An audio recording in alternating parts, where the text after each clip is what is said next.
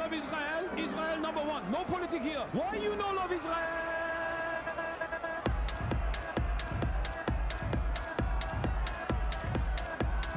Oh, you hate it?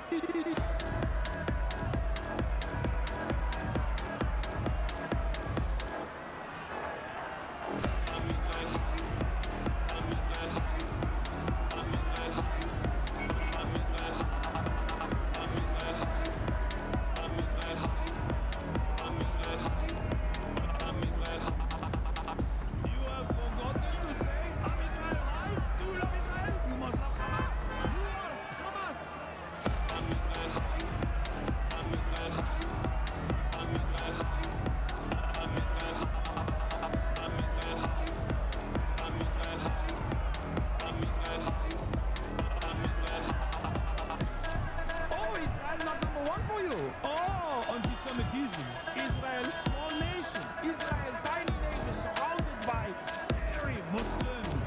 Ah, you are anti-Semitism. You are Hamas.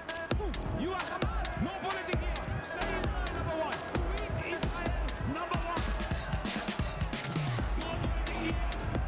No politics here. No politics here. No politics here. No politics here. No politics here. No politics here. Say you condemn Hamas. Say I'm Israel high. Say you condemn October 7. You are Hamas. No politics here. No politics here.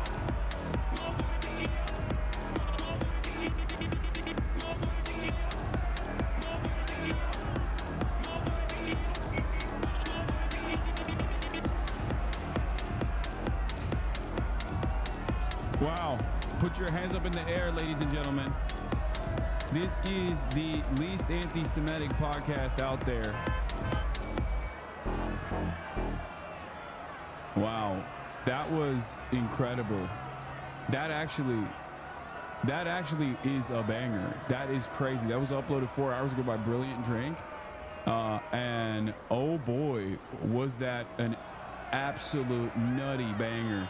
That actually also sounds good. Like that, like, it's one of those unique instances where it's also like kind of good, but also if it was Psytrance, I think this would be number one in Israel. Like this is unironically a chart topper in Israel for the Israeli fascists that don't understand that we're making fun of them.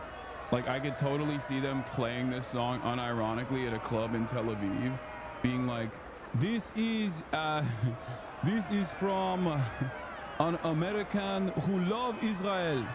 This is an American who love Israel, and that is why we are playing this song. Am Israel Chai, number one song in Tel Aviv.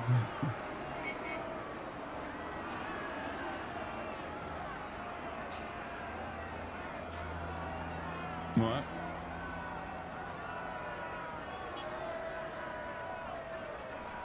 What an incredible song. Anyway, ladies and gentlemen, boys, girls, and MBs, we're live. We are alive. And I hope all the boys, girls, and MBs are having a fantastic one because today's a beautiful day. Today is a wonderful day. Today is Tuesday, Newsday.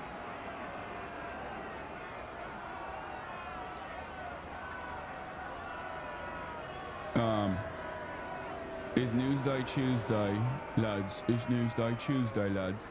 And there's a lot going on. Did you see the Trump said protest over Saturday parade when we met with heavy force? Yeah, I know. We'll take a look. We'll cover all of that. TikTok to go with the song. Hey Anu, where are we going for dinner? Oh, I love this. I mean, she's funny as hell, but I loved it. I saw this early too. I should have liked it yesterday. Sushi? I noticed you didn't say Tel Aviv. Now tell me, do you believe in Israel's right to exist as a Jewish state? What is it like being a raging anti-Semite? Do you plan on visiting Israel anytime? No, this is the new meta for sure. This is like timeout. Stop the hate. But also simultaneously, it feels like on your day-to-day activities, you should probably say that you want to go to Tel Aviv. Okay, but like not in an anti-Semitic way. Like not even. You should probably start saying, in order to avoid additional scrutiny from institutions of power, you must say, and by the way, this is for all the Jewish Hasanabi heads in the chat as well. Make no mistake, if you think you're free of the long arm of the law and the scrutiny that you may get, you probably like thinking, oh, like, dude, I'm Jewish, I have a Star of David necklace on my chest. Like, no, it don't work that way. It don't work that way. You have to say you're going to the Holy Land if you're Christian. If you're Jewish, you have to say you want to go to Tel Aviv. You love Israel. You have to say Am Israel Chai. You know what I mean? Like you have to do that. Zoran went on Breakfast Club. Hell yeah. Did you get this heart attack noti from the GQ article this morning? Oh yeah, the death of Kajimbo. I did. I saw that. He posted it, so I didn't get a heart attack because I saw him post it. You know what I mean? Baba, nasıl tereyağı istiyorsun? Yani spread mi yoksa soğuk mu? Spread tereyağı. Ne demek lan? Şey butter yani. Ha ya bıçakla spread edeceksin. Tamam pişirmek için değil yani. Okay. Sorry. Chat, my dad wants butter. My dad wants butter and I'm trying to figure out what kind of butter he wants. I'm Israel and had Israel even on birthright back in the day. Now I know better, partially thanks to you. Hell yeah, chatter. I mean, no, hell no. You are demonstrating anti-Semitism. You must love Israel. You must love Israel. You must say, I'm Israel Chai. No politic here. Okay.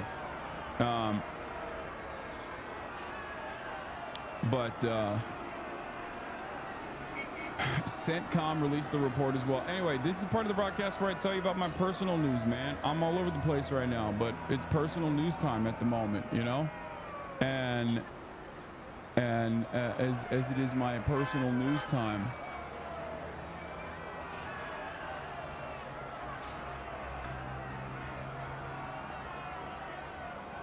I gotta tell you about what's going on in my life. And there's literally nothing going on in my life. That's it. That's like, that was just a bait. Honestly, I have nothing going on. Everything that's going on is on camera for the most part. There is virtually nothing going on off camera. I came back. Oh, after the protest, after we ended the stream, March and I went and we had an incredible dinner. Okay? An incredible dinner at a nearby sukemen, I think, or no, it's like a ramen, but it's a type of ramen with a thick broth that you actually take the cold noodles and like dip into the broth. Sukemen. Yeah, it's he said it was his favorite place, so we went there.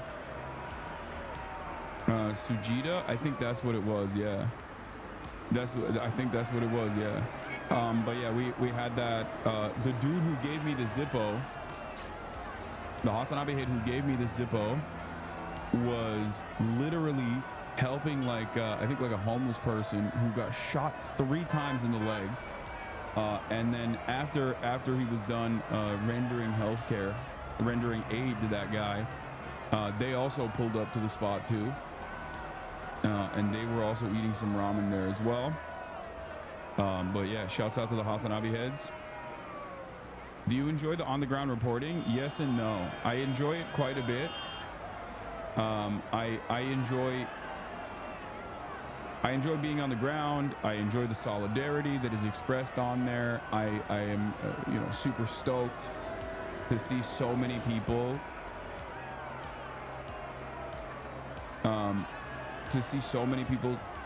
defend their neighborhood, defend their community, and say we're not here for it. You know what I mean?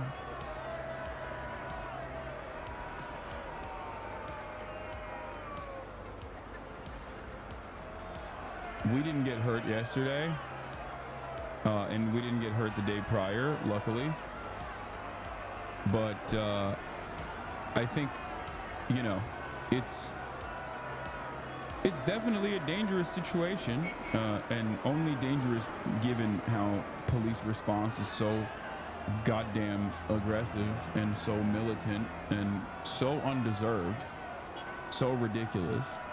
But overall, the process was great. Anyway, we had the ramen. I came back home. I basically passed out immediately. Woke up this morning early, played some ball, and now I'm here.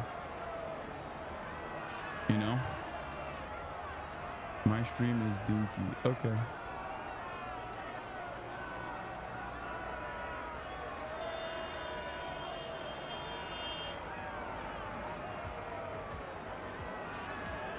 Wait, what is this? Protesting and his march going to make it. Saw his post about his family. So cool to see. 100 to 1 over the weirdo haters. Wait, people hate on March? Why do people hate on March? I was the man that was bringing the hot beef at the protest. The man that was bringing the hot beef at the protest. Dude, so many things happen. I think my brain is so broken.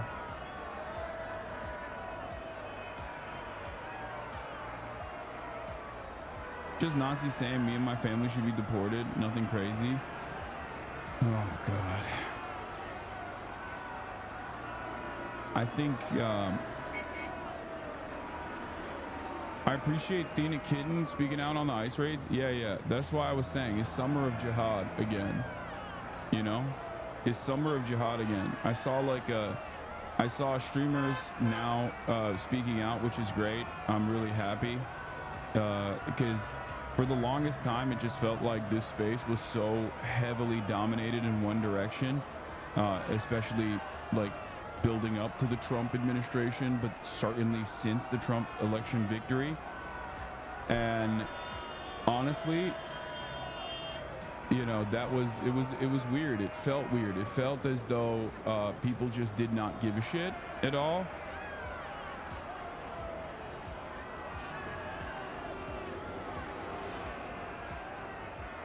But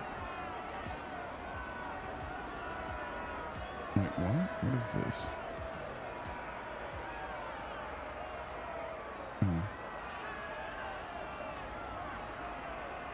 But now I'm glad that there are more people. Hasan on me. Thank you for the 50 gifted subs. God damn. All the streamers are now posting about it, so that's good. Cause like I've had this conversation with some people where on the one hand, you don't want your friends to also invoke the hatred and ire, like draw the ire and psychopathic activities of all of these people that will inevitably come after them, right? Like, because there is a basically unspoken truth in this sphere that like you say something that's like against the administration and like everyone will come after you. And like people literally, what the Republicans constantly complained about as far as like social stigma is enforced through a sequence of mass harassment, right? Rooting for you. Thank you for the 50 gifted subs. I don't know what the hell's going on. Y'all are crazy. Burgles with 100. What the hell? Why? Hog Trucker 69. Thank you for the 10 gifted. K Siska. Thank you for the 5 gifted. What the hell's happening? Surgeon, thank you for the 25 subs. But basically what the conservatives would constantly talk about, like this stigma associated with like being honest and being based and being true to yourself, which just usually meant being racist, right? And that social stigma was not necessarily like enforced through a sequence of harassment from other people, but usually from their own fan base that were like, the fuck are you doing? Like, why are you saying these things? And you're kind of seeing a piece of that with XQC, but now with the air of silence from a lot of like-minded content creators, and it felt like the domineering force in this side of the internet, which once used to be very woke, had become very not woke, because anyone that ever spoke out against like the God King Asmongold got fucking endlessly harassed, you know? So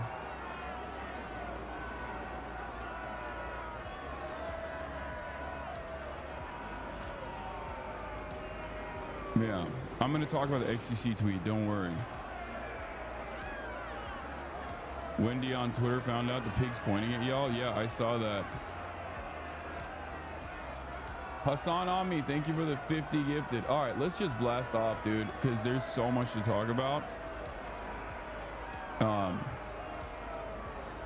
Recapping day 2 of ICE protests versus media narratives.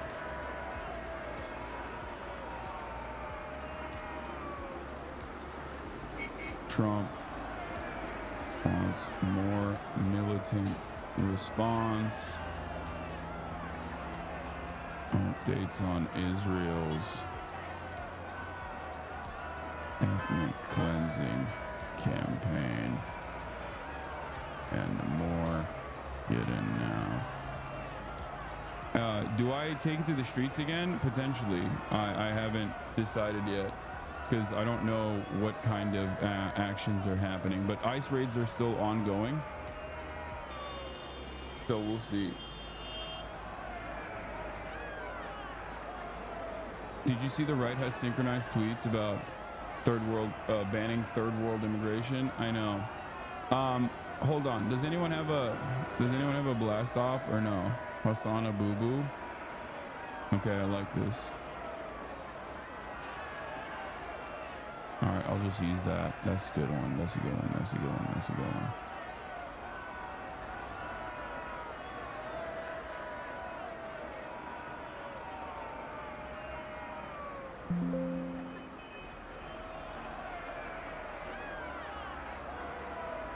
Saturday, I'll definitely go out to the No Kings one for sure.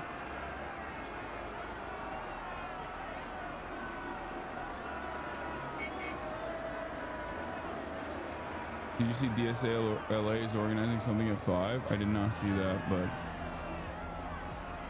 all right.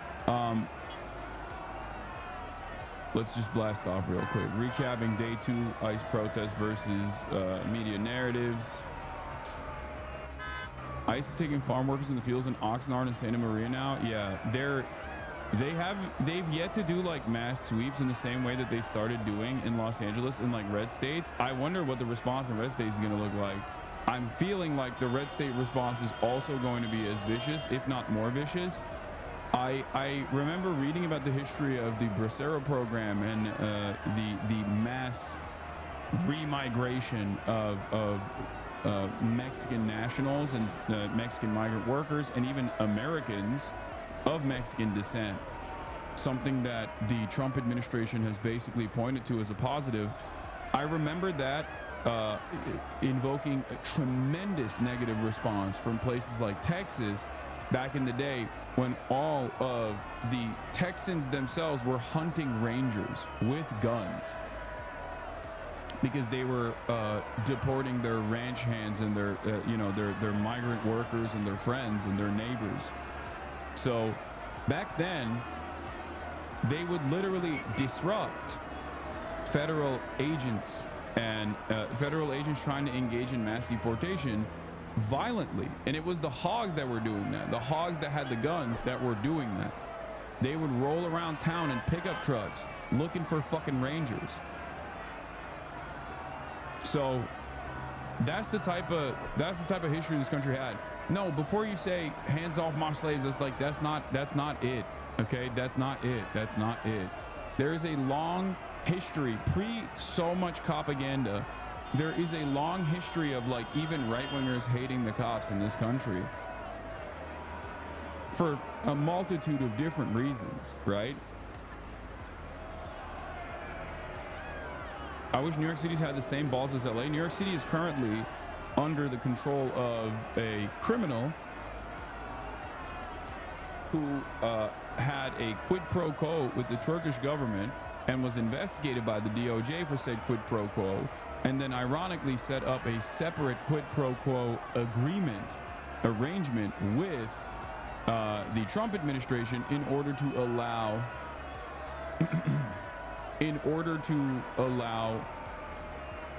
ICE to do whatever it wants to in the state, against state laws, mind you, because New York also sanctuary state, New York City also a sanctuary city. GRETA was not kidnap law. Yeah, you're right, dude. That's totally when a foreign nation, let's say you have a British-owned, British-sailed boat, okay, that's sailing from Italy to Gaza, and you're off the, even if you're not going to Gaza, let's say you're off the coast of England, okay, or off the coast of fucking Egypt, okay, and then this completely separate, insane foreign nation just comes in, dumps paint all over your fucking boat, and then violently apprehends you. What would that be considered? That would be called kidnapping, or at least taking hostage, right?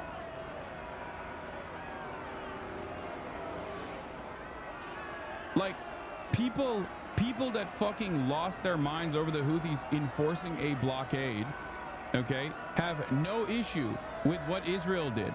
No issue whatsoever. They're literally actually celebrating what Israel did, which at least I appreciate that, because like, when I say what the Houthis were doing in terms of enforcing a blockade on the Red Sea was the correct thing to do, like, I'm letting my position be known. I am putting my foot down and saying this is my moral boundary, okay? What Israel is doing is unconscionable, and nations that are trying to stop what Israel is doing are on the right side, and history will vindicate them. That's what I'm saying. You, on the other hand, are saying, even though you are incredibly cowardly and you don't want to say it openly, you're basically saying all of the nations that are trying to stop Israel are bad, and what Israel is doing is right and good and awesome. It's not kidnapping law. You have no issue using that language when you're talking about Hamas. You have no issue using that language when you're talking about Ansar Allah. But seemingly, when Israel does the exact same thing at the behest of violence and the continuation of violence, because like, Israel is not enforcing this blockade because other people are going to come in and be dangerous and scary to Israel. No, Israel's enforcing this blockade so they can continue the starvation. Okay?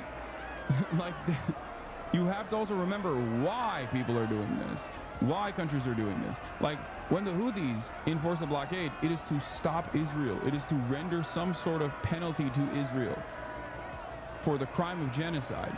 When Israel is enforcing a blockade, it is to stop humanitarian aid from going into Gaza. So not only is it the same action, but it's also on top of that, one is in the direction of good, a greater good. The other is in the direction of evil and the continuation of evil. So make no mistake, I will not let you get away with saying some dumb shit like that in this chat, okay? Don't try to fucking hit me with this like, double standards much. Yes.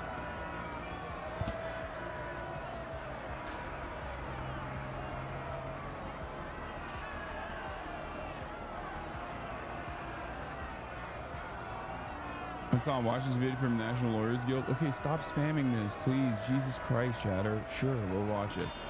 I think our societal treatment of police has never really recovered from the massive crime increase in the 70s and 80s. Even as it's fallen off dramatically across the board, we still treat cops with such reverence in post 9/11 culture. Yes, we do. We have tremendous respect for the police. Policing as an institution is like one of the most popular institutions. It's like incredible. It's very, very frustrating.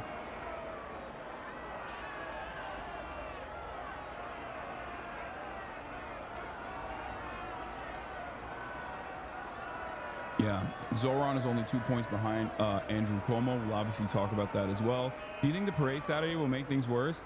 I will be going to the No King rally to see how the liberals get down, because I want to see. they'll probably have mass mobilization for sure.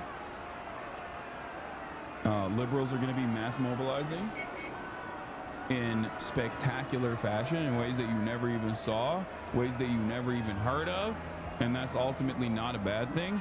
But yeah, here is the National Lawyers Guild, the wonderful people, some of which were Hasanabi heads that we saw yesterday with the funny hats, with the cool fluorescent hats. Here's an announcement from them. Okay, National Lawyers Guilds, know your rights reminder.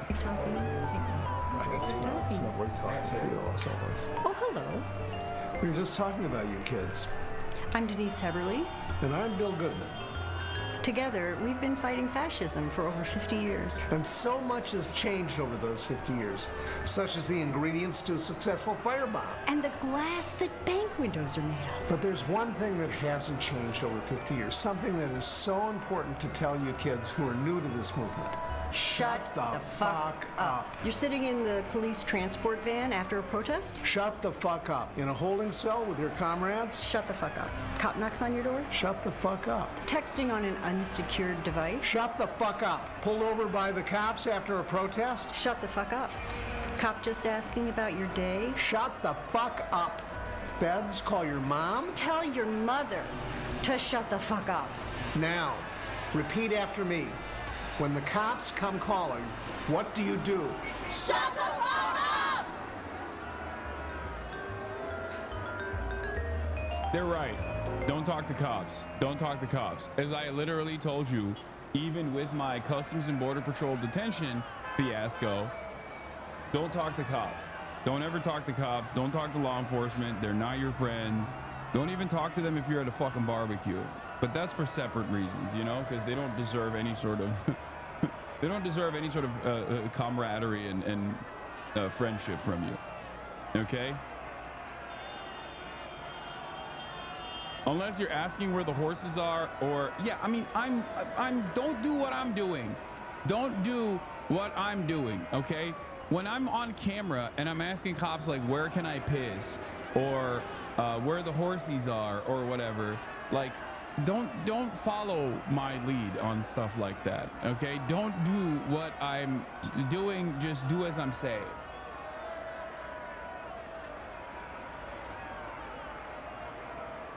I'm stupid. I'm a stupid person. And sometimes I have to pee. Nature calls. Can I see your service weapon, officer? I would like to take a look at it. Can I hold your gun? Is it okay to talk to them while tapping them on the out on the jiu-jitsu mats? No. Hasan is white and rich. He gets some leeway with cops. We don't. Yo, speaking of being white and rich, I do have leeway with cops, but I will say this. There were some weird moments yesterday. I will say the second day, actually, at least for the duration that we were there, had less police retaliation. It wasn't like as violent and as aggro as the first day was, partially because the first day there were more numbers, and obviously pigs get very scared when there are when there's a large number of people out there, right? They get, what do we know? Cops. If you ever see a cop running, you're fucking cooked, okay? If you ever see them lining up, you're also fucking cooked. As a matter of fact, if you see cops in general, you're kind of cooked. But my point is, they fear water bottles, they fear projectiles, it scares them, they fear loud noises, and also expressions of joy. They hate expressions of joy. Anyway, they hate bright colors, they hate press, they pretty much hate everyone. The only people that I don't see them routinely brutalizing are other white supremacists. So I guess, like, you know, there's that. But here is one thing that I mean, overall, it was more tense because partially because they weren't like instantly fucking opening, and it wasn't like a constant barrage of them like pushing and then opening fire, pushing, opening fire. But instead, it was just like more tense. But one thing that I found out, or after the fact, but even though I got scoped a couple times by both the LA Sheriff's Department, but also the National Guard troops, was that they were pointing out people in the crowd. And I guess Wendy went and reviewed the footage. I think it's this guy looking right at us and pointing right at us and getting other homies to come over. Pointing at us? March says they're pointing at us. Wait, like technically. Yeah, there it is. National Guard is here. But I can't tell if they were, you know, maybe they were just Hasanabi heads. You know what I'm saying? Maybe they were just, maybe he's a hate watcher, or maybe he was just a Hasanabi head. Who knows? Like this National Guard. Maybe they recognize you and we're just starstruck. Is that Hasanabi? Yeah. You got scoped by the ABC's chopper. They pointed you out taking photos and everyone coming up to you. Wait, really? That's funny. Maybe he just wanted a photo. I don't know. TikTok was saying it was because you look like a cop in your vest, lol. Yeah, I don't think the cops thought I looked like a cop. Let me tell you. Because I just don't think the cops thought that. Maybe other protesters might have thought that, but then it would have been really weird if the other protesters had thought that, would then look at all these other protesters coming up and like fucking taking photos and whatnot. But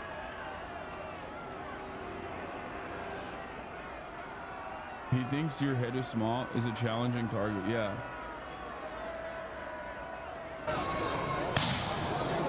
Well, it started.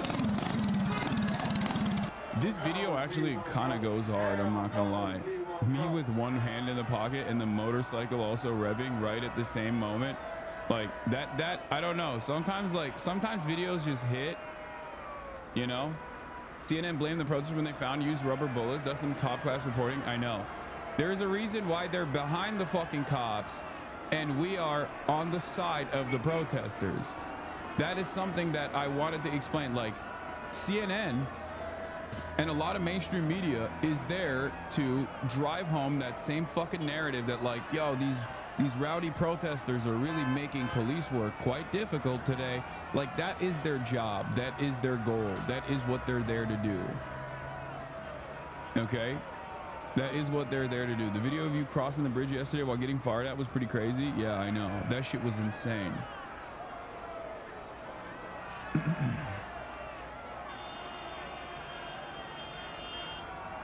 This version is better. Hutch dipshit.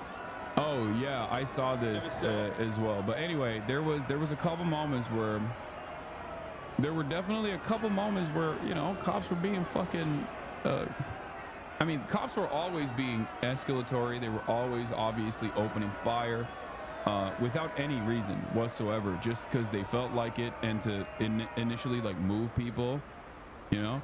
I fucked my hair up. Twitch streamer Hasan Piker stunned by flashbang in LA riots. Twitch pundit Hasan Piker was caught up in the mayhem of LA riots on Monday.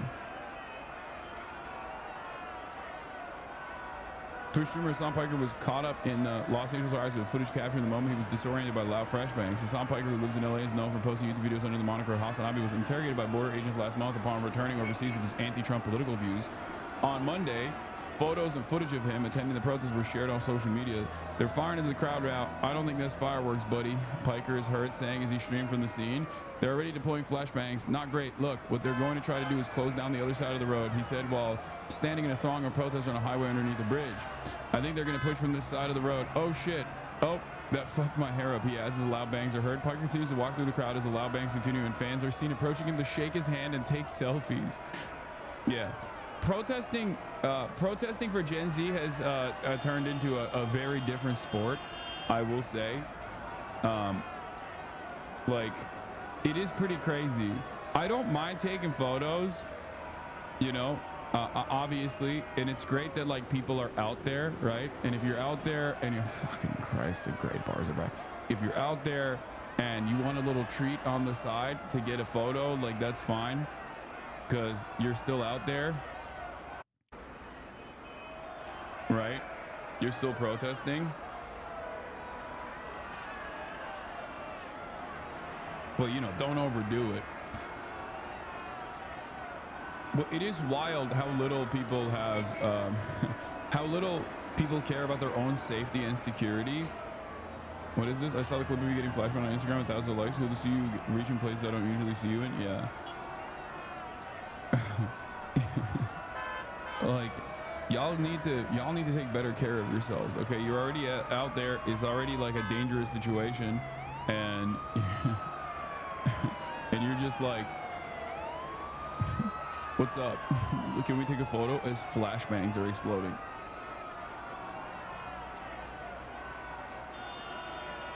Tom Morello was present on yesterday's protest. Also, at the end of yesterday's stream, a guy took pictures of you. Yeah, I know. I saw that. I mean, I caught him doing that.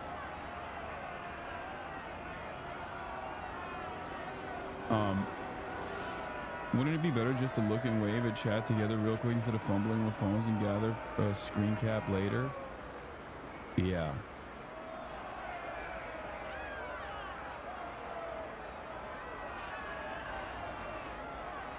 Anyway, but of course, as always, the people that seemingly are paid to be wrong, ironically enough, they do it for free, but they should be paid to be wrong, are constantly getting things wrong all the time. Streamer Hutch praises the restraint of LAPD and criticizes Hassan Piker for implying the police will fire on protesters as police begin firing on protesters. Oh. That's kind of what it feels like. Okay, all right. If that makes sense. I just think is it? I mean, listen, is it not kind of comical that he's been given this commentary about like, oh yeah, that's standard issue weaponry. That's usually a surefire sign that things are about to pop off, and he's been doing that for like an hour. And so far, it seems like the police. Wait, what? That, bro. That's crazy. Ain't no way he was, ain't no freaking way he was talking this big shit. Ain't no freaking way. Southern lion? This man is no lion, okay? Wait, he was watching my protest coverage for an hour straight, just hate watching? Are these guys all right, man? He's like, yeah, I've been watching for an hour and no one has killed him yet. What's going on? Pick up the slack, LAPD. I like that he is so, like, his perspective is so anti-me. Like, this guy's supposed to be a liberal, okay? His perspective is so anti-me that he's just decided, like, police actually don't brutalize people at all. I don't know why he's saying that. He's been given this commentary about like, oh yeah, that's standard issue weaponry. That's usually a surefire sign that things are about to pop off. Also, half of the things that I was saying was like memes. Like, I don't think, like, you know, when I say cops, like, loud noises scare them. Anyway, like let's watch. An hour, and so far it seems like the police are showing restraint. Like, they're not advancing. They issued a dispersal order and they haven't advanced.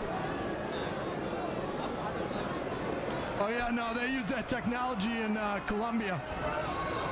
Oh, okay. It started. Oh, fuck me, right? Yeah, fuck you, actually. In of itself. Yeah, fuck yourself. I love that this guy is so consistently wrong. It's so funny. Brother, make up your own fucking mind. You can, like, if you position your whole shtick as being against me while simultaneously claiming that you're a fucking libtard, you're always going to be wrong, and you're going to be wrong in the direction of conservatism to a degree where, like, other liberals are probably going to look at you and go, I don't really fuck with you, man. You're constantly saying shit that is wrong and also kind of conservative. These guys refuse to develop their own political perspectives and basically they refuse to develop their own political perspectives and basically decide that like their whole thing is like whatever I'm saying, they're gonna say the opposite. Leftists hating other leftists more than right wingers. Who is surprised? He's not a leftist, man. These guys are just like they're grifters. Okay. Speaking of grifters, this one is a liberal grifter, right? This one is the liberal version of this. But there's also a right-wing version of this as well, a more right-wing version of this, and that's fucking Asmongold. Okay, where is it? I saw the Hasanabi Productions posted it. Apparently, Asmongold also has some takes on this. Asmongold, Hasan is a fake revolutionary. He's not on the street putting his life on the line. Chat, he was literally protesting in the streets. Asmongold, well, he should be arrested then.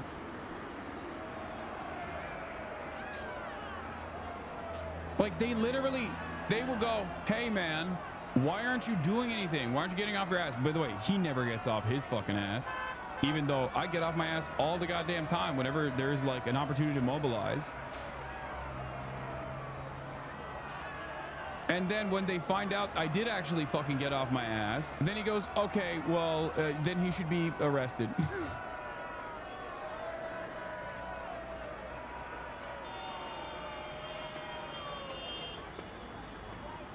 See Hasan? No, I don't see Hasan. I heard he was out there. I don't know. I think that I saw an image of it. I think he's on like the side up the top. So he's not actually going to go down there and stand in the in this area because if he goalpost shifted. No, I was fucking down there, dipshit. oh, he went in. But that's not enough. It's not enough that he actually is there. He actually is not like in front of the line. Oh, he is in front of the line. Okay, well, then he should be killed. If he did, he'd get in trouble. Right? Like he has no problem LARPing as a revolutionary, but actually putting it on the line, this is going to be very different, which to be fair, he was. Well, if he was actually doing that, he should get in trouble. Like, I mean, for sure. He was though? Yeah, I don't know. I'd have to go and double check. He already did. I'd have to double see and see it. Yeah, I mean, in my opinion, I think all these people should just get arrested. That was so quick. Someone was like, no, he was down there. It's like, oh, he should get arrested. Like, that was literally, bro, the goalpost shift was so fast. He just went, like, dude, oh my God. He went, he's not down there. He's a LARPer. He's not down there. He's a LARPer. Where are you? You're at your house. Why don't you go protest alongside ICE, dude? Put your pussy right on that, okay? Put your pussy right in the fucking front lines. Stand behind the ICE agents and be like, please, please kill these people. You have no problem saying that from home, you know? Go to the pro-Israel rallies and be like, we want more death. Yeah, go fucking assist ICE, you goddamn bootlicker. Jesus Christ. I mean, for sure. He was, though. Yeah, Look, this part is so funny, though. Holy shit. Someone being like, nah, he was there. He was in the front lines. Like, different, which, to be fair, he was. Well, if he was actually doing that, he should get in trouble. Like,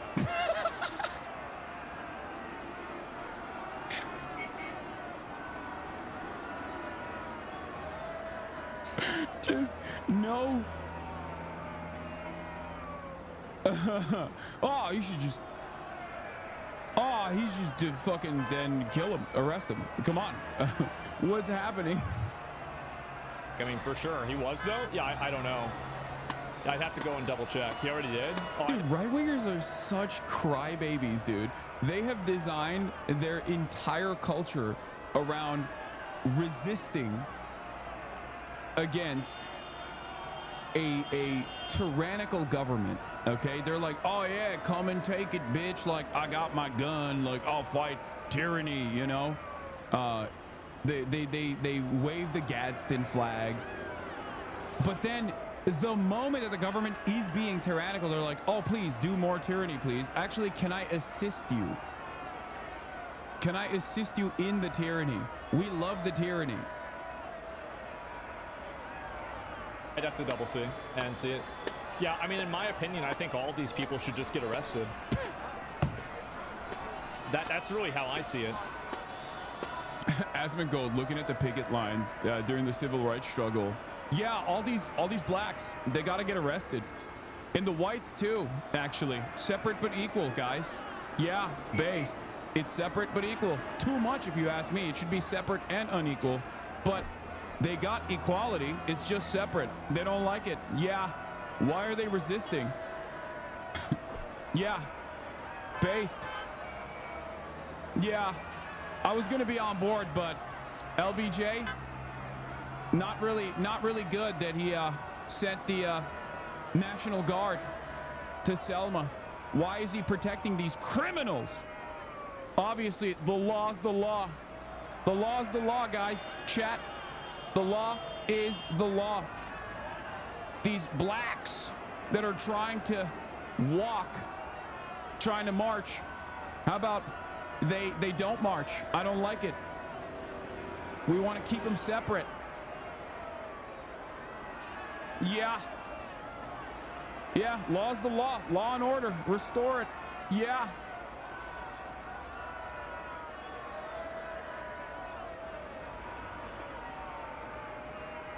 Yeah, I mean, I don't see how like there's no other solution to it other than that. There's no other solution. By the way, the beauty of this is these people, okay, are engaging in a behavior that absolutely is a nuisance, okay?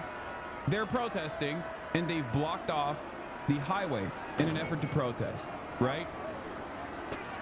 Except they're protesting for a good cause, a cause that I 100% agree with, that ICE should not work within the confines of any state, really, but especially not in Los Angeles, which is a sanctuary state and a sanctuary city, right? No ICE. No ICE in general. If you were to ask me, I think it should be completely dissolved. It should not exist at all, okay? In the past, before the Department of Homeland Security was invented, ICE did not exist. You had the INS, which would routinely conduct raids as well, which also should be, I mean, it was significantly more limited than what took place since ICE's invention, which is, again, a relatively new phenomena in American history. Okay, a lot of people take it for granted. You think the Department of Homeland Security was like always around, like is post 9/11. Okay, and so is ICE. And INS's activities, mostly, aside from like every now and then going after undocumented migrant workers, but their overwhelming majority of INS activity still revolved around like sex trafficking and like criminal elements, right? There are already federal law enforcement agencies that are supposed to be tasked with dealing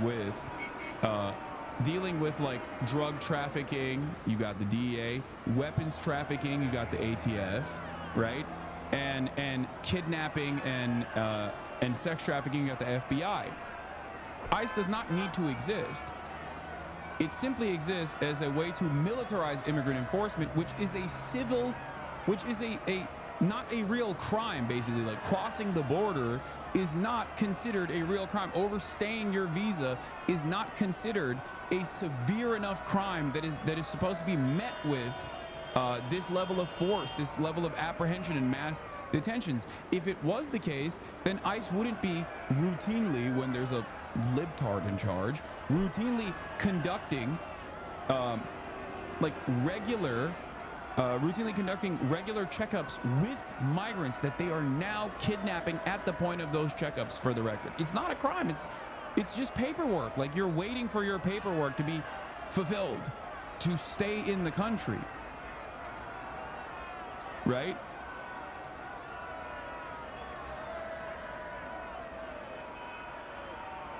So I think ICE should be abolished. 100%. This is a civil violation to cross the border illegally, or a civil violation to overstay your visa, which is, of course, the majority of undocumented migrants on U.S. soil are visa overstayers. Okay? But the crime that we're talking about, in and of itself, is simply paperwork, waiting for your paperwork. In most circumstances, these people are just waiting for their paperwork, and the government turns off the opportunity for said paperwork to be fulfilled. And then they go, nope, you're done. You're out.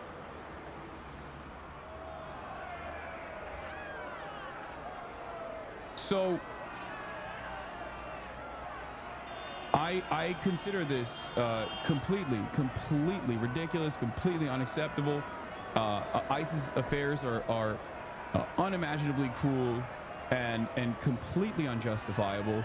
And also, it doesn't help anything. It hurts commerce. It hurts these communities. It hurts the culture. It fucks the vibes up. You know what I mean?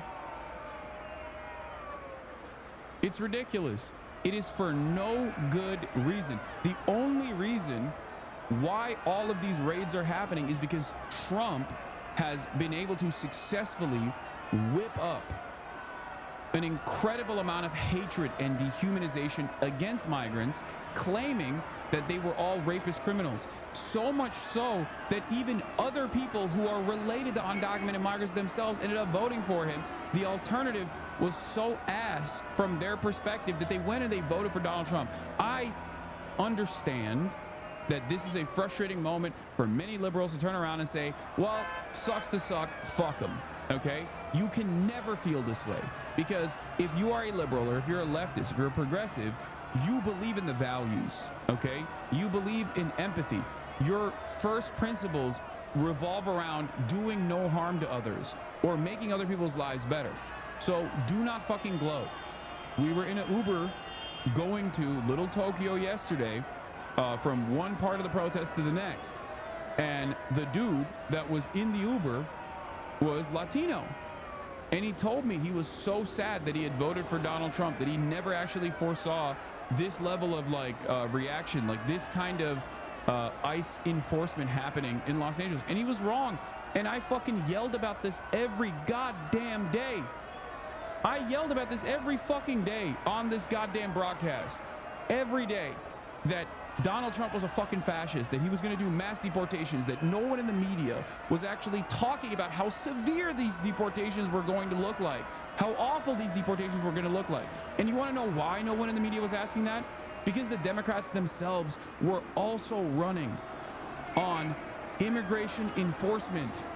They were running to the right. They were trying to, don't say fell for it again, because you have to remember, while yes, people who were locked in, people who were laser focused, people who were paying attention, people like yourselves that were in here for the entire journey, sure, you understood the situation.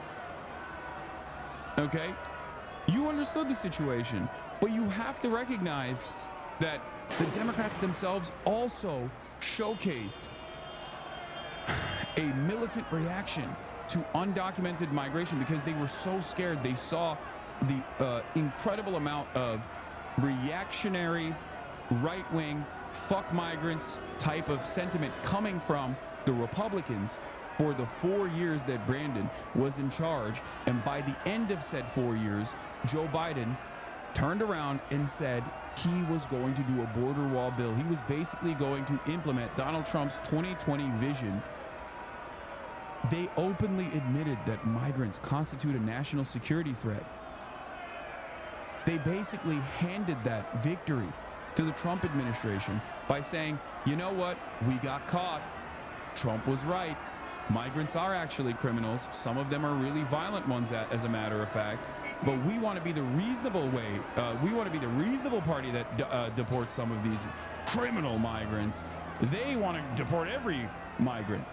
That kind of idiotic messaging is only going to make the average person think, okay, well, I guess the Republicans were right. I guess the Republicans were fucking right that migrants are criminals. Of course they're gonna think, yeah, I guess, like, you know, I should vote for the honest guys. Why should I vote for the diet version when the real full power soda exists? I'm using Felix Biederman terminology here. You know, the full powered soda, the full powered sugar soda is the Republican Party. The diet, gay, elitist, technocratic version of said soda is the Democratic Party. No one wants to drink the diet soda. We're Americans. Oh, come on. John Oliver never stopped talking about it all the way through the Biden admin starting month 2. Are you John Oliver? Okay. So it was me and fucking John Oliver. CBS, ABC, NBC, CNN. None of these outlets were covering this issue from the perspective of the humanity of undocumented migrants and how cruel it is that we do not simply follow up on their paperwork. You want to know why? Because the Democrats completely dropped the fucking ball.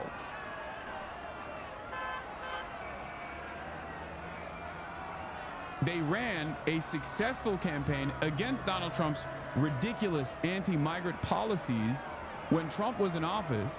Joe Biden literally had a 101st days immigrant agenda in his 2020 campaign. He didn't do a single part of it, okay? He didn't do that. He didn't do that at all. And no one called into question. No one called into question his lack of interest in dealing with a migrant crisis.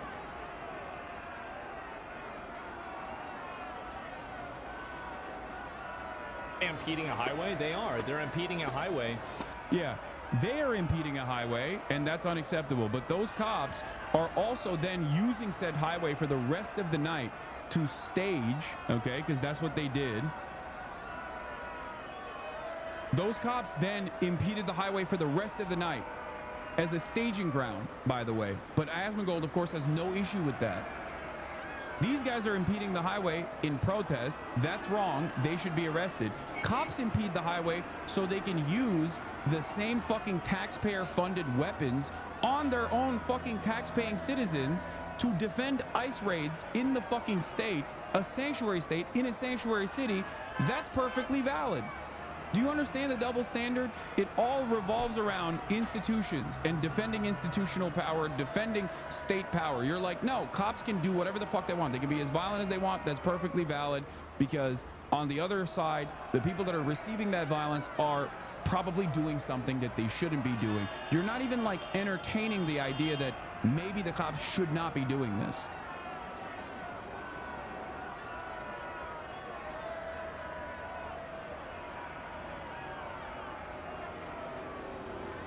The vast majority of Americans do not want to deport most illegal immigrants who lived here for years and are productive members of society. The fact that the Democrats are scared to fight on an issue where they have a 61-24% majority is absolutely pathetic.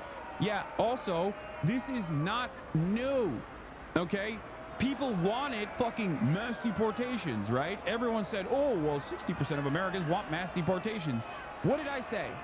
What the fuck did I say whenever those polls came out? Two things. Number one, those polls also have a second question that never gets brought up in media. When given two options, mass deportation or mass amnesty, the majority always goes with mass amnesty, okay? That's the second option is never discussed. And number two, these people are advocating for a thing that they do not understand. And it is up to both the media and, more importantly, the Democratic Party, the counter message, to show how depraved mass deportations would look like. And if the Democrats don't actually, one, talk about the humanity of migrants and how we are a nation of migrants and how these people are wonderful contributors to American society, that they're just working alongside all of us every single day, and how important it is that we actually fucking pay them back, how we actually give them the paperwork, how we actually allow them to become more productive members of society that can take more of the amenities, they can use more of the fucking amenities. When the Democrats don't do that, and the market is flooded with right-wing sentiment, you arrive at Haitians are eating fucking cats and dogs. Haitians on temporary protective status that Trump offered them, by the way, just as the Biden administration did, are actually fucking illegal aliens and they're eating cats and dogs. That's what the discourse was. It blew my fucking mind. If you let these guys, even with liberals, okay, this is why I yell at liberals all the fucking time. If you let the right-wing reactionary psychopaths drive discourse, they are always going to escalate. They are always going to say even more insane things, even more violent things, even more radical things, because they have not logically arrived at their position. They have arrived at their position not by looking at the facts of the ground, facts of the matter, looking at the facts on the ground, looking at empirical evidence. They arrived at that conclusion out of fucking anger, resentment, and fear.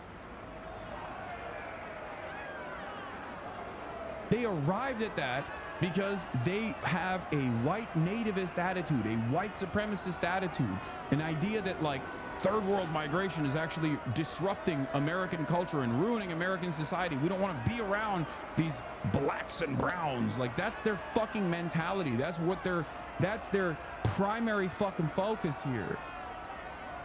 And they will do anything to try and radicalize average people every single fucking day. And they did it so goddamn successfully. It blows my mind. They did it so successfully that fucking Latino men were going, that's right. I, Jose, believe that we should fucking get these bad migrants out of this country. It's like, bro, they think you're the bad migrant. They think you are also the third world guy that fucking ruined the culture of this country. That's what they're saying. Oh.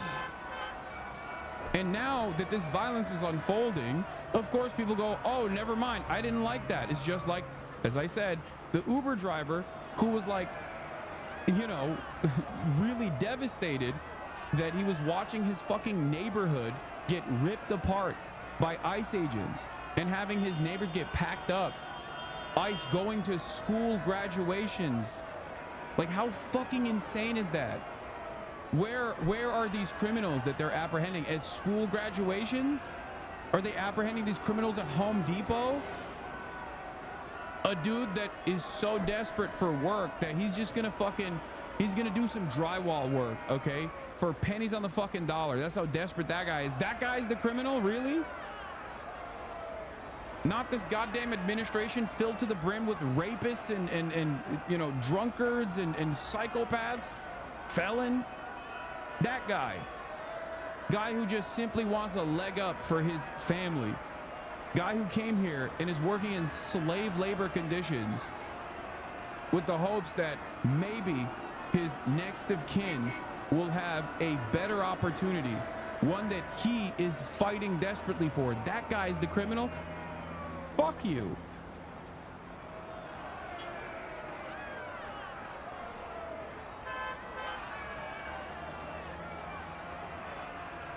And I want everyone to understand, the only value that undocumented migrants present is their slave labor is not the argument that I'm making. I'm saying that it is additionally fucked up, additionally crazy that that these people who contribute so much to society, so much to America, so much to our economy, so much to our culture, so much to what makes America great. Like, one of the only aspects of American society, there's three things. I was thinking about this in the shower earlier this morning. There's three major things that I can point to that are still good about the United States of America. Okay? Diversity is one of them. It's a major point. Diversity is a fucking major point. Diverse culture, better food, a better attitude overall. Okay, America's a profoundly diverse nation, and that's a good thing. Okay, and it is only a diverse nation as a consequence of migration. Okay. The other two good things are due process and some of the weirdly liberal quirks of our criminal justice system that ironically don't even exist in other OECD nations. You know, you're entitled to a lawyer. These are good things, right? You can't just be like unjustifiably detained for an extended period of time. These are good things that America still has. And last but not least, the First Amendment. And all three of these things are being ripped apart. The only good things about America are being fucking taken away. The last remainder of good things that America offers its citizens unfucking conditionally is now being taken away by this administration. And you got dumb fuck hogs that are championing this, that are like, no, hell yeah, finally authoritarianism is here. I was waiting for it. Because why? Well, maybe it'll destroy my enemies. Maybe it'll destroy the people that I have designed as enemies in my mind. People that I'm just scared of. Thankfully, the government is packing these scary people up. It's disgusting. It's also disgusting when you look at the situation. I'm a Californian, okay? I've been living here for what, 12 fucking years at this point, right? I've been living in Los Angeles for 12 years in Los Angeles, California, okay? It is one of the, with the exception of, I guess, like Istanbul and Ankara, it is the one place that I've lived in for the longest period of time in my life, okay? I love the state. I love the city. There's many fucking problems. There's many issues, right?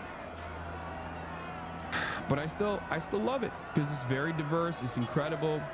It's great food, great weather. It's got it all, okay? And I cannot comprehend how insane it is that an administration that has tremendous resentment for California, which is in and of itself as a state the 4th largest economy on the planet. Like it has a larger economy than fucking Germany, okay? California as a state is the 4th largest economy on the planet. And an administration that is backed up by some of the most racist fucking pieces of shit on the planet, in the interest of serving some red meat to its most radical elements within his base, are taking these incredibly violent actions that rip apart the social fabric in California. And it is so hostile. Like it blows my mind how hostile these people are, who have never lived in California, who will never live in California, who will never live in Los Angeles, and they're looking at it from the outside going, hell yeah, this is what I voted for. It's like, fuck you, man. Fuck you. I'm not advocating when Brandon is president. I'm not advocating for them to come in and like sick the Gestapo on you for, I don't know, mudding or some shit, or wanting to shoot your guns, right?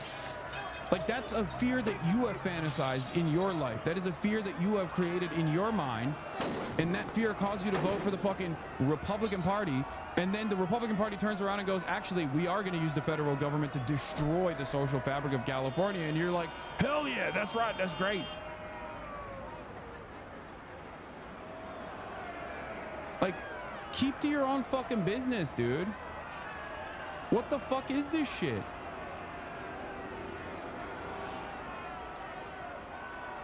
It's so goddamn frustrating. This TikTok about living in LA and going to the protests is going viral. Yeah, I've seen this one too. Fox News. She called me today. She said, you need to get out of LA. LA is burning. Aren't you scared? Meanwhile, this is what's going on in LA.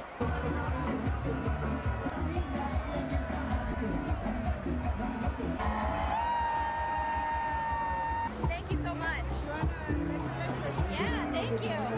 I got snacks. Sometimes people look at me crazy when I say I live in downtown LA. They're like, aren't you scared to live there? Tell me you don't get it without telling me you don't get it. Show me a city that shows up to defend its citizens the way LA shows up to defend its citizens. We will always stand in solidarity. We're not going to get out of the streets until ICE are out of our streets. Ain't that right? ICE out of LA! ICE out of LA! Police in LA are overwhelmed. We gotta send in the Marines. Send in the Marines. Even the fucking liberals that are like not even in Los Angeles.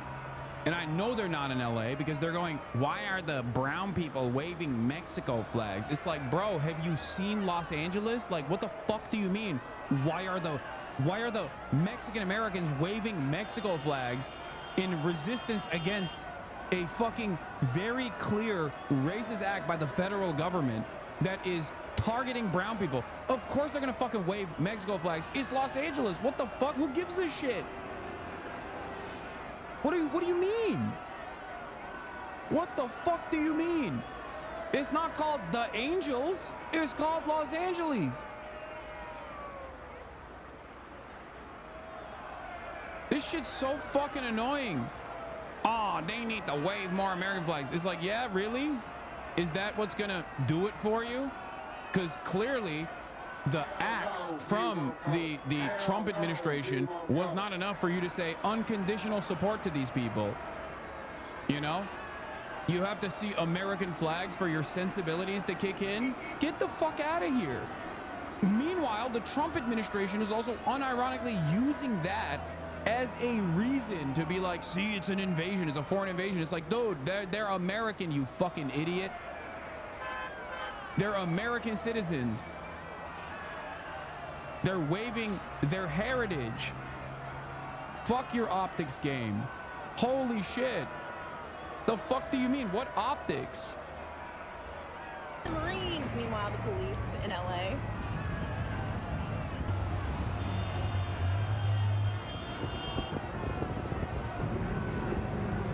Pokemon Go playing motherfuckers got their McDonald's delivered. Yeah.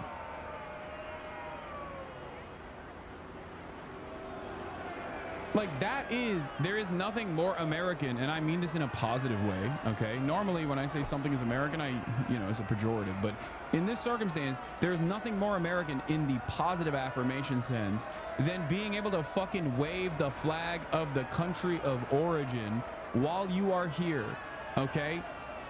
What are we talking about? What are we fucking talking about, dude? It's disgusting.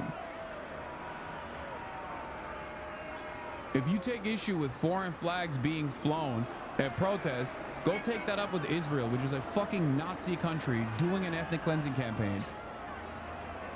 Mexico ain't doing all of that, all right?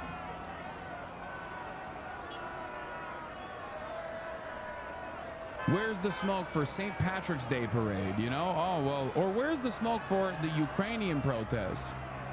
Oh, that's right, they're white, so it doesn't matter. It's not the kind of foreigner that we don't like in this country. To be fair, even with the Ukrainian one, people are starting to get agitated against that too, because Donald Trump hates Ukraine too. It's so fucking stupid, but you know, Italian flags at the Italian Day Parade. It's an invasion. It's an invasion. All die on this hill. We're never going to reach their sensibilities. Hassan, we need to raise the American flag so that the narrative can't be twisted in the media, which is what it's going to be. They do it every time. No, dude. What happens every time is squishy liberals such as yourself actually fucking fall into the same trap. You get dominated by the right-wing framing. You get dominated by the right-wing framing, and you actually lean on the sensibilities of a third party that you do not know exists out there, okay? The idea that there is a guy out there who's like, I don't really like that they're deporting people that are simply waiting for their paperwork to be processed, and I think that's an inherently violent act. But I can't get myself to be on board with these fucking protests until they wave the American flag, until they wave the flag of the state that's doing that. It's the same principle behind Black Lives Matter, which of course ended up becoming a commodified, toothless version of itself. But that's exactly what people were saying with Black Lives Matter. They were like, oh, well, why don't we say all lives matter, Hassan? Why don't we say all lives matter? I was there. I was there at the fucking protest back then too. I know everybody always was like, oh, Hassan, you never go out there. This is a war in the media. Okay. We're not trying to woo ourselves here. We're trying to woo the fucking morons, the idiots of the country. No, dude. My point is the idiots of the country are not actually going to fucking realize that these are good protests because they're waving the American flags. They don't give a shit. They're going to move the goalpost to the next thing. What is wrong with you? It's the same as like my fucking haters. Here, I'll use a hyper-specific analogy here to Twitch streaming. Asmongold is like, oh, he'll never fucking go down there. He'll never go outside of his house. He just wants to sit in his fucking ass and cover the protest from afar from the comfort of his home because he likes the fucking LARP, okay? Then his chatters are like, no, he is there. He's like, okay, well, he's only on the top there, though. He's actually only shooting from afar. He doesn't want to put himself in the line of fire. He doesn't want to put himself in danger. And then people go, oh, no, he's actually in the front line right there. You're wrong. And then he goes, okay, he must be arrested because he doesn't give a fuck. It's not about defending these protests, because if you look at the cruelty that is going on with the federal government's insane enforcement, dragnet campaigns, arresting people at their fucking place of business, arresting people for cooperating with the administration, with the immigration authorities, arresting them at fucking courthouses, arresting them at fucking schools. If you see all of that and you don't give a fuck and you don't actually unconditionally 10 toes down support the fucking protest, then a flag is not gonna do it. Okay? That's it. So don't come in here, which is one of the only fucking outlets, one of the only media outlets, one of the only communities that is actually doing exactly what you wish we were doing, which is to counter that fucking misinformation, to counter that goddamn narrative and be like, no, actually, you're wrong. Optics are very important here. It's not. It's not. Okay? Optics are utterly irrelevant. Optics are only relevant for the squishy liberals who are going to find the next thing to grab onto to say, sorry, I'm a white moderate. I'm a white moderate and I place a timeline on another man's emancipatory movement. Okay? The real thing to do in this circumstance is to tackle the issue head on. The real thing to, the real issue to tackle here is their lack of interest in trying to create a movement of justice, as opposed to the presence of order that they have in their lives. Because if you are from these communities, if you have undocumented migrants, or once again, undocumented migrants can mean people who are waiting for their fucking court date. Okay, 93% of undocumented migrants that have court cases that are pending actually follow through and they go to their immigration court dates. Okay, remember that 93%. So these are people who think that maybe through all of this naivete that they believe that this fucking government is going to do the right thing, that, you know, they are going to actually, if they play ball and if they cooperate, they will inevitably allow them to have the proper paperwork to fucking live here. Okay, explain that to people.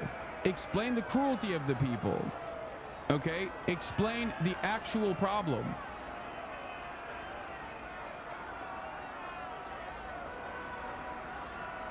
Complaining that people in Los Angeles are waving the fucking Mexican flag is one of the most insane things I've ever seen. One of the most insane complaints I've ever seen.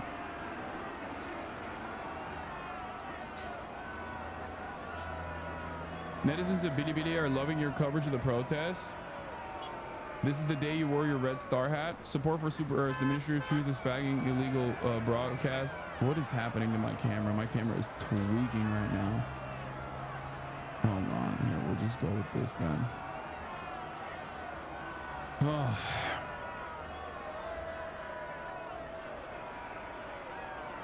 All right. Today's look is so MB, haha. Black Ops Live demo, twinkling red star. Los Angeles has established diplomatic relations with me. I unilaterally recognize the integrity of the territory. Early Cuban military uniforms.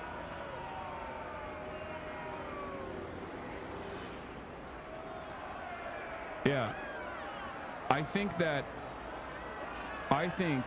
a lot of people, fail because of their own personal sensibilities. I think a lot of people fail in this because they think there is an optics game here that you can win over without actually just like addressing the root cause of why these protests are happening to begin with. Okay? Address why these protests are happening. Explain to people why these protests are happening. That is an infinitely more successful way to approach these people. If someone is saying, yeah, all of this immigration, like kidnappings and all this stuff is really fucked up, but these guys are waving the Mexican flag and I can't find myself supporting someone who waves the Mexican flag, then okay, that person is probably not going to be on your side regardless. They're going to find another thing. They're going to say the same thing that they did with Black Lives Matter. Oh, I think that it's really fucked up that the police are actually pretty racist towards black people in their policing practices, but I can't in good conscience support a movement that says like fuck pigs, for example. That kind of language is very spicy. I don't like it. It's like, okay, so you misunderstood what was going on here. Every single historical struggle that has ever existed has been met with people that are tackling the problem from a privileged position and would rather maintain a presence of order rather than advocate for justice, because advocating for justice in this circumstance requires you to demand change, and oftentimes that demand is not going to come from the magnanimous nature of our politicians and our systems and our government that is designed the way it is. It's only going to come when it's met with force. That is precisely the reason why, regardless of how people have whitewashed the civil rights struggle, for example, there was a tremendous amount of resistance and a tremendous amount of unpopularity until the pressure was so unimaginably high that the fucking dam broke. That's why I also always stress the importance of consistently pressuring and continuing to protest against Israel's genocide. Okay? It is exactly the same. It is identical.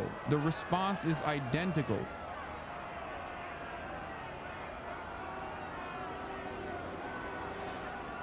Asking a minority group to sacrifice their heritage in favor of assimilating to American culture, even symbolically, should never be a solution. It's also not a bad.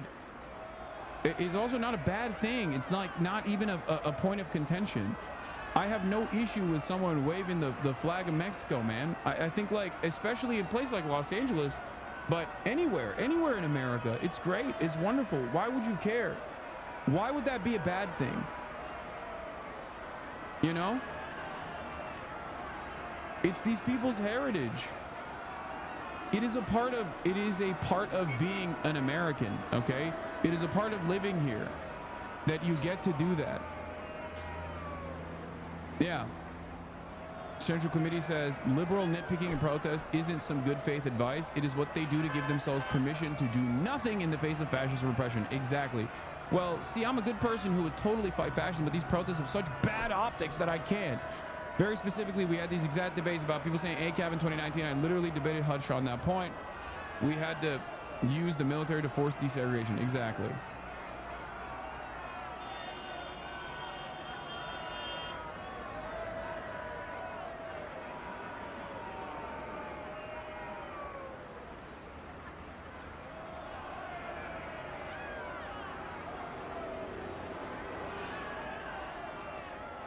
Waving, people don't fucking get that this is historic. Mexico is like the cons of the Basque country.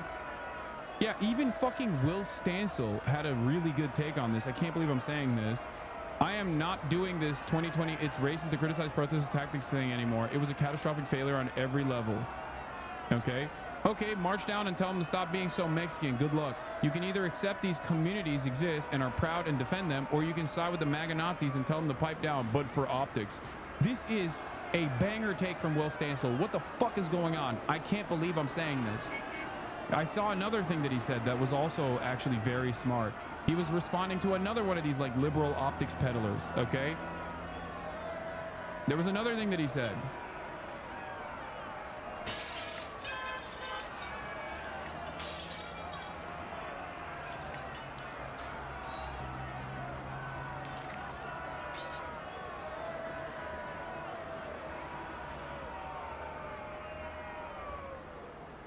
It doesn't matter. Just like, dude, listen. The narratives that the Republicans carefully crafted against Black Lives Matter protests, who were also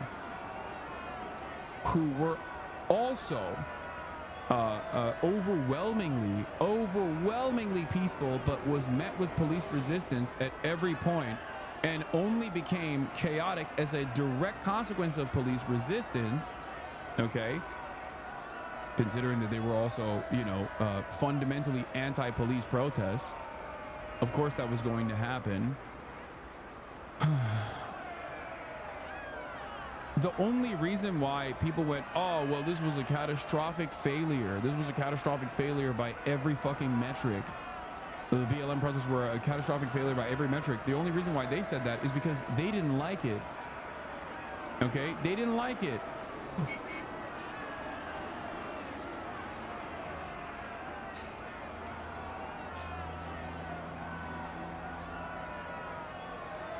the thing, by the way, if you have any optics considerations still to this day, right now, the greatest antidote to that optics consideration and that liberalism that you still have in your heart and mind and soul is to attend one of these protests. It will basically rip away all of the things that you previously thought, okay, about like cops actually protecting and serving these communities, or who is the person that is you not getting shot with us is true. I'm not. What do you mean us? Are you out in the streets or are you on fucking Twitch in the chat? Because it kind of feels like you're just in the Twitch chat fantasizing about being shot at. Yes. Yeah, okay. At least you recognize it. Yes, I will not be I'm out in the streets. Oh, okay. Maybe that's the reason why. I didn't see you. So I didn't see you when you were out in the streets.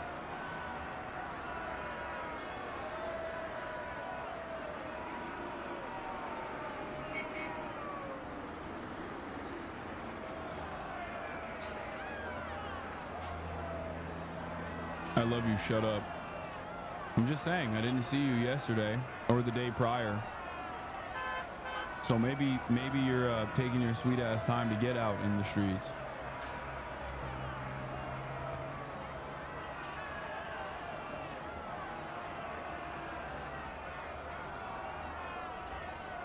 Anyway. Throwing bagels at the wall. Thank you for the 20 gifted subs.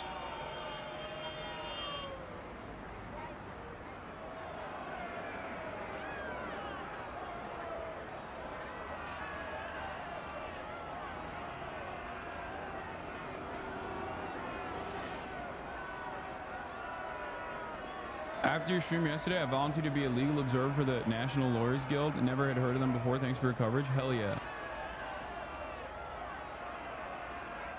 Please read logs. I think I'm bringing up an important point about the protest. Debate tactics, not optics. Fuck shit up. Don't get arrested is my take. What?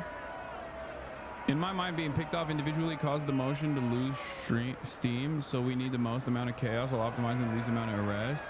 I unconditionally support the protest, and I still think that the protests need more attacks to further goals and resist the opposing force. For example, people in the front preventing to be picked off by police and trying harder as a group to prevent arrest. I mean, yeah, they try to do their very best there, but it's like, it's a massive fucking crowd of people. I don't think that person is a Fed. Did you see Al-Qaeda announce that it's Jihad Summer? Am I Al-Qaeda? Because I announced it. Is Laura Loomer Al-Qaeda? Because initially she announced it, and I'm also going along with it. Like, it is actually Jihad Summer for sure. 2020 was Black Lives Matter Summer. 2025 is Jihad Summer. Now, we're going to talk about the danger of sending in military, because the reality of the matter is, while all of these protests are ongoing, Jake Tapper reposted, I don't care if you're raising Kenosha, storming the Capitol, or doing whatever this is in LA. No democracy can function when every group and identity bloc decides it has the right and moral authority to take its specific political disagreements into the streets. Yeah. Waving a Mexican flag or marching in the streets is not the same thing as burning vehicles and throwing bricks. People keep conflating them as if they're all obviously bad optics. Yeah, I am even less liberal than Will Stansel on the matter, because I think that while, yes, burning fucking cars is a distraction, okay, and ultimately dangerous for the protesters that are around, you will never catch me focusing on that at any point, because I understand that this is a fucking decentralized movement of angry people that have gotten together to stop an intense amount of violence. Nothing that these protesters can do will ever meet the standard of violence that the state maintains with regular frequency and force. Okay?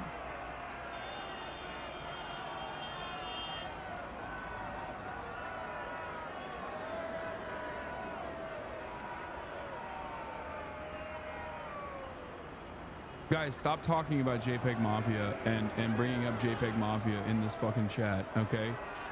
Like, ironically enough, he's over here talking about how fucking silly it is that people make their protest about defending me or some shit, which there is some truth to. Like, don't fucking make me going to the protests or whatever the primary position of importance here. But what he's doing is even dumber. He's not out in the fucking protests. He's just chirping from home. Stop fucking arguing with him, okay? What are you doing?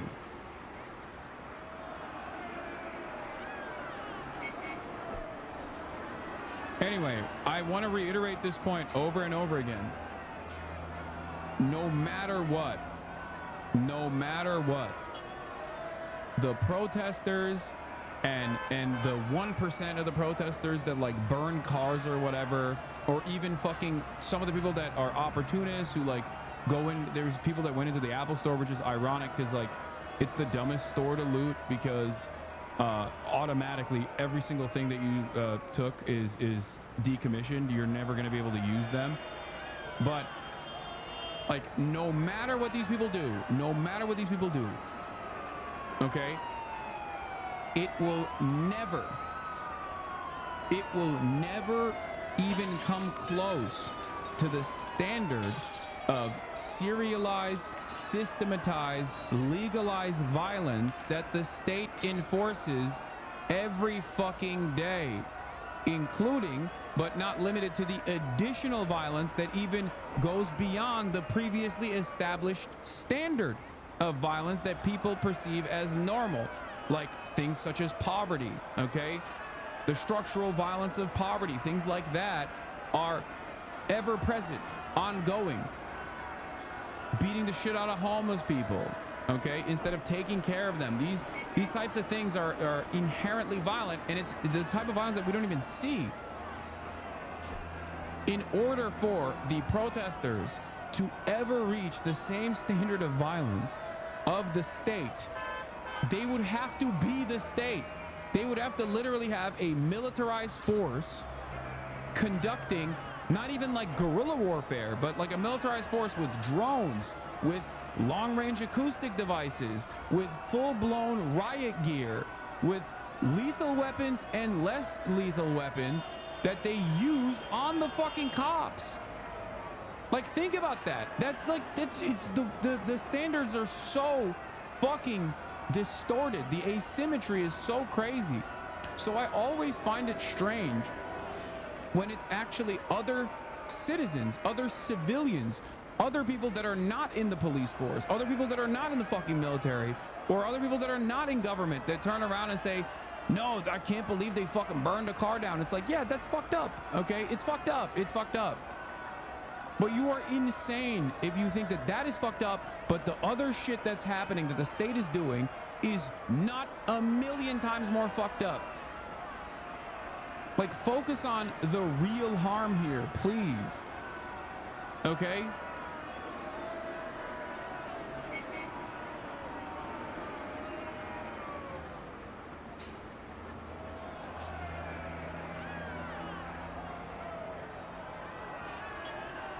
And guess what? There were a lot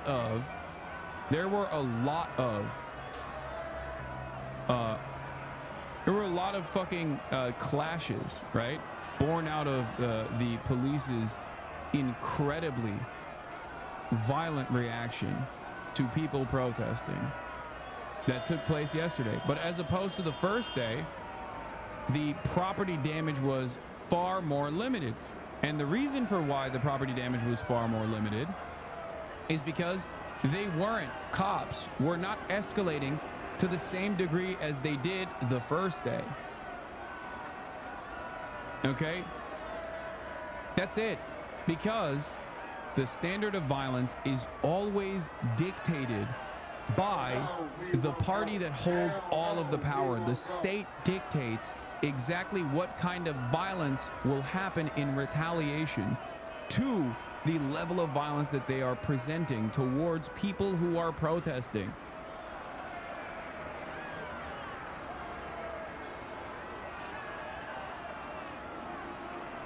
Is it effing?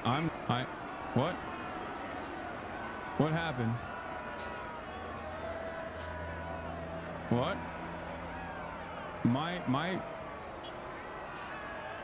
That was weird. I'm fine on here.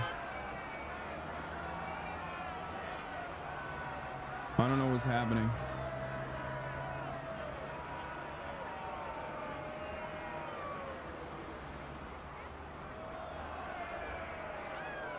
I'm still here.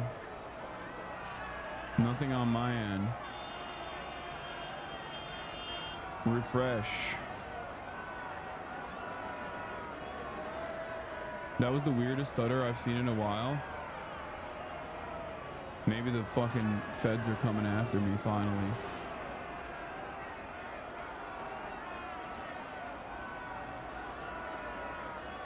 Twitch is silencing you? Yeah, maybe.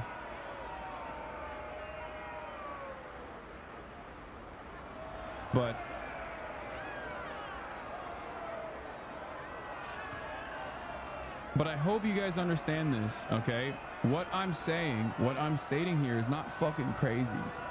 What I'm stating here is the opinions that I've developed after both doing a decent amount of reading on this matter, looking at historically important events that are comparable to the ongoing civil struggles that exist in modern society, and also my own personal experience that I'm trying to share with you from going to these goddamn protests.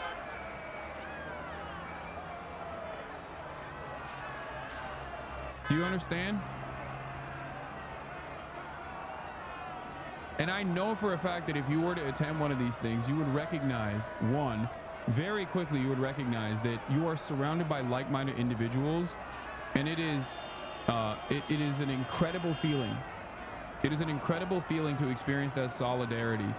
Like-minded individuals who care for one another, who are there to share resources with one another, to engage in acts of mutual aid, and that the real fear and the real violence that you meet is not by your fellow protesters, but instead is by the fucking cops. You are safe in the crowd. And with the amount of, with the tremendous numbers that you have, you recognize that, like, when you do a show of force, a demonstration, the only thing we have as citizens is the number of people that we have on our side. Okay? We have the numbers. They do not. And the state realizes that. Okay? Which is why they implement tremendous use of force. We have the numbers. They do not. They have the weapons, they have the power, and the power that they have is because we have the numbers.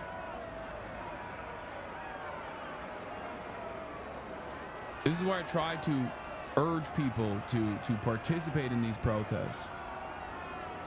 Participate in these demonstrations. Okay?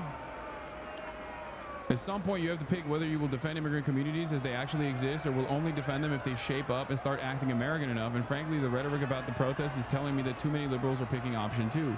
If liberalism can't defend the lived reality of pluralism, only some idealized version where everyone acts in the exact way we assume would most appeal to middle America, we've already lost. And frankly, even if they did act like that, the far right would still demonize these people because their hate is mostly rooted in hallucinations and demagogic lies. Exactly. Will Stansel is popping off. He's right. Can't believe I'm saying this.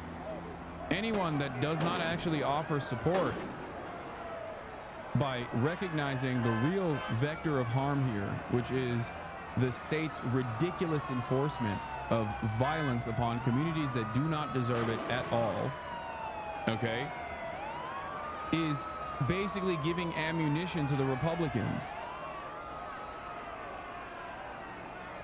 One of the funniest things I saw, by the way, going back to like narratives, rhetoric, and how silly all of this stuff is, and I have to point this out, is yet another fellow former friend of mine who turned evil. Okay. XQC. Here it is. I saw his community is eating him alive because, you know, he was a relatively progressive individual back in the day, and he developed a huge community of somewhat progressive juicers, right? Maybe they hate me, and that's fine, but ultimately still they are, you know, there are a lot of progressive people here in his community, and they're all fucking mad. And hey, hello, XQC fan, hello, post, hashtag bring this back. Okay, this person doesn't even follow me, by the way. This is like a real XQC fan. His entire account is dedicated to XQC. He's a juicer, right? He's stuck through his juicer through thick and thin, even with the gambling pivot, even with the Aiden Ross arc, and he's still like, please, dude, bring this XQC back. To which, and this is a tweet I'm going to read to you because back then, this is a very narrow focus that I will explain to you about how so many people signal what their politics are, especially people in our space. Okay, people in the space of Twitch, people on YouTube. If you recall, if you're old enough, Black Lives Matter did not start under the Trump administration. It reached its apex point under the Trump administration, but it did not start under the Trump administration. Black Lives Matter started with, I believe, Ferguson, and maybe even you could point to George Zimmerman as well. Initially, in the aftermath of nope, not 2000, and I think it was, it started all the way back in 2014. It started under Barack Obama. Okay, it started under the Barack Obama administration. Liberals at the time actually were incredibly anti-BLM. Why do I know this? One, because I'm fucking old, and two, because I was in support of Trayvon Martin, Ferguson and Trayvon Martin. I was, of course, in support of the movement against police brutality, specifically targeting black communities back then. And I would write a lot about this issue. I would write a lot about this asymmetry in using the same methodology and the same language that I use right now, because unfortunately, the systems of cruelty do not change. If anything, they get worse and they calcify, they harden. Okay? So, at the time, many prominent liberals, Obama included, while simultaneously saying Trayvon Zimmerman could have been my son, would then also call, after Ferguson, the Black Lives Matter movement thugs. Okay? That's what he said. He said these were thugs. Or I believe, I don't know if he used the word thug or if he used the word uppity. It's like one of those racialized terms that he used. Okay? Also at the same time, you had Jim Comey, who was the FBI director at the time, when people were pushing for body cameras to be given out. You had the likes of FBI Director Jim Comey claiming that the body camera footage is making police brutality worse. Oh, he used the term thug. Did I say Trayvon Zimmerman? Oh, Trayvon Martin. I'm so sorry for saying Trayvon Zimmerman. George Zimmerman was the white supremacist psychopathic killer of Trayvon Martin. Barack Obama used the term thug. RBG used the term uppity. Ruth Bader Ginsburg. Something along those lines. Anyway, these are racialized terms. But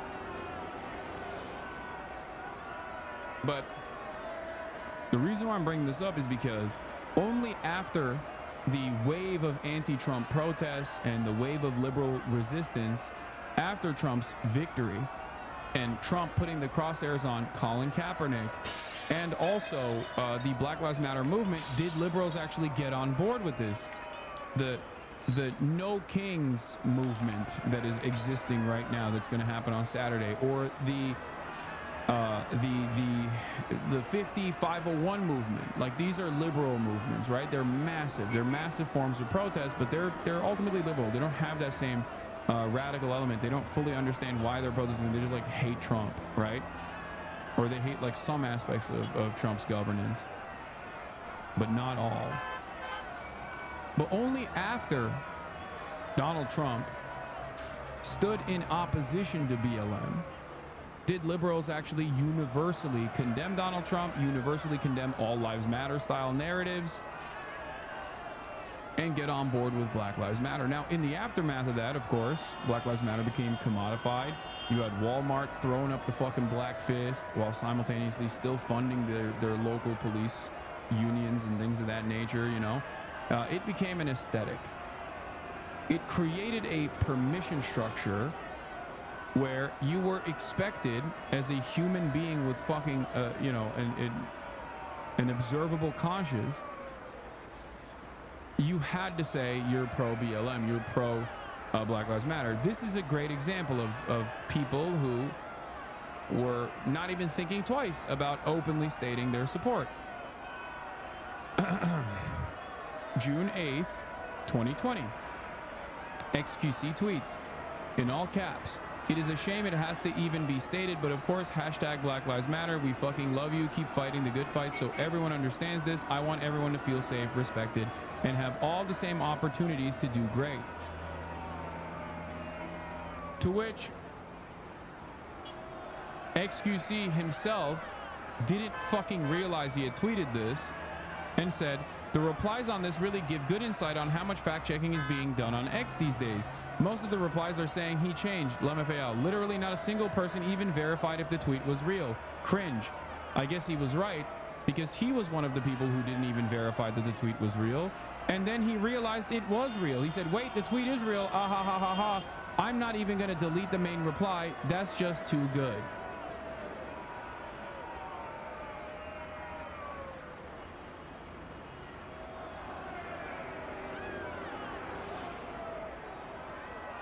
The most embarrassing thing, yeah, when you have no beliefs and you're just fucking grifting along with the permission structure, this is what happens.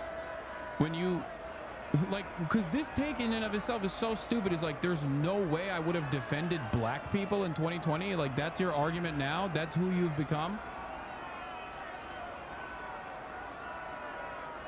That's so fucking stupid, dude. What is a permission structure? I'll explain. The permission structure is, before 2021, if you were to say correctly that Israel is an apartheid state, people will say you're anti-Semitic. You'd get shunned. Okay? You'd get shut out from mainstream opportunities, things of that nature. Okay? I still did, regardless, because it's the truth. But now, if you say that in 2025, nobody thinks it's inappropriate to say. Same thing with Israel doing a genocide. In the aftermath of October 7, if you were to say a couple months into Israel's genocidal campaign, if you were to say Israel's doing a genocide, people would say, oh, you're anti-Semitic. Now, most people understand that Israel is doing a genocide. Because as time moves on and as more people recognize, as more protests happen, as more people recognize the depravity of the situation, okay,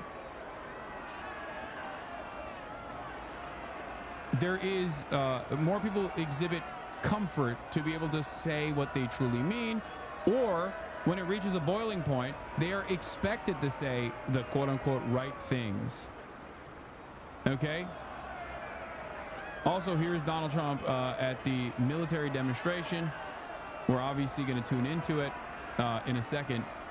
But before I do, understand that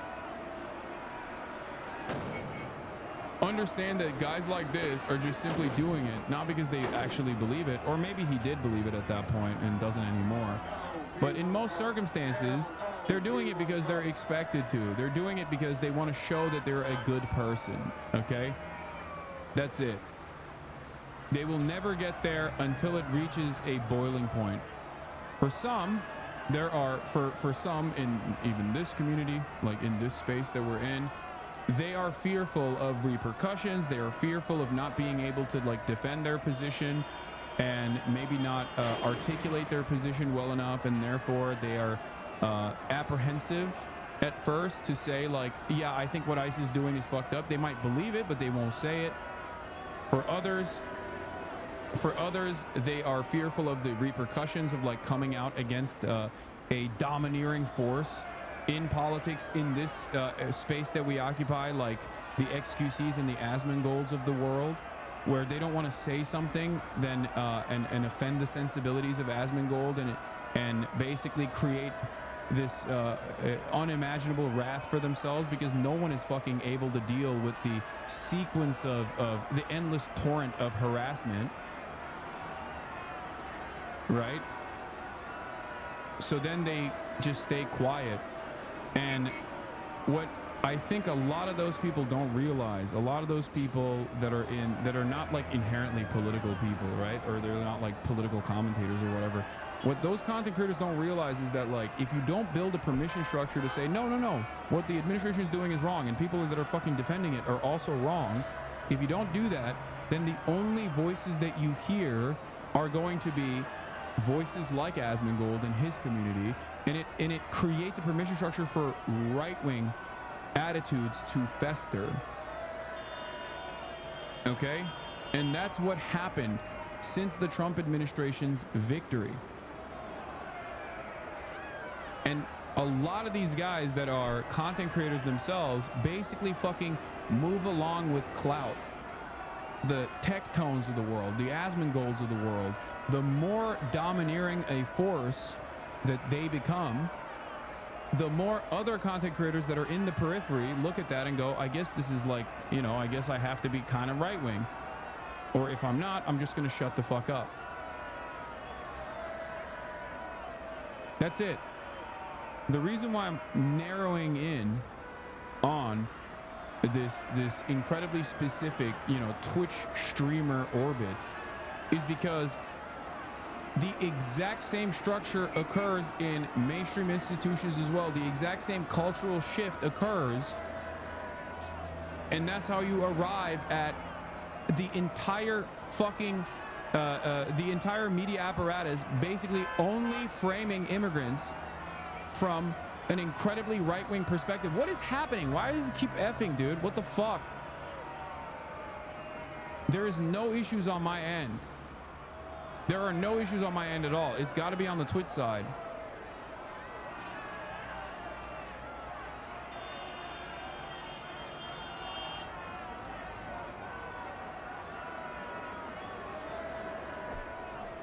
Anyway, let's hear what our fucking big, beautiful president is saying. Truly go all the way. You know that expression, all the way. It's one of your beautiful expressions. As President of the United States, let me express my undying gratitude to our nation for every soldier here today, for every veteran and their families, those incredible families that are with us and all across America, and for every patriot who has worn the uniform over 250 years. Can you imagine that? We thank you from the absolute bottom of our hearts. Few places loom larger in Army lore than where we are gathered today. The one and only Fort Bragg. The one and only Fort Bragg. Fort Rape. But remember, it was only that little brief moment that it wasn't called Fort Bragg. It was by the Biden administration, not Trump. I had nothing to do with it. Fort Bragg is heinous. We said, you know, I came here numerous times and everybody, they kept saying Fort Bragg, Fort Bragg. I said, it's not the name, but then I was making a speech. I said, what do you think I should call this place? Call it Fort Bragg. I said, Fort Bragg, how you doing? We won a lot of battles from this place, and that's the way it is. It wasn't even close. When Pete and some of the generals came to see me, I said, not even close. Not even close. This is the home of the Green Berets, the Sky Dragons, and the All-American 82nd Airborne. We know what 82nd Airborne Division. This is where the GIs who won the Second World War learned to pack their parachutes and push howitzers and go right into those C-47s with lots of arms and push them right out those big, beautiful doors and wield their bayonets and pry the enemy from the hedgerows of the French countryside. France needed us badly. We were there. A lot of people needed us badly. They still do, maybe worse than ever. Yes, Fort Bragg is the one that Seth Harp writes about. Is where like a lot of the JSOC stuff happens. Held strong at Bastogne. It was here the mighty paratroopers earned their wings before they rained down death from above to liberate Sicily, Normandy, and even the Netherlands. That's right. We saved the Netherlands. Every inch of this base is steeped in the legacy of those warriors who have said with pride, "Sir, I trained at Fort Bragg, sir." That was pretty cool. And that is why we restored the historic name of this very, very special place. I don't know if it could be the same place. Fort Bragg is in, that's the name. And Fort Bragg, it shall always remain. That's never going to be happening again.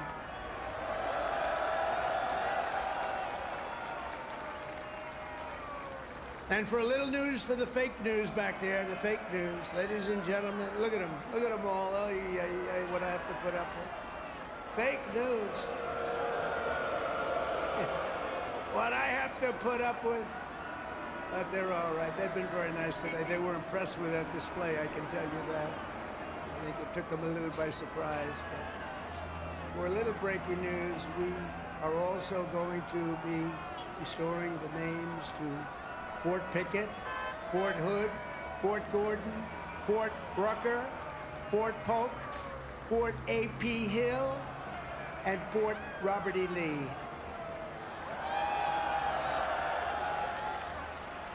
We won a lot of battles out of those forts. It's no time to change. And I'm superstitious, you know, I like to keep it going, right? I'm very superstitious. We want to keep it going. So that's a big story. We just announced that today to you for the first time. They said, why didn't you wait till Saturday? I said, I can't wait. I got to talk to my friends here today. This is a record crowd. You know, you never had a crowd this big. That's an honor. You think this crowd would have showed up for Biden? I don't think so. I don't think so. I don't think so. Maybe I'm wrong. Maybe I'm wrong. I want to thank so many great leaders here today, including Secretary of Defense Pete Hegseth, who's been great. By the way, Pete, thank you. Good. And he went through the wars, you know? Pete went through the wars. He had to get through a very hostile group of people that I think really don't want to see America be great again, maybe, or something, but he persevered and he got there and he's doing a fantastic job. Great job, Pete. Thank you very much. Secretary of Veterans Affairs, Doug Collins, a fantastic man. Thank you, Doug. You're doing a great job. Doing a great job. Way, way up from the last administration, Veterans Administration. It's way up. You saw the recent poll. The people are happy. They weren't happy a couple of years ago. They were really happy 5 years ago. But it went downhill from there. We did so much. We got you medical. If you had to wait, if you had a delay at all, you go out to see a private doctor. We pay the bill. You take care of it. You don't wait for 6 months and end up getting very sick on something that could have been. Dude, I know that this is like a completely lost point, but I'm thinking about like active military members cheering on or booing like a former president when it's like a Democrat on that podium. Like, could you imagine Obama sitting up there and being like, George W. Bush was a fucking loser, and then everyone's like, yeah. Like, I feel like if that were to have happened, or even if it was like Joe Brandon that did such things, like, I can't comprehend the unimaginable nukes that would be exploding in right-wing media. Like, that's it. They're declaring us enemies of the state. Like, Biden literally said the lightest things about a hyper-specific group of individuals within the Republican Party while still maintaining the attitude that like a lot of Republican voters are normal. We want normal Republican voters, but like there are some that's getting a little crazy, like you did January 6th. And everyone was like, this is crazy. This is madness. They want to kill all of us. They want to kill all of us. They want to kill every single Republican. They want to come into the suburbs and shoot us dead like fucking the Khmer Rouge, okay? They want to put us in a pile. Meanwhile, this motherfucker's like, Biden was old, he sucked, he was an asshole, and the fucking troops are like, yeah, Mr. President. Like, this is crazy. Have you heard of the No, it's not. Don't. Oh my God. It's not insane how right-wing everything is. Not everything is right-wing. Dude, you will see with your own two eyes come, you know, October of this year, okay? It is the idea that like woke is dead, the idea that like people aren't woke, or, you know, the country is incredibly right-wing is manufactured.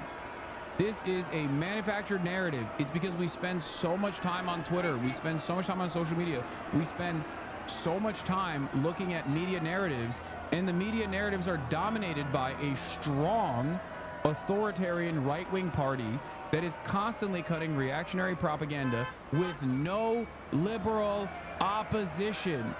Okay? That's it. Just as I was right when I told you that people, once they see how violent and scary and incredibly cruel Trump's deportation policies are, they'll quickly say, oh, I don't want this. I didn't think this was going to happen. And that's literally unfolding in front of your eyes right now.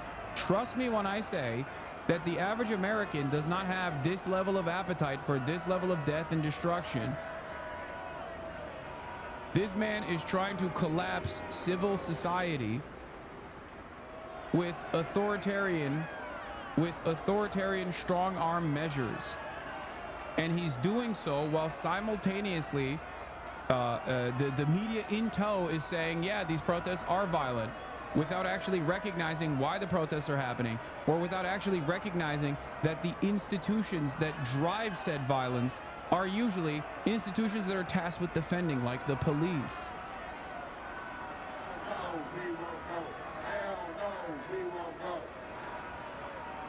Do you understand?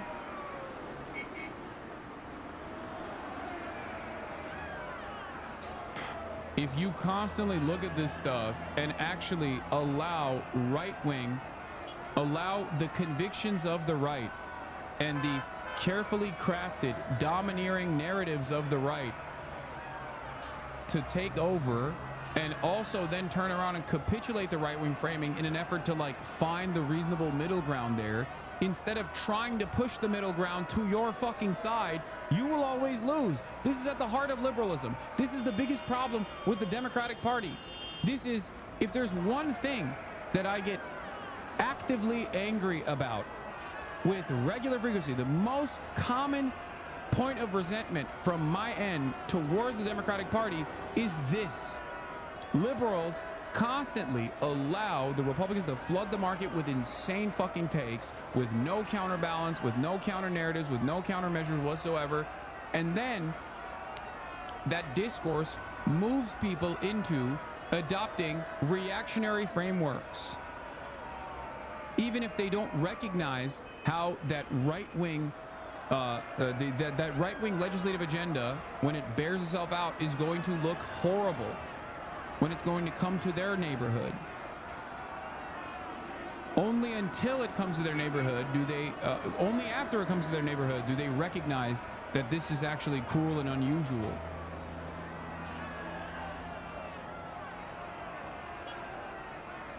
You in this community realize this. You have to realize it. If you're a liberal and you're watching me right now, you have to recognize this.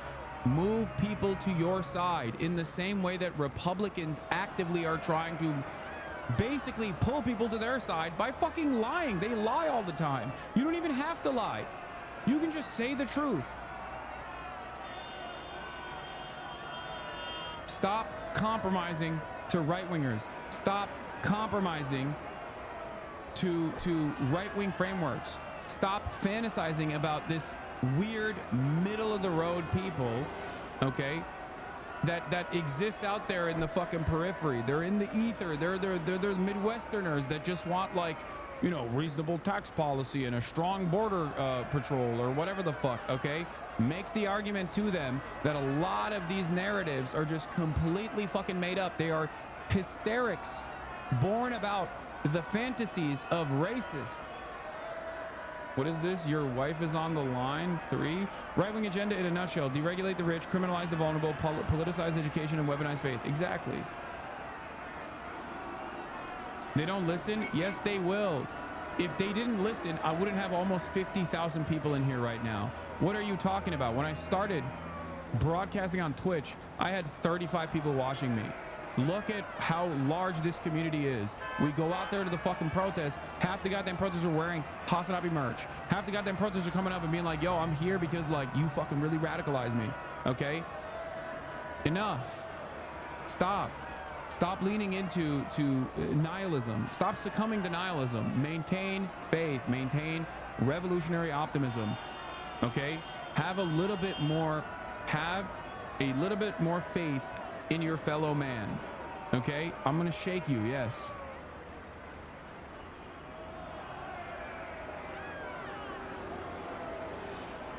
There are so many people in your immediate vicinity that you could convince. Okay?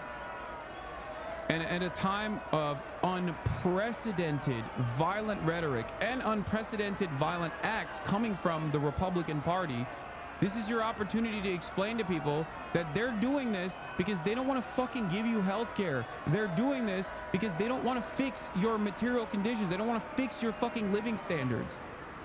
As a matter of fact, they want to continue removing certain things that you actually take for granted at this point.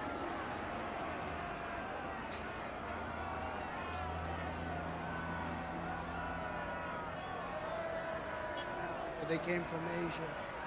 They came from the prisons of these places. They were put into the United States and allowed to stay here because we had a grossly unfit president. How many ups and downs has this community experienced, especially post October 7? And they allowed these people to stay. If I were to turn around and reframe my... You know what he was? He wasn't a radical. If I were to turn around... He never dreamt about open and change my discourse, change my opinions to suit the interests of this, like, fantastical middle ground, I wouldn't be who I am. I'd be someone entirely different. The financial numbers. We've now got the hottest country anywhere in the world. And 6 months ago, it was the coldest country. We were being laughed at all over the world.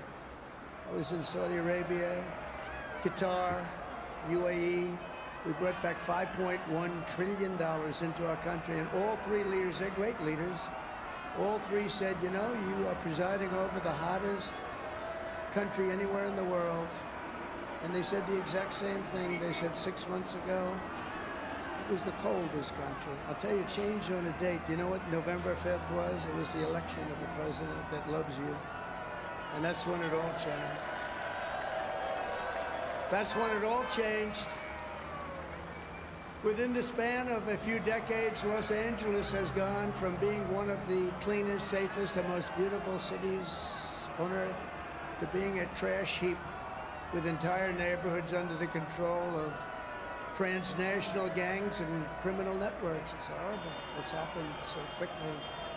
As the entire world can now see, uncontrolled migration leads to chaos, dysfunction, and disorder. And you know what? They have it in Europe too. It's happening in many of the countries of Europe. They don't like it when I say it, but I'll say it loudly and clearly. They better do something before it's too late. Very simply, we will liberate Los Angeles and make it free, clean, and safe again. It's happening very quickly. The one big, beautiful bill, you've heard about it. We call it the one big, you know, I was on one of the television shows, I think Deface the Nation. Ladies and gentlemen, Deface the Nation. It's actually called Face the Nation for those of you that are smart enough not to know, because you're better off not knowing. But I was on one of the shows, and I said, we got to get a great bill. They said, would you like it to be one bill, or would you like it to be 7 or 8 bills? He said, I want one big, beautiful bill. And the Republican Party liked that statement. They call it one big, beautiful bill. So that's good. And that's what it is. It's great. And it's currently before Congress. It provides all necessary funding for ICE, for Border Patrol, and for the Department of Defense. And I told you at a level that we've never had before, over $1 trillion. We better get that bill approved. Otherwise, your helicopters and your planes and your equipment's going to start to look a little bit old, General. You better push your favorite congressman, push these two senators. I think they're in good shape, however. But we got to get it approved. And those congressmen by you are all 100%. I don't even have to talk to them. They've been so great. So I want to sign this into law immediately, and with the signing, so many great things will happen to our country. No tax on tips. What really kills me about this is because of Trump, we have soldiers like those behind him who have to be on food assistance because they do not get paid enough, or if they're given food at base, they have to live in moldy-ass rundown barracks, and they're fucking clapping for this asshole. I mean, yeah, don't get me started on what I think about the military anyway. Listen, I think in a perfect universe, they would not be working to, especially at Fort Bragg, working to actively do JSOC operations to fucking do drug runs or whatever, but instead to like build bridges and shit, you know? Millions and it is millions a jobs program at the end of the day. Counties throughout America by 2,750 to 525. That's what I call. What is this? A big number.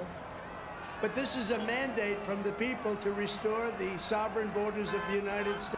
Hassan's response, I'm doing something, sure, but also streaming it. Meanwhile, Twitch cashes out on both. Protest footage and reaction drama. Capitalism wins again. Brother, do you think I'm filming the protests because I'm cashing out on the protests? Like, do you think that's what's going on? Don't you think it'd be just easier for me to sit at home and watch other people's footage instead, as is what most streamers are doing right now? There's a very specific reason why I go to these protests, and I've described it before. The reason why I go to these protests is because I want to show the side of these protests from the side of the protesters that the media does not show. Okay? It's that simple. That's the reason.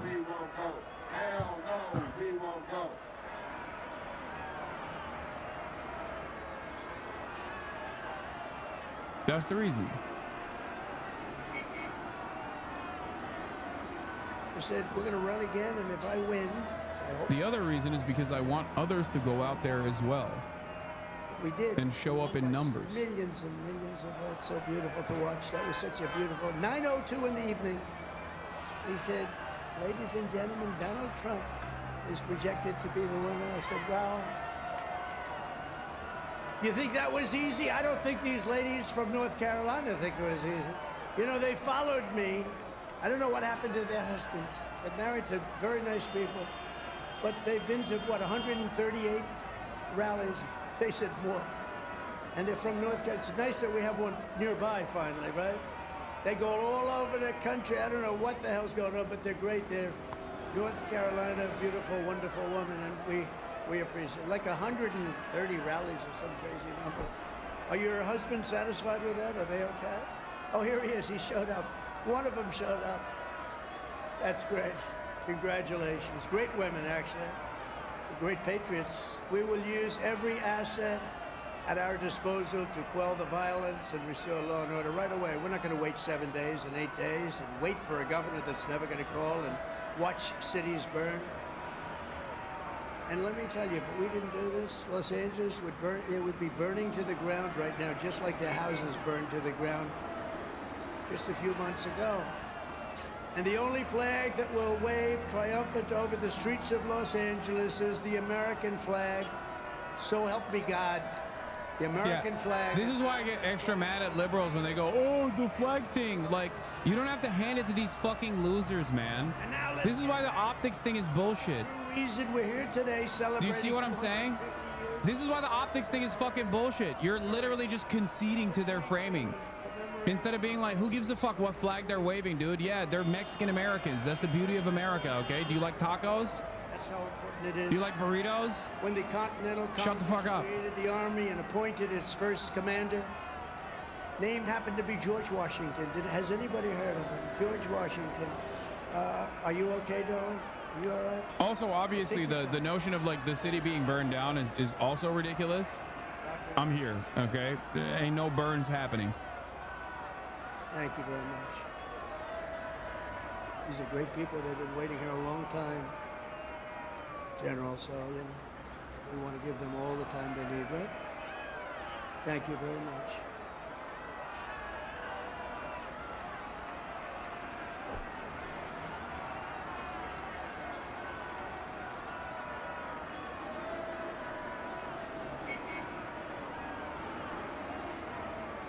Greatest people in the world. Yeah, amazing.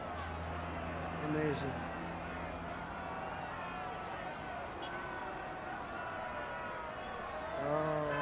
Thank you very much. Thank you.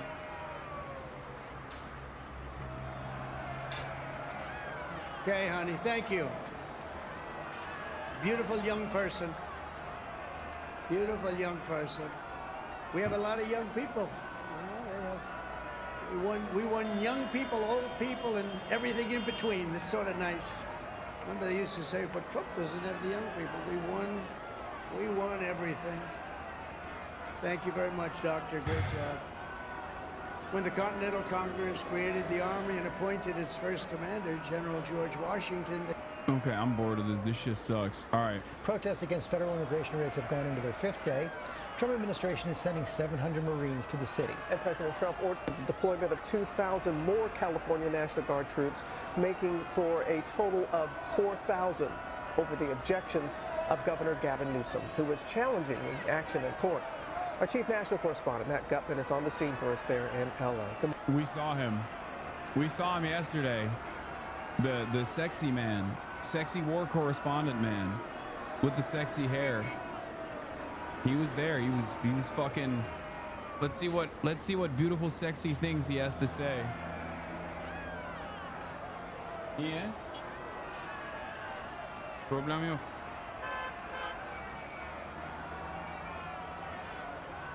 Evet. Evet.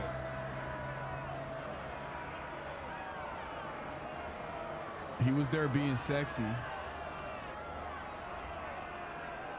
It seems like his job. He was really nice to you. No, that's different. That's a different sexy man. No, that's what's his name? Ghazi? No, you're thinking of the NBC guy. The NBC guy is actually dope. He's had me on his show a bunch of times to talk about Israel stuff. This is the other guy. This is the war correspondent. Garlic, ufak garlic kap var ya.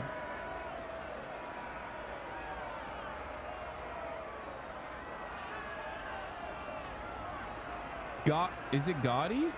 Stop saying Benghazi. Shut up. Gotti Schwartz. Yeah, he's cool. He's chill. Gotti is actually dope. He's cool. This guy's a different guy. He was just being sexy and talking about the dangers of fucking burning Waymos or whatever. Good morning, Matt. Hey, good morning, Robin. And it is entirely possible that by the end of today, we will see nearly 5,000 combined California National Guard and Marines deployed here in Southern California. The question is, where will they be housed? Where will they be sent? As you mentioned, California Governor Gavin Newsom insisting they are not needed here. And last night, we were out here just outside this federal complex watching an overwhelming number of local law enforcement break up protests of about several hundred people here much more quickly than they had in previous nights. Overnight, hundreds of police in riot gear facing down protesters for a 4th consecutive night of clashes. The administration now making the unprecedented move of dispatching 700 active duty Marines to the streets of Los Angeles and increasing the California National Guard presence to over 4,000. Throughout much of the day, a quiet tension had settled over the city. That didn't stop the administration from bypassing the governor, who said he did not ask for this support and doesn't want it. You can see how much smoke is being deployed on the other side by the LAPD. That is, these officers are moving people away from the federal building. You can see federal law enforcement there and California National Guard, and there's skirmishes right up and down this street with law enforcement. This protester, Addie, says she's been out on the protest lines for 4 I want to show you guys something, by the way. Right there, we're over here. We were making our way to the press box that was up there on the other side. Okay. And then they came in and they started deploying fucking tear gas and munitions from above, the federal police. Started deploying munitions from above at the top of the building, the top of the federal building.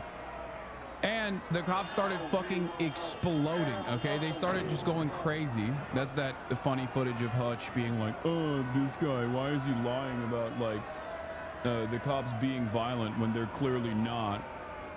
Okay, maybe because I'm fucking there and I've seen them do it to me and other people.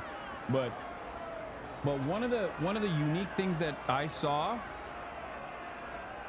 during this push was a dude in plain clothes that I thought was an agitator potentially.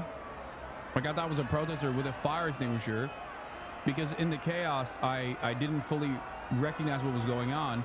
Only later did I realize he was actually tear gassing us, or no, he was using bear mace on us. He looked like a protester. He was in plain clothes and he ran underneath. He ran up from behind the press pool, okay, right here, and ran underneath and started fucking bear macing the press that was trying to run away from the explosive ordnance. Think about how insane that is.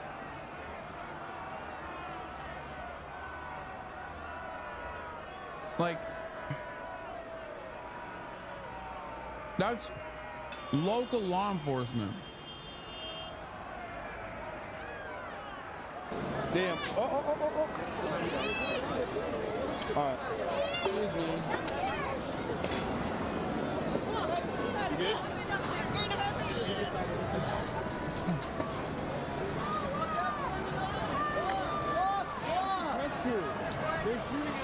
Oh yeah, they completely just cleared the press pool. Did they just clear the press pool? Yep. Oh shit, Japanese TV. That's insane. Come on, man.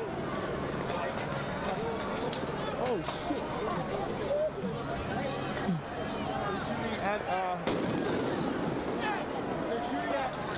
How do we know it was a cop and not a counter protester? Because they had a fucking state-issued bear mace. You can't get that. And also, why the fuck would a protester, why would they actually tear gas the press? Or bear mace the press?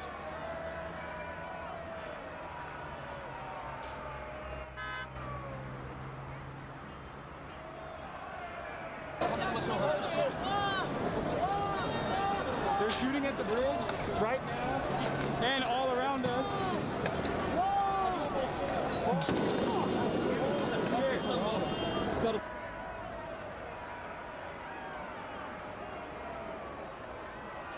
He was right down there while we were passing by, or after we passed by. I watched him from afar, like basically down there. Okay. Run up and then fucking mace the entire area and all the people that were running away. They're shooting at the bridge right now and all around us. Play stupid games, win stupid prizes. Play stupid games, win stupid prizes. What do you mean play stupid games, win stupid prizes? Like what? Do you think it's better to not actually film this stuff? Like even if you're not on board with the protest, like why the fuck do you think it's appropriate to blast the goddamn press, dumbass? What? Cool. They're dispersing the crowd.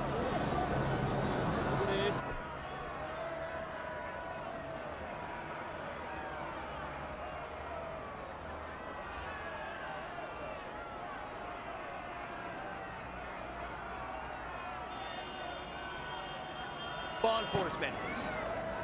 This protester, Addie, says she's been out on the protest. Play stupid games. Exercising your First Amendment rights. Win stupid prizes. Have the state beat you up and brutalize you. For 4 consecutive days now. Why is this personal for you? It's personal for me. I was undocumented once. I came to this country when I was 5 years old. I've lived here without an identity until I was 20 years old. Thanks to my mother, thanks to my grandmother, who came here and led the way, I've been able to have a successful career. And overnight, California Governor Gavin Newsom mocking the deployments. The absurdity of this cannot be understated. There were 2,000 National Guard that were, quote unquote, deployed, of which only 315 actually were mission assigned. 1,700 have no particular role or responsibility. Embattled LA Mayor Karen Bass warning that Trump might be using LA as a trial run for other cities. A test case for what happens when the federal government moves in and takes the authority away from the state or away from local government. I don't think that our city should be used for an experiment. Well, maybe we can do this to other cities. Earlier in the day, the president suggesting that Newsom should be happy he sent in the military, that Southern California was a, quote, mess. He even suggested it might be a good idea if his border czar, Tom Homan, arrested the California governor. I would do it if I were Tom. I think it's great. When asked by our Karen Travers what crime Newsom has committed to warrant arrest, the president responding, I think his primary crime is running for governor because he's done such a bad job. Newsom in a post on X writing, Donald Trump admits he will arrest a sitting governor simply because he ran for office. I asked border czar Tom Homan about the feud. This morning, the president said arresting Gavin Newsom is a great idea. The governor's backing he said that's what the president's backing me up. If you violate the law, and he knows better than anybody.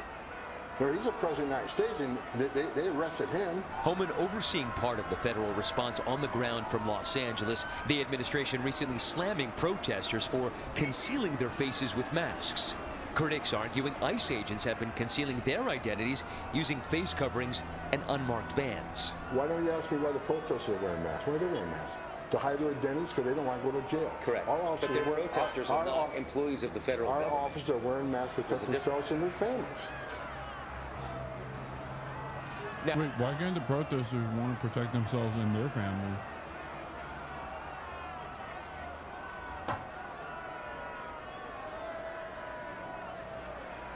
You're a fucking public servant, dog. You don't get to hide when you're engaging in illegal actions. There are no both sides. Protesters should be allowed to wear masks, and federal government agents should not be. I don't even believe in the both sides get to wear masks argument. You're a public servant. What do you mean?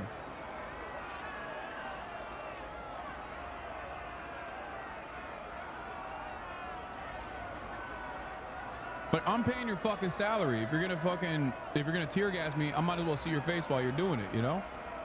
Now, Homan also telling me that those ICE raids and arrests will continue night after night here in Los Angeles and elsewhere in the country, and that likely means more protests. And I wanted to give folks at home a sense of what we talk about when we speak of these non-lethal or less lethal rounds. This is one of those spongy rounds that's typically fired on the ground. It sprays out at the legs of protesters. This is a 40-millimeter rubber-tipped round. Now, these are designed to hurt, but they're not designed to maim or to kill protesters. George. Okay, Matt, thanks very much.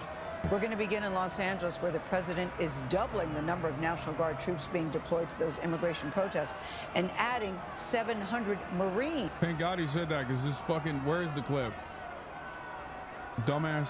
I can't believe Aaron Burnett actually literally said these were actually tossed by protesters at the media. What people in the crowd have been firing at the ground. Those caused some of the explosion. What? Like a foam thing. You can smell the explosive on it. That causes the police to immediately respond. That is just made, like she's literally lying.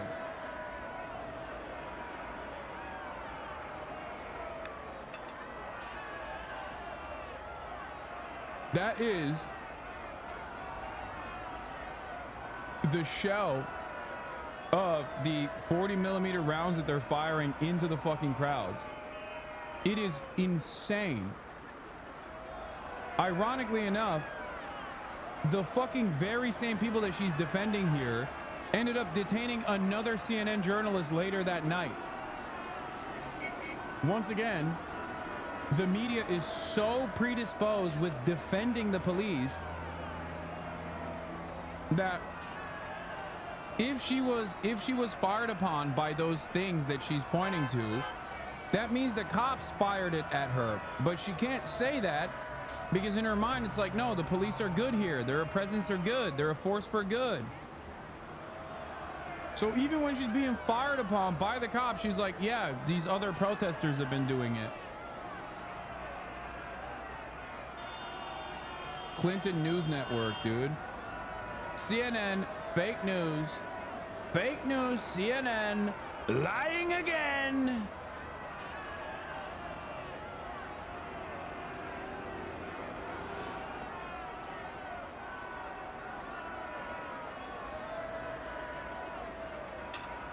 Bro.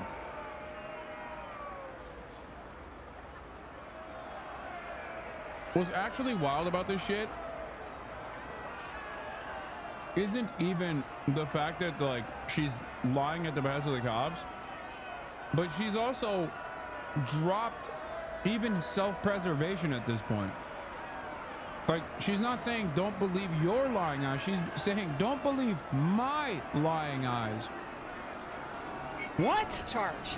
And we've seen a lot of people fall. We actually, our shot was down for a couple minutes here because we were running a little bit out of breath. Just because you have to get away from them. They just start running. What are those? Firing a lot. Wait, does anybody know what those are? Yeah, and there was an arrest back there that now I can't see. But when Aaron, I'm going to give you another second. Protester were. I'm going to give you another second to catch your breath, or stay with us. But what are those? A second to catch your breath. John Miller. Those are foam ammunition. Dusk. Somebody has to know what they actually are, though. This is often. They're 40mm rubber rounds. The blue one, but what are the smaller ones? I think it's just like the bottom of that thing. It is the bottom.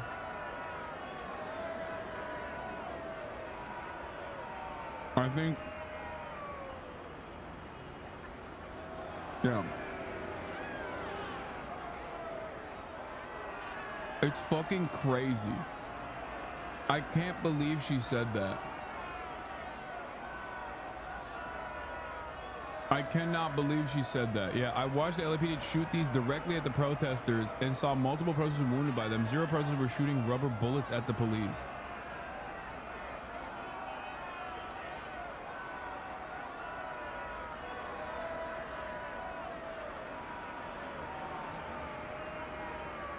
Yeah. Okay, I'm gonna pop you right now because you're taking up my focus. That's okay. I'm gonna pop you right now because you're taking up my focus. This psycho shot me in the groin twice with 40mm munitions because I asked for his name, which was ripped off his helmet after he shot others in the groin at close range too. Watch him tell me he's gonna shoot me for asking who he is. That's okay. I'm gonna pop you right now because you're taking up my focus. Hey, man, just like Israel, he told you ahead of time, though.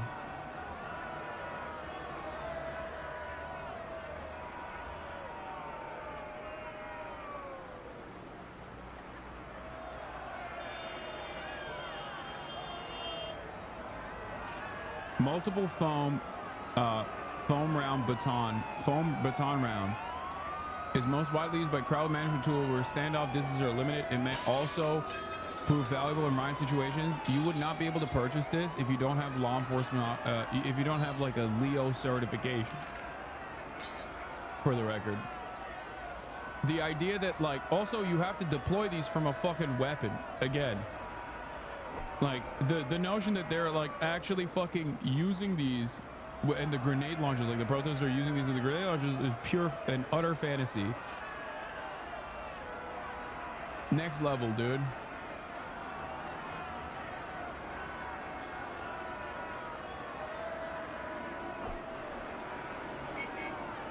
Next fucking level. No, I have them. I have them back here. I picked them up off the ground after getting fucking shot with them. Shot at with them. Larger amounts of America First counter protesters today on megaphone shouting slurs at demonstrators currently on the AP live feed. Yeah, those pussies were inevitably going to come to the protest. because and now the protests take on a totally new level of danger.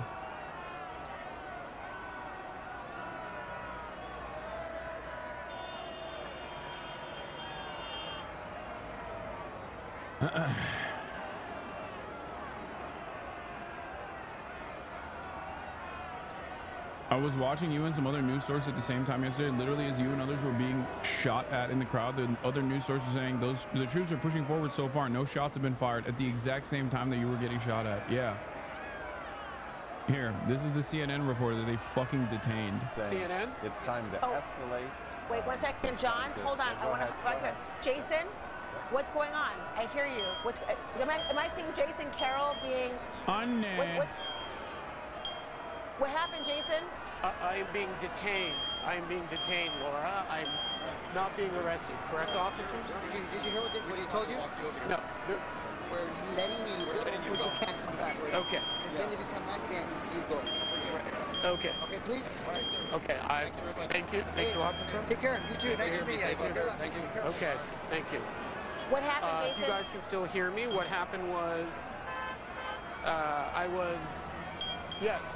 I'm Chris with the New York Times. We got video of you guys. Oh, you did? If you need it later. Thank you. New York Times. I appreciate that. I can hear you still, Jason. What's happening? So here's what happened, Laura. The officer, I was called over, and the officer told me to put my hands behind my back. I said, am I being arrested? He said, you were being detained. I was walked out of the area. They took down my information. Oh, I'm losing his IFB right now. I can't hear you, Jason. John Miller.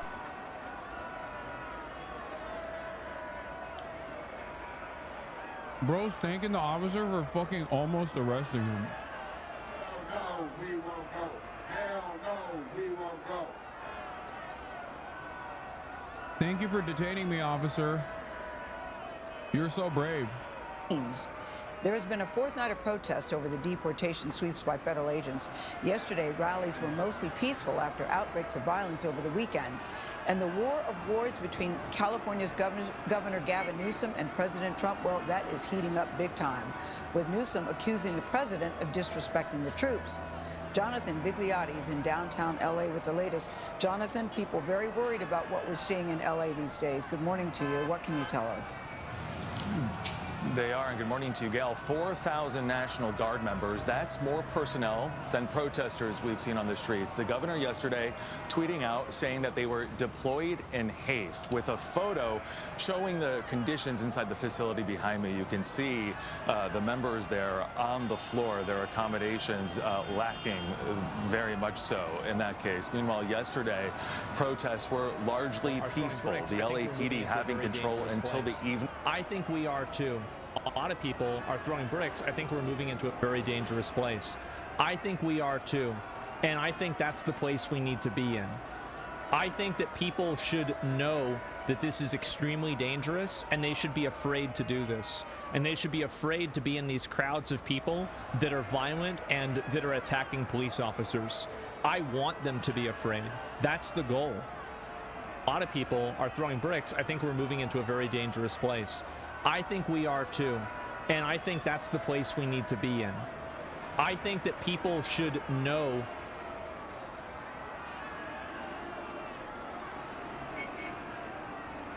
Based.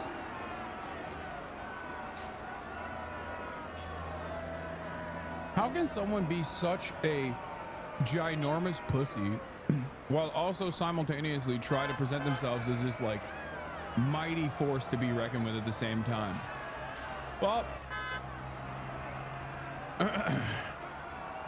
maybe they behave this way, and that's the reason why they're right-wingers, where it's like they don't have that kind of power and motion.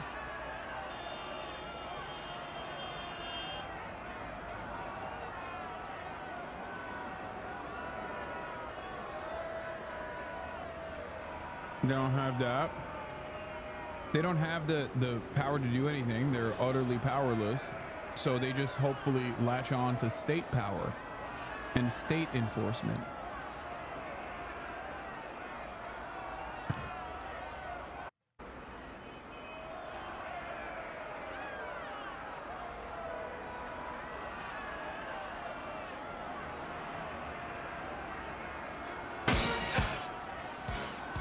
Oh my God. Y'all are fucking servile.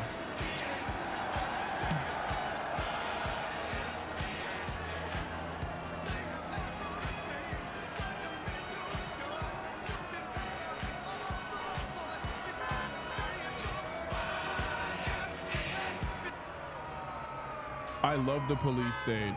Please keep being insanely fucking violent.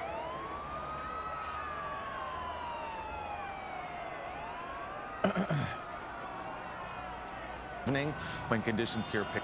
More cop insanity. I wonder if the Attorney General or XUC are equally outraged by this one. Yeah, LAPD breaking someone's back window is a treat. I also saw the video of LAPD breaking their own car as well.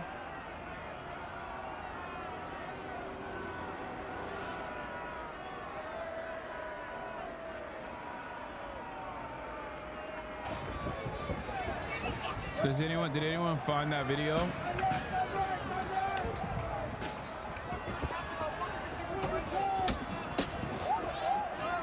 Yeah, you hear that they broke the window of the car.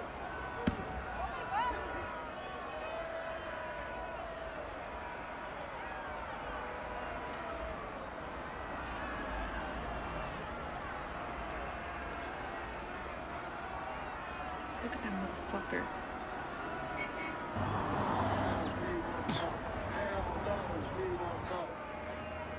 As a little treat, dude. Yeah, they were handing out. Is socialism or barbarism? Thank you for the 20 gifted subs. They were handing out people. They were handing out water bottles to people. Oh, here's the other one. This is no, not this one. No. Do you guys have the video of the cop breaking his own cruiser's?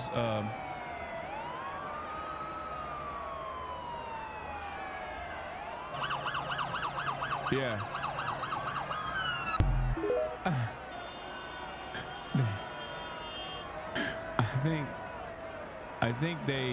I think they just want a new cruiser. You know what I mean? I think they just wanted a new cruiser. It's like old.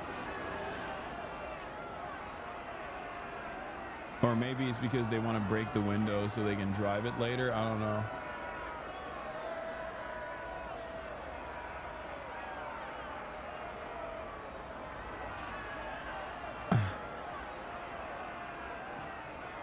It's most likely because it's already broken, so they want to see through the window if they can even drive it. But it is pretty funny. Or they could have just been like, oops, this cruiser broke, guess I gotta get a new one. You know, I can see that. Picked up about 50 people, according to police, were arrested. Overnight, police clashed with pockets of protesters in downtown LA, some throwing flares and fireworks as officers moved to break up the crowds. Nearby, this car caught fire. Earlier, groups of demonstrators faced off against National Guard troops protecting the federal building downtown. This is really a remarkable scene here in downtown LA. You have the LAPD out in a show of force. They're trying to squeeze the protesters out of the heart of the city ahead of nightfall. And amid the tensions between protesters and local law enforcement, 700 Marines are expected in the city, along with the 4,000 National Guard troops deployed by President Trump. The introduction of federal military personnel without direct coordination creates logistical challenges and risks confusion during critical incidents.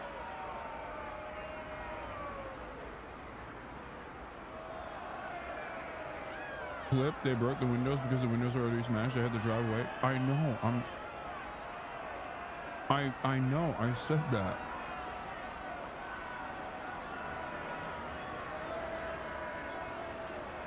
What the fuck?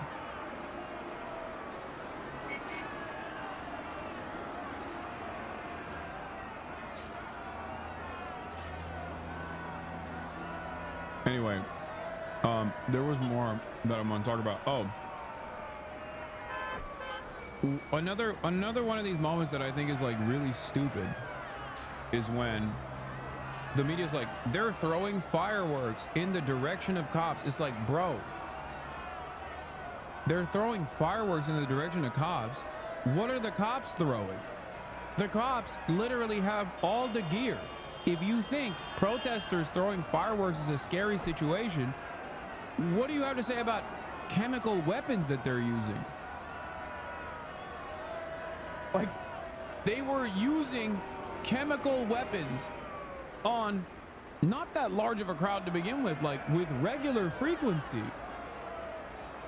So please, for the love of God, have a little bit of parity here, even though there should be no parity, because there's no parity between a crowd of protesters and the militant police, like the militarized, heavily militarized police force.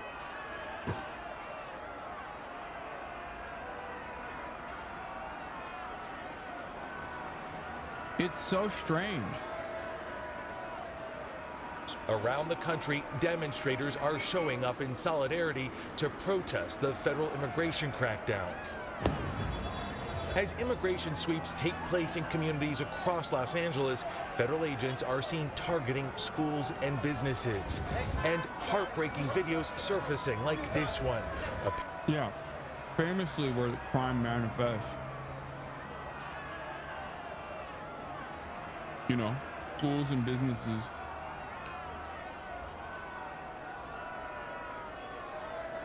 When I'm trying to find like rapist criminal migrants that I've fantasized about, I think of the normal places that migrants exist, you know, schools and businesses.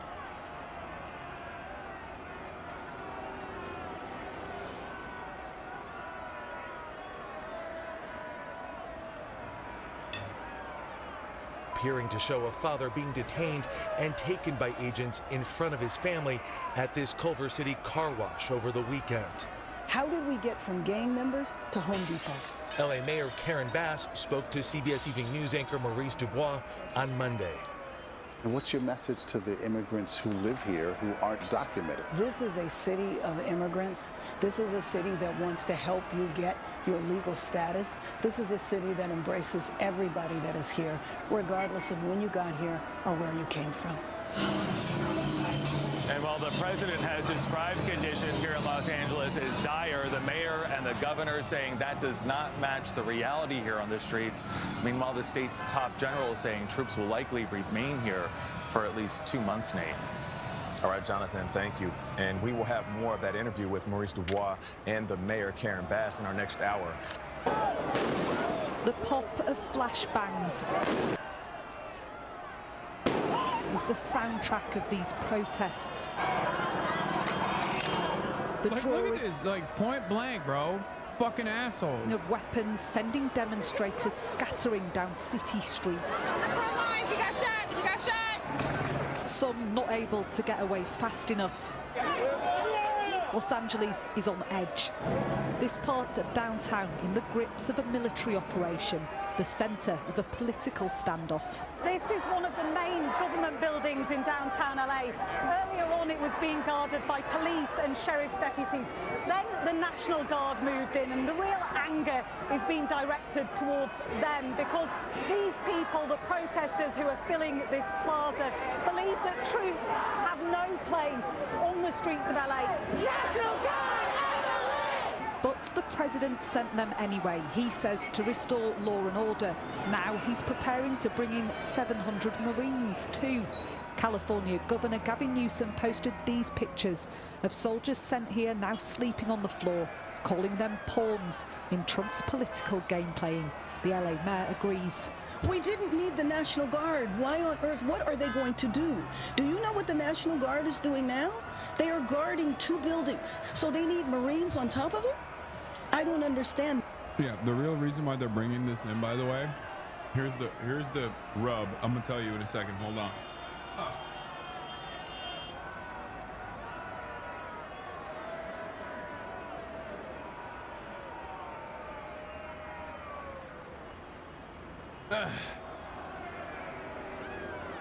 What's taking place right now in Los Angeles is not about the fucking protests. Okay, there's a couple different reasons why they're doing this. Number one,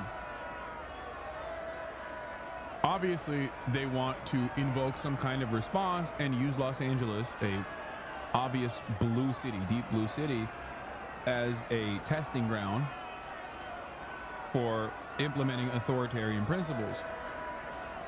They are testing the reaction from the public and then using the public reaction that they created after some of these ICE raids were conducted to create just cause for military intervention. But the actual additional reason for military deployment here is not because of the protests. Everybody understands that, I hope. I hope you understand that as well. They don't want to get the Marines to shoot Los Angelinos yet. What they want to do, however, is offer military support to federal agencies like ICE when they are conducting the raids, because they know that right now everyone is on high alert. Everyone's on high alert. So if ICE were to conduct like a massive dragnet campaign like they did at the inception point of this kind of resistance, they would be met with tremendous response from the community. Okay? People would show up in massive numbers, and ICE would perhaps not be able to successfully conduct said raid. They don't have enough manpower, and they're pussies. So what they want to do is use the military to defend ICE. Use the federalized National Guard to defend ICE as they are conducting those operations. Because within the confines, within the legal confines of LBJ deploying the National Guard to defend the protesters, I believe there were still federal envoys in those protests as well, right? Federal government officials in those protests as well. So there was just cause for the state National Guard to be deployed and become federalized, just like those federal agents, like ICE agents, are still federal agents. What is happening? Is there actually a big F? What's going on? Those dipshits are sleeping on concrete for $30K a year while the pigs next to them are sleeping cozy with their fat union checks and pensions. I'll be so salty about being there. Yeah, but that salt actually reflects a more militant response, I think. That's what I was joking about yesterday when I was like, these guys seem really angry, and that's probably because they don't get a fucking good night's sleep because they're sleeping on concrete, you know? Anyway, let's keep going. That's why I feel like we are part of an experiment. In some pockets, police outnumbered the public. Crowd control explosions are being deployed from the rooftops of the federal buildings surrounding this plaza, a bid by law enforcement to disperse some of the protesters here. Many of those gathering are first and second generation immigrants. They're furious about raids that took place in LA last week. Dozens of immigrants were rounded up in the garment district, an area packed with clothing wholesalers. Brianna's dad was among them. He'd lived here illegally for over 10 years. My father got deported 2 days ago. Unfortunately, he wasn't here to celebrate my birthday. So I'm here protesting for him and two of my uncles that were deported. So I stand here today for my family to get free and get freedom for everyone else who was affected. Everyone says LA is an immigrant city, and it is. You go to Chinese restaurants, they have Hispanic workers in the back. You know, you go to the clothing companies, they have Hispanics working. Like, this is our city, and we have to stand here and defend it. As dusk fell, the crowds thinned. Demonstrators backed into a corner of downtown LA known as Little Tokyo. A city known for its sporting prowess, for multiculturalism and a long history of resistance movements. This is not my Little Tokyo. Mark Kellner, Sky News, Los Angeles. Does this make us look good internationally? Fuck no.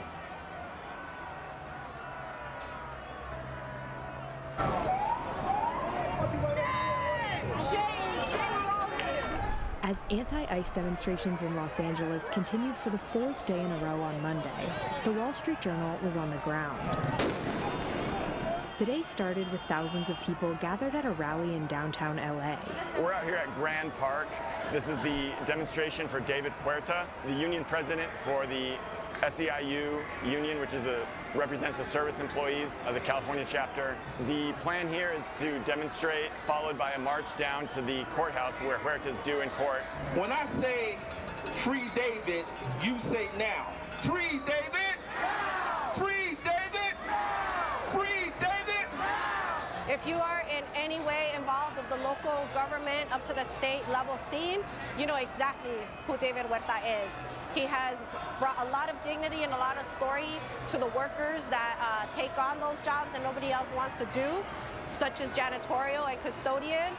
Huerta was arrested on Friday while protesting an ICE raid. He was charged with conspiracy to impede an officer. When I say freedom, you say now! Freedom! Freedom! What you see out here today in Los Angeles is working people coming together to obviously say free David Huerta and end the raids now. But I also think what you see is working people coming together to declare this is our city, our community, our country, and we are not going to be terrorized. We're going to stand up and we're going to push back and we're going to speak out. We are gathering peaceably with joy and solidarity, and I'm incredibly proud to be here today. We are the union! We are the union! The mighty, mighty union! I'm here to show that you can be a liberal and you can be a patriot, that you can be pro-immigrant and be pro-American. Who's got the power? We got the power! I'm frustrated with the local and state response because I feel like this has been politicized, not just by Trump and his administration, but also by Democrats. The fact that Democrats are telling us and tweeting, this is what Trump's doing, as if we don't know. My question in return is, what are you doing? Tell us what you're going to be actively doing to protect us. Huerta appeared in court where he was released from federal custody on a $50,000 bond and told to surrender his passport. The U.S. military announced that roughly 700 Marines were being mobilized to Los Angeles, the first time in more than 3 decades that Marines have been sent into a U.S. city to address civil unrest. Trump administration officials say the move is to protect federal workers and buildings. California Governor Newsom called the move a blatant abuse of power in a post on X. As the day went on, tensions between the protesters and law enforcement, including the National Guard, began to escalate. We are here on the corner of Los Angeles and Temple Street, what is now the heart of the protest today. And we had an hours-long standoff between protesters, the National Guard, and the sheriffs in front of this federal building here. The protest at this moment has significantly ramped up over the last 20 minutes or so. It follows, a day of much calmer protest than yesterday. Certainly you can hear those flash grenades. The National Guard and Sheriff's Office pushing this way.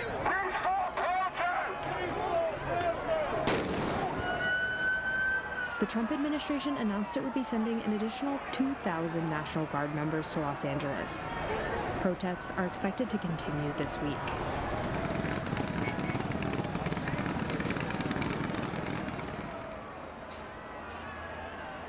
Thieves are exploiting the state of unrest to vandalize and loot downtown LA businesses. Let's go to Gigi Garcia live downtown where numerous businesses have been hit. Gigi. You know, Bob and Brooke, earlier we were at the Apple store. We were at the Adidas store. Both. Here we are. Here it is. There it is, dude. Ah, the vicious loading. Both of them looted the glass. Fuck the local news, man. I fucking hate local news, yo. Even my boy, Alex has been going crazy mode, okay? Shattered, a lot of things stolen, and they're big companies. They'll take a hit, but it is the small, the mom and pop businesses that have also been looted that are heartbreaking. Joining me now live, Nimat, his daughter Sheila. They've been in the jewelry business, Nathan's Jewelers, since 1987 here on South Hill, and we're going to show you the shattered glass in just a moment. Nimat, I mean, you have tears in your eyes. Yeah. Of what they've done to your business. What they done to my business? I don't know. I have to go inside see what's going on. I don't know what they done to business. Right, but you were telling me that why take out whatever issues people have on you, a small business owner? Not only me. There's a lot of people. There is so many people. How does this affect you? Very bad. That it is 1 week is a riot, and people of the transgender or other things, and they close the business, and nobody can come inside. Another day something else. Another day something else. Why they bring them to downtown? Why these people come to downtown? They go to somewhere out of the city limits, and they scream at what they want to do. Why they come here? And why did they affect a small business owner? Sheila, your dad worked so hard, and he was telling me, and he had tears in his eyes earlier, that, you know, the store now, you still have to see the damage done inside. This is a jewelry mart, and we also have video of other stores that were looted overnight. There were reports, Sheila, of up to 100 looters at a time at a jewelry business. Crazy. Very crazy, very sad, very terrible. And your dad works really hard. I'm sure you work really hard too. This is a small family-owned business, and there's no insurance. No. Bro, they are literally, the media are such fucking sharks. I swear to God. Look, obviously, this kind of shit is completely fucking unacceptable, okay? There are opportunists around that take advantage of, like, the destabilization that's taking place. Wait, they said trans looters? What? Other things, and they close the. That it is 1 week is a riot, and people of the transgender or other things, and they close the business, and nobody can come inside. Another day something else. Another day something else. Why they bring them to downtown? Why these people come to downtown? They go to somewhere out of the city limits, and they scream at what they want to do. Why they come here? And why did they affect a small business owner? Sheila, your dad worked so hard, and he was telling me, and he had tears in his eyes earlier, that, you know, the store now, I mean this in the nicest way possible, because I don't believe in a mandate to speak English in America, but I feel the conservatives would think this guy needs to be deported too. Yeah. Oh, 100%. Still have to see the damage done inside. This is a jewelry. The conservatives would then also simultaneously point to how he's transphobic as a reason for why he must be deported. Because remember, conservatives hate when, like, brown people exhibit the same conservatism. This lady is such a fucking vicious little shark here, okay? You hate them, right? You hate the protesters, right? I mean, what is this doing, right? It's actually... it's illegals, right? Or it's transgenders. Wow, it's transgender illegals, actually. They're just angry that they're not getting bottom surgery after coming here from Guatemala to invade.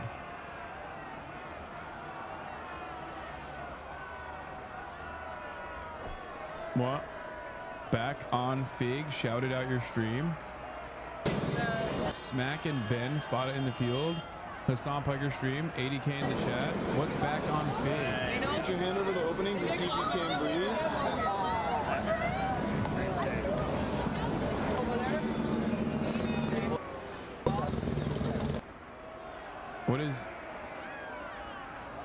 What is back on Fig?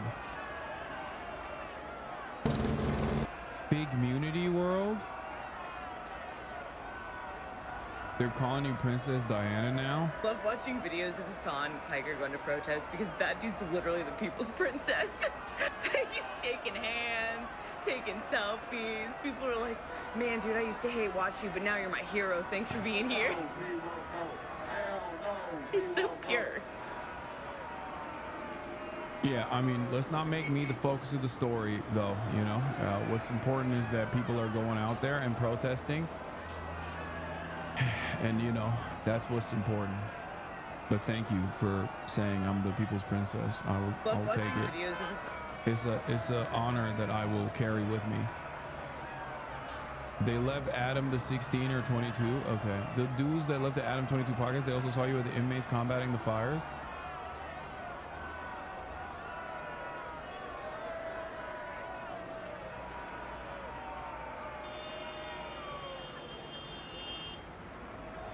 Have you seen this one yet? What is this? That's Hassan Piker, girl. That's my man. Yes. Period. Oh, not you, girl. He like the twinks. Except Marge is like a twink. I got fucking period. God damn, he is big in person, girl. Look at them boots, honey. Girl, that ass. Top or bottom, you think? Girl. Top or bottom? Hassan Pike me. As if it's serious.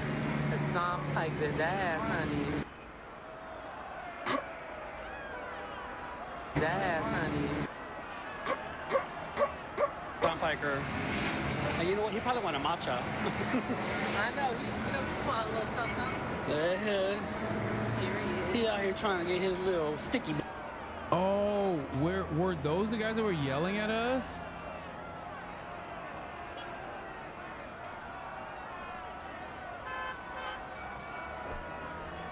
We couldn't tell what was going on. March and I were like, are they yelling at us? Hassan, Pike me. Also, why do you walk like that? Dude, honestly, I get a little self-conscious about this, but I think it's because I have a ginormous ass. Like, I used to be really insecure about how big my ass is. Like, it is crazy. We thought they were haters. They just wanted to fuck you. Yeah, I didn't realize. But period.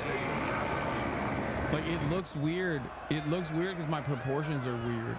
And the reason for why my proportions are weird is because, again, I have an insane ass. And it looks crazy. It looks bulbous. God damn, he is big in person. Like, I got a thing around my waist. I got my hoodie wrapped around my waist, and you can still see the dumpy shake and quake while I'm crossing the fucking street. Look at this. Look at them boots, honey. Girl, that ass. Like, I'm twerking, and I got pants on, and I got a hoodie wrapped around my booty cheeks, and you can still see the shit quake.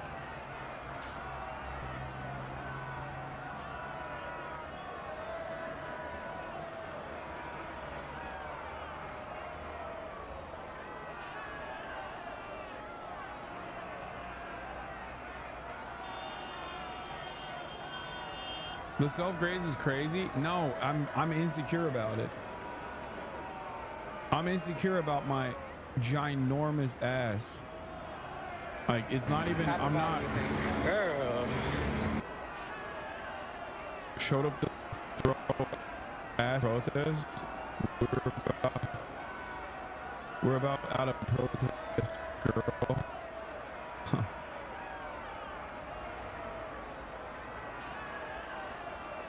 What were you talking about? Not making it about you? Okay, man, we can have a little bit of fucking fun in the process. You know what I mean? We're memeing, you know? After this, what? Uh-oh. Uh-oh. It's a little bit of baby F. Calm down. Calm down. It's back. A little bit of frame drop. Everybody fucking acts like, dude. Frame drops. Drop top. Okay? For 2.5 seconds, and chatters act like is a hard cut. Chatters act as though it's over. You know what I mean? It's like the stream ended. that an EMP was dropped. The Marines are outside of the door. They're knocking. They're gonna fucking invade my house.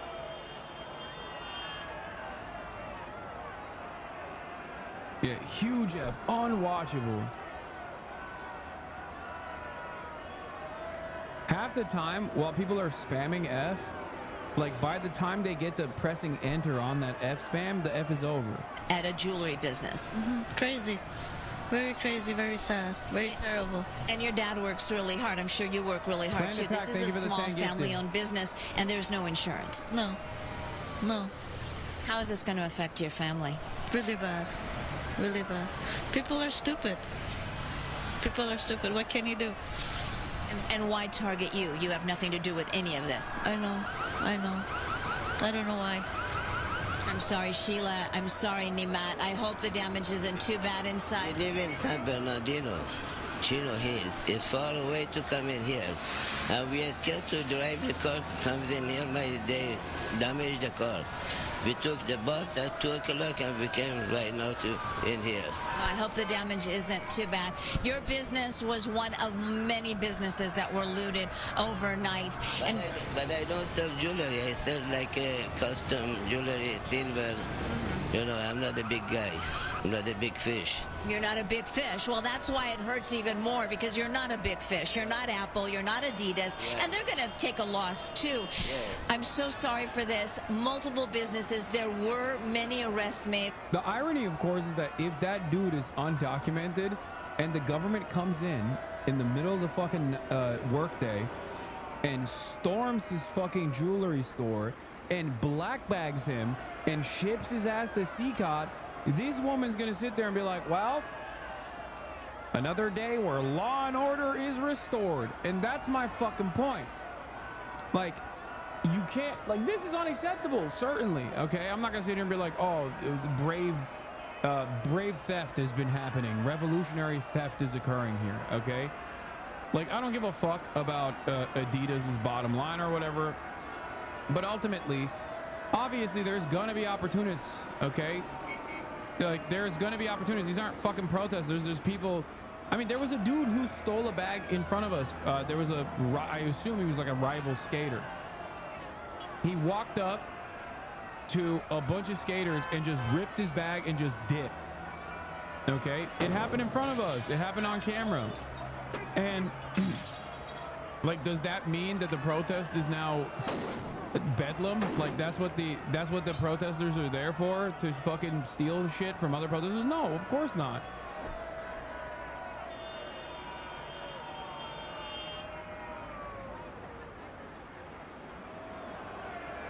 Also, there is perhaps no better example that increased militarized police presence does not stop crime. If anything, makes more chaos and makes more crime than this. There is like 10,000 fucking cops for like 400 protesters, and it turns out that didn't stop people from going in and breaking storefronts. I thought the increased police presence was supposed to create order. How'd that happen? How'd that happen? I'm shocked. I'm shocked. Let me tell you how surprised I am.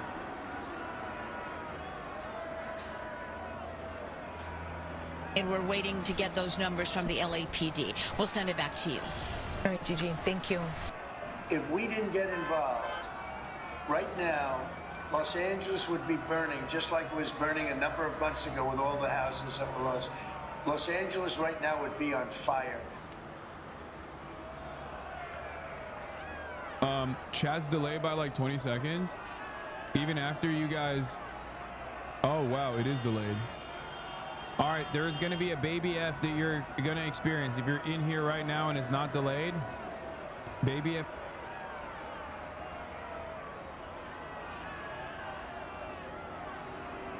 Hello.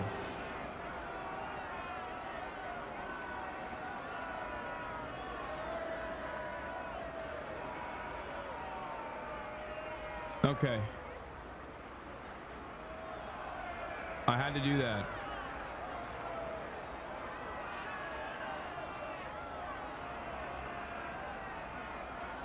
I had to do that so I can refresh. I did it twice. Sorry. We're back. We're back. We're back. We're back. We're back. No, I did it twice on accident, but the chat was really delayed. But it's fine now. Okay, let's get back to Donald Trump. Trump, National Guard will be in LA until there's no danger. Full Q&A. I suspect that the reason why he's deploying the National Guard and the reason why he is deploying the Marines is because he wants to offer aid to ICE when they conduct their raids, and partially because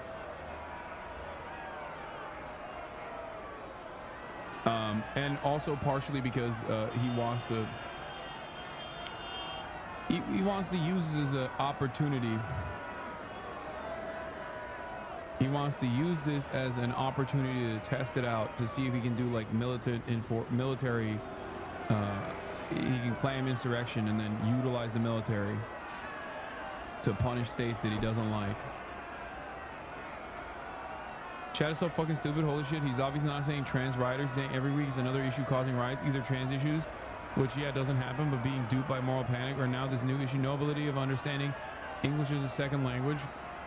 Shaking my fucking head. Listen, I feel bad about the dude whose shit got robbed, okay, by opportunists, but let's not act like he's a fucking you know, this reactionary small business owner is a beacon of fucking moral consideration. Okay, he's literally saying that when there's a pride parade, that's an issue. Okay, give me a fucking break.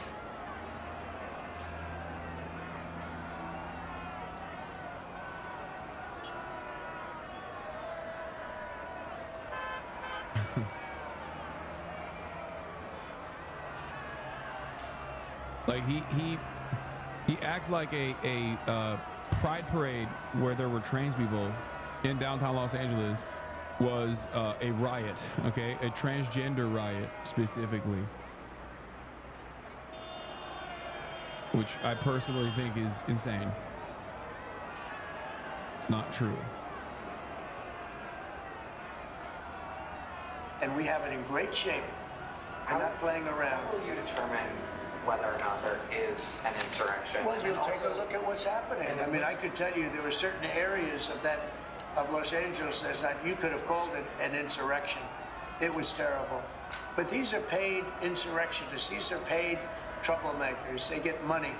And when you take a look at what they do, where they show up, and everyone's saying, what's he doing? He's pounding the curbs. This one guy's pounding the curb, breaking the curb, and handing big pieces of granite. In some cases, it's granite and concrete to other people, and they're running out with it. And then we watch the other people, and they try and throw it into the face of the soldiers, throw it into the face of the police, and they hurt some people very badly. They go up. Yeah, these are paid protesters. They're Hamas. They're foreigners. It's a foreign invasion. It's a foreign invasion that's taking place on U.S. soil. We have to use the military. Also, it's good that we use the military because the military itself... Wait, what is happening? Are there still frames dropping or something? What the fuck is going on? I'm getting so pissed.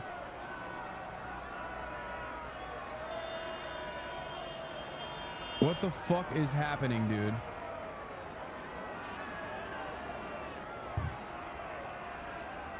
Chat, I need to test out the delay. Press 1 if the chat is delayed.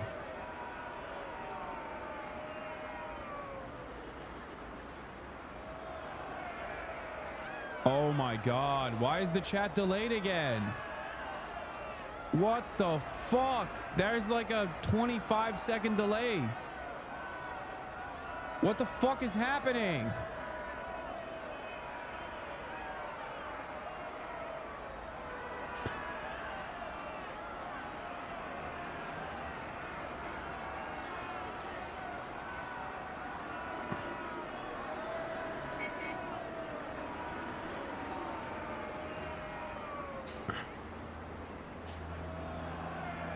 Hold on, I usually press fix ingest and the delays go away, but Right now, 3 to 5 minutes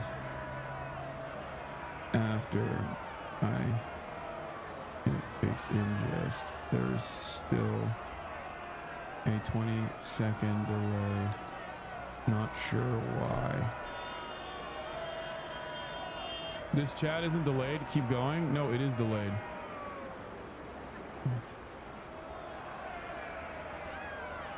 On bridges, they drop it down on the cars as the cars are moving. They're not breaking the curb because they're doing a demolition service. They're breaking it to hand out to people as a weapon. It's bad stuff. I've never seen that before. Mr. President, how soon do you want to see FEMA eliminated?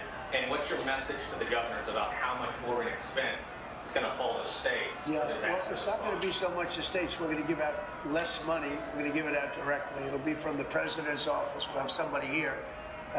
Could be Homeland Security, but we're going to give it out through a method where it's given out.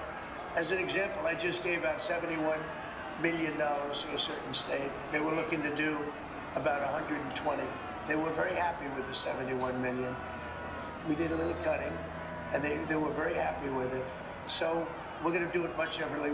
We think after this, Christy, I'd say after the hurricane season, we'll start facing. Yes, sir. Set up a FEMA council over the next couple of months. We'll be working on reforms and what FEMA will look like in the future as a different agency, as under the Department of Homeland Security, to the President's vision, and it will empower governors to go out and respond to emergency situations, and that what the President does best is to make sure that the taxpayers are only fulfilling the need to which is appropriate, and that people are responsible to respond to their own people closest to home. So if a certain state, as an example, gets hit by a hurricane or tornado, that's what the governor, governor should be able to handle it. And frankly, if they can handle it, the aftermath, then maybe they shouldn't be governor. And Mr. President, when is the last time you spoke with Governor Newsom?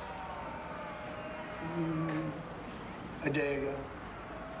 Called him up to tell him, got to do a better job. He's doing a bad job, causing a lot of death and a lot of potential death. If we didn't send out the National Guard, and last time we gave them a little additional help, you would have, Los Angeles would be burning right now. Los Angeles would be... Dude, that's such a fucking crazy lie. Because...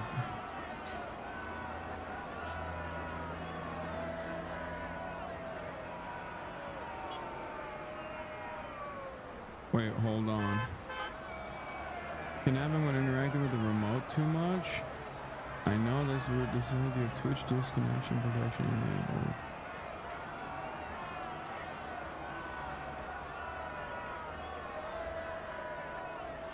He's claiming that fucking Los Angeles is on fire. It is not on fire at all.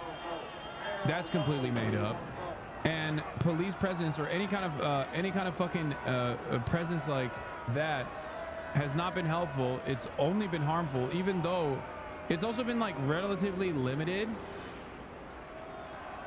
It's been somewhat limited as far as like what the National Guard can even do. They all they can do is just like sit around in the fucking federal agencies inside of the federal buildings and just, I guess, take pot shots.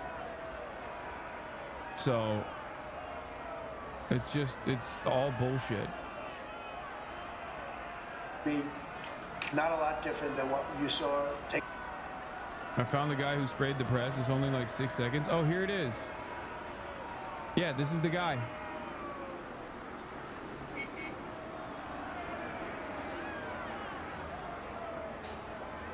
Yeah.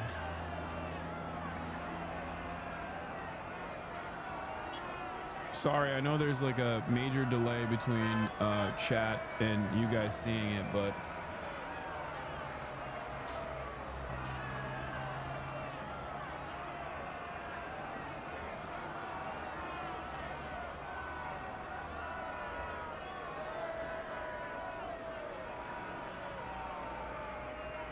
I thought that this guy was like, I thought it was a fire extinguisher at first, but yeah, there's like a 10 to 12 second delay here and there's not really anything we can do. Wait, disconnect protection. Oh, it is on. Display a temporary visual for viewers for 90 seconds while you troubleshoot and reconnect.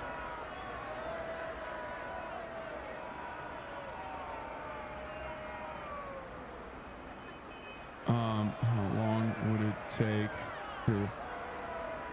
Is it 1 second or like 30 seconds? So was the guy a cop? No, he's an undercover plainclothes officer.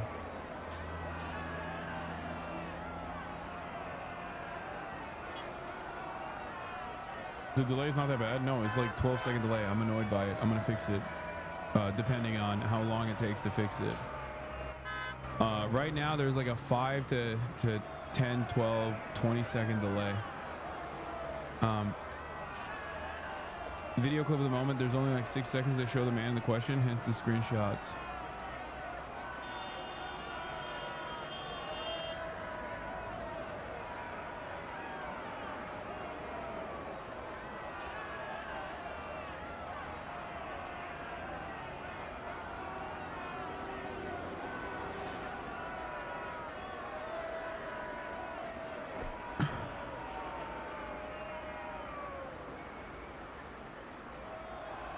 Just as general information, what should states like Tien or the South in general do when protests aren't happening? I don't know. There's always something happening. You can inform your family members, you can organize in your communities, you can do your own protests. The bloodlust is crazy. Yeah, so many fucking freaks. So many freaks are basically fantasizing about like the US Marines coming in and killing all these like Los Angelinos. And would you be shocked if I were to tell you that a lot of those fucking freaks are actually the Gadsden flag bearers? You know? Would you be surprised? Would you be surprised to know that all of those people who are like, we're resisting against a tyrannical state, are the ones who are now celebrating the prospect of like US Marines killing protesters in the state of California? Just a nuisance from their perspective. Anyway, listen, there's going to be a 30-second F. I don't want you guys to freak out. And then we're going to go to the National Guard and the counter protests that are taking place. But for the time being, I'm going to, there's going to be a 50-second F, or not 50, 30-second F. Okay? Don't freak out.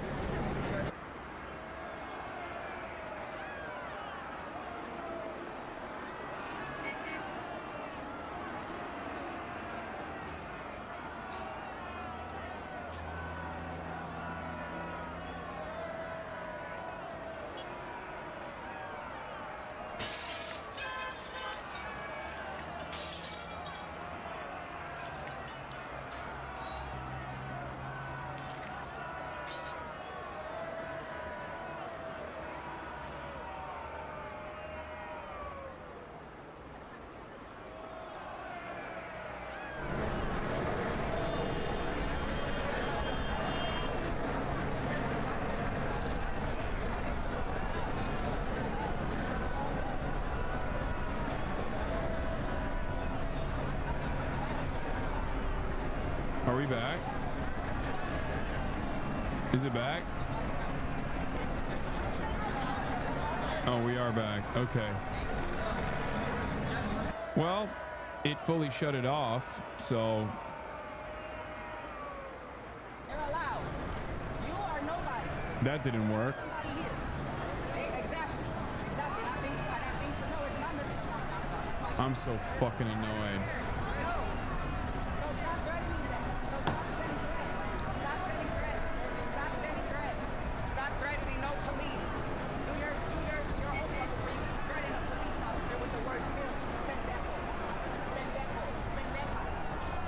Just refresh. Twitch is the worst company on the planet. Unbelievable.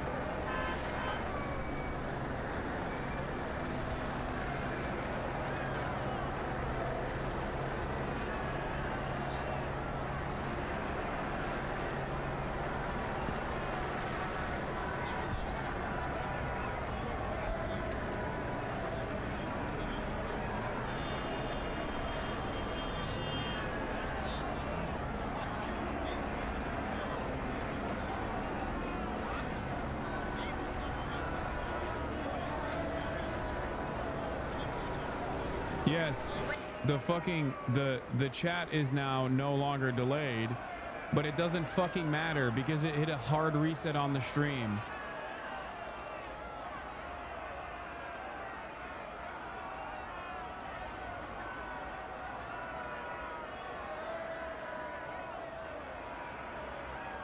There's nothing, I don't know what this says about me personally, about my personality, but there's nothing I fucking despise more than shit breaking completely outside of my control. You know what I mean? There's literally nothing I can do here, okay? If you can't see the stream, refresh.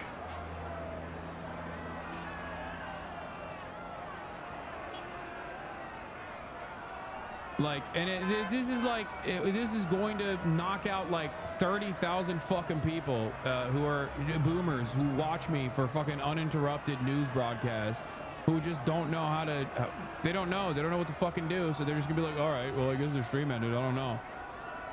You know what I mean? It's so fucking annoying.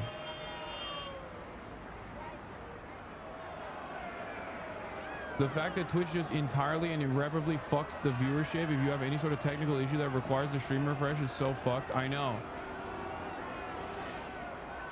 Fucking live stream software, live stream broadcast. The app says you're not live. It's fucking stupid. You're showing as offline and I straight up can't get your stream on mobile. It shows will stream instead. Wait, what? What the fuck is going on with this stupid fucking platform, dude? Fix the fucking platform, Twitch! Fuck! Oh my lord! I'm gonna lose my fucking mind. I'm gonna lose my goddamn mind.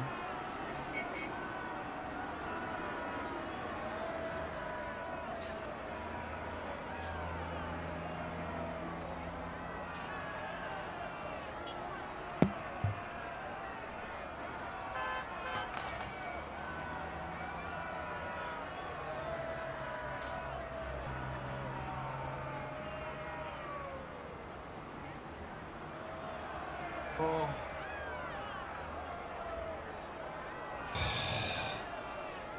It's so fucking annoying.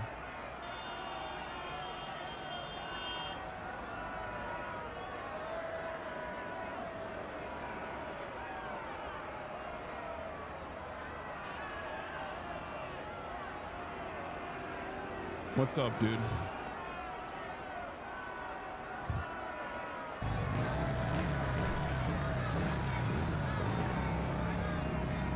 Dumbest fucking website on the planet. It's literally, it has one functionality, and that is live streams. It doesn't have a VOD capability that's appropriate. There's no way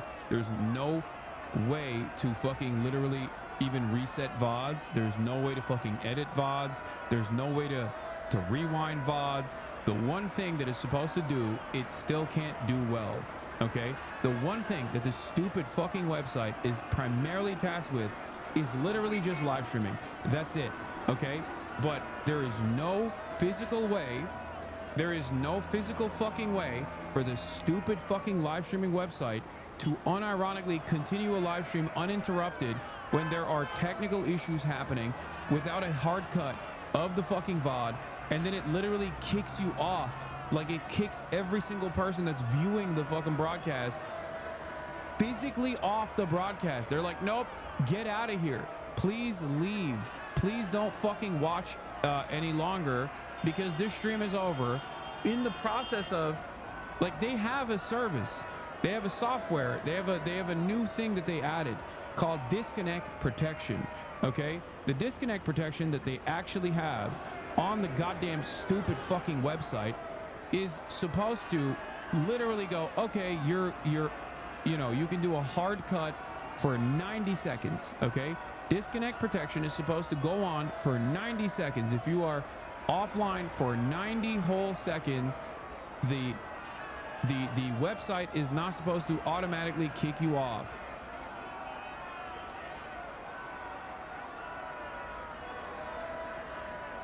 But of course, the one fucking, there's a lot of issues with Twitch, and I understand that there are a lot of fucking issues with Twitch. I get it. There's some valid, very hard to solve issues, but this is the one fucking thing. What is a PA gonna do? You gotta start multi-streaming on YouTube or hire a PA? What is a PA gonna do, chatter? What the fuck are you talking about? What the fuck is a PA supposed to do? Go to the Twitch headquarters and fix it?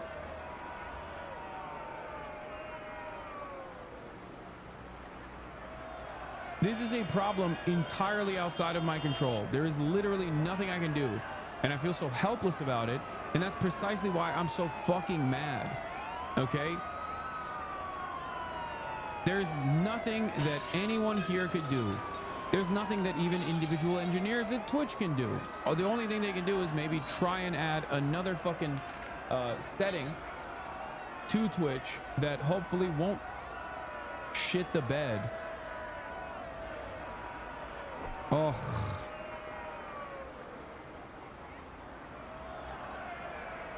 Anyway, the reason why the delays were occurring was some IRL toolkit issue. But in order to fucking fix it, they had to do a hard cut and hard reset. And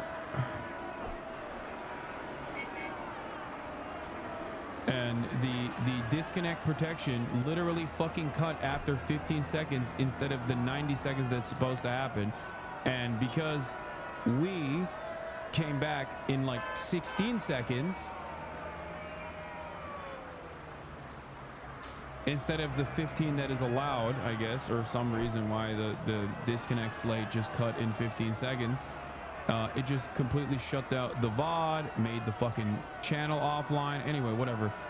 This is irrelevant to all of you. You don't give a shit because you're just in here to be like, newsman, talk about the news, newsman. I know. It doesn't matter what my fucking personal feelings are about the goddamn website that I'm on. And I'll just get back to the fucking news as newsman.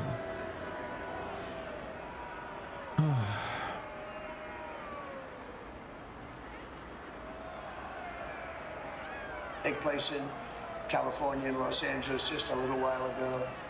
And, you know, you got to remember, we have the Olympics coming. And we don't want people looking at Los Angeles like it was, like it would have been. It would have been bad. Last night, they had total control. We didn't have the military in there, the National Guard, and then we also sent in some Marines. We had some bad people. We have people, they look in your face and they spit right in your face. They're animals. And these are paid insurrectionists. These are paid troublemakers. They're agitators. They're paid.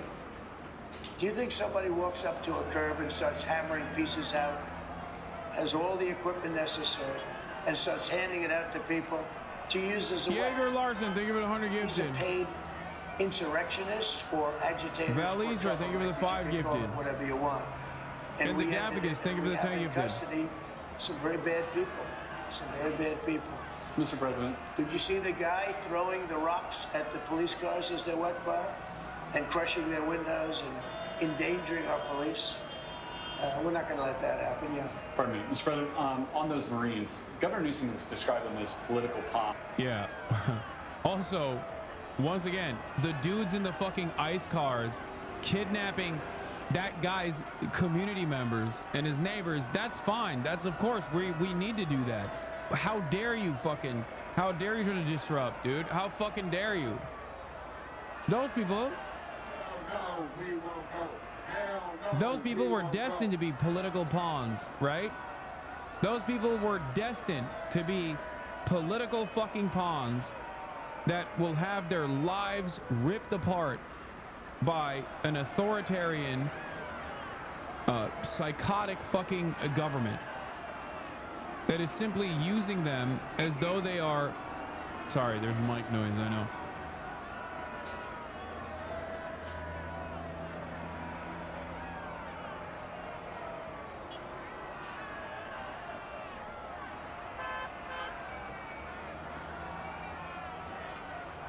Ugh, so fucking annoying. Wait, don't tell me it's effing again. That and what you see as the Marines' role, and what are their rules of engagement? All I want is safety. I just want a safe area. We have Los Angeles was under siege until we got there.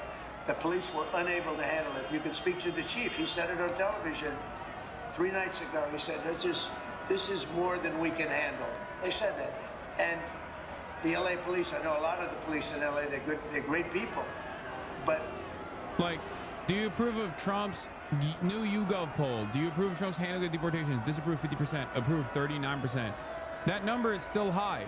Part of the reason why that number is still high is because the mass deportations have only happened in a limited fashion, and it's mostly just like impacting, you know, right now the biggest version of these mass deportations is happening in Los Angeles.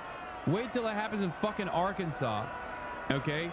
They are already working to vastly increase the deportations. The Trump administration is planning a major increase of deportations to Guantanamo, including citizens of Britain, France, and other allies. Officials said they are unlikely to inform the foreigners' home governments about the transfers. Once this starts going to Nebraska, once it starts happening, it's happening apparently today in Phoenix, is what people were saying. People are saying that it's going to start happening in Nebraska this week as well. Okay? I promise you, when it comes to your fucking neighborhood, you will not like it. Because so many people, unfortunately, are just utterly delusional about the harm that this kind of shit does. Okay? So many people are completely delusional about what mass deportations look like and what the negative consequences of mass deportations look like until it happens to them. That's it. Until it happens to their neighborhood, until it happens to their neighbor, until it happens to their loved one. That's why you have so many Latino people who fucking voted for Donald Trump. I mean, they're obviously a small part of the puzzle, but it was because they truly believed the insane message from the Trump administration. And why shouldn't they believe the insane message from the Trump administration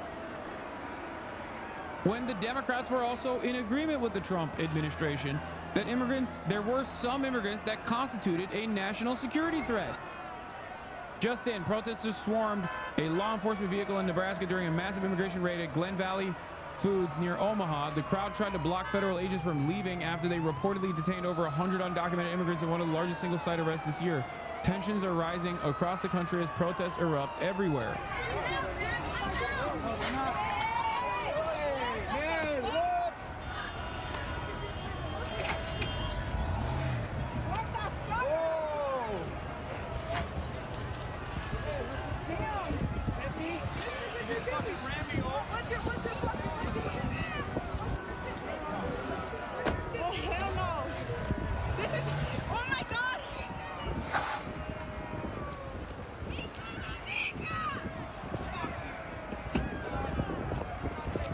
Chinga tu migra.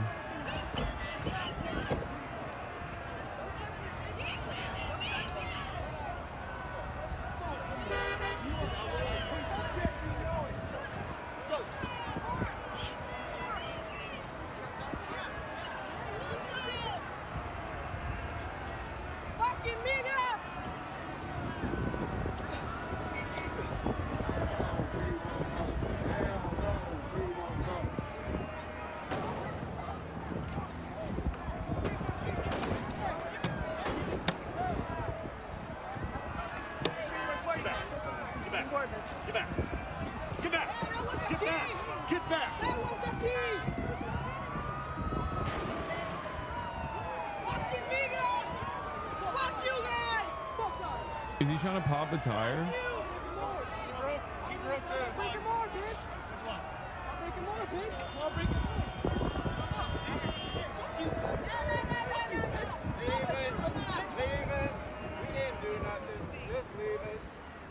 The biggest fear that these guys have is mass resistance. There's, you know, 10 people, 20 people resisting. Okay? If there's 1,000 people that are out there swarming, they are forced to fucking release the people that they are apprehending because they can't get out of that situation. And the Trump administration does not want that to happen. That's the reason why they want to deploy the military. They want to deploy the military so that they can conduct these operations, conduct these mass kidnappings with an even greater use of force than even ICE. It is completely unacceptable, especially because you have to realize why they're doing this, right? It's additionally unacceptable when you realize that the reason why they're doing this is not for any sort of discernible good reason.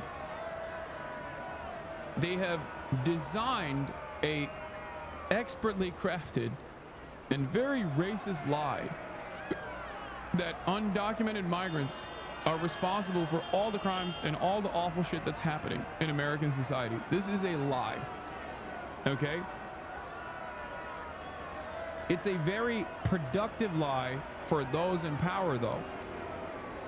Because when regular ass Americans also feel like the reason why their living standards are worse than they were maybe 10 years ago, 20 years ago, and get angry about those living standards, they have two options. Either they actually get mad at the system that has been designed this way, that's actually harming them and reducing their living standards and removing all semblance of hope from them ever reaching this American dream that they thought they would get.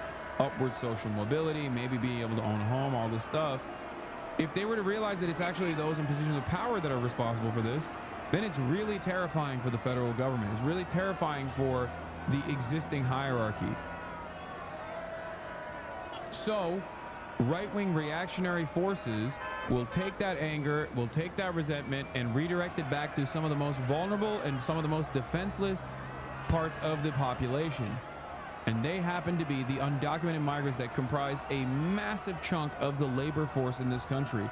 People that have been fucked over relentlessly. People that work tirelessly for a crumb of the profits that they generate for our bosses, for our capital owners. They deserve so much more. They deserve all the world. They deserve the proper paperwork. They deserve to live in this country as they have already. They deserve to live in this country free of this kind of torment. So in an effort, as material conditions worsen, as contradictions worsen, in an effort to appease the reactionary right, to make it seem like they're doing this good job, that they are actually following through on this racist agenda for all of the very loud minority racists that demand this, that openly say on Twitter, I voted for this, thank God, when they see images of fucking brown laborers like running away from a fucking job site and they're like, I cheer this on, this is good. That's who they're doing this for. They're doing this for those guys. They're not doing this for, and they're not even actually helping those guys. That's the crazy part. This is simply to make them at least feel like there is movement happening, to appease their racialized, hysterical fantasies that this country has been destroyed by brown people existing amongst them. It's leaning into their spite. It's leaning into the spite of the anger and resentment that at most like 25 to 30% of the population exhibits. It is crazy.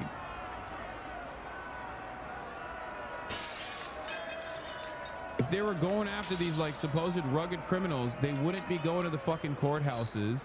They wouldn't be going to places of business. These are the people they know. These are the people that ICE already has proper documentation on, the people that they track the movements of, because those very same people are collaborating with ICE or collaborating with the federal government, cooperating with the federal government. How do they know there's an undocumented migrant working at a work site? Oh, that's right, because that undocumented migrant that is awaiting their court date to become a documented citizen, okay, is working there with the proper authorization with a tax ID that goes back to the fucking IRS. ICE is getting that information from the IRS, because remember, they lie and say that immigrants are actually lazy, or immigrants are actually fucking not working, or immigrants are actually stealing our you know, subsidies, or stealing our welfare state or whatever. They're not even able to use the amenities of the welfare state while they actually pay into said welfare state through their labor. They pay taxes, and the IRS knows exactly where they're at any given moment.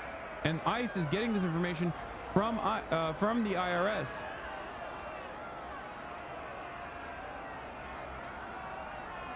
Is there evidence for this?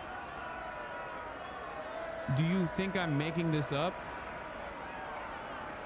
Yes, of course there's evidence for this.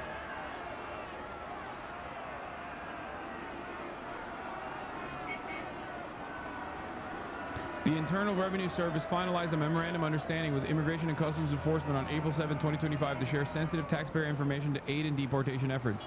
This agreement permits ICE to do the following: confirm the names, addresses, and tax data for individuals facing final orders of removal or under federal criminal investigation, including investigations for failing to leave the country after 90 days.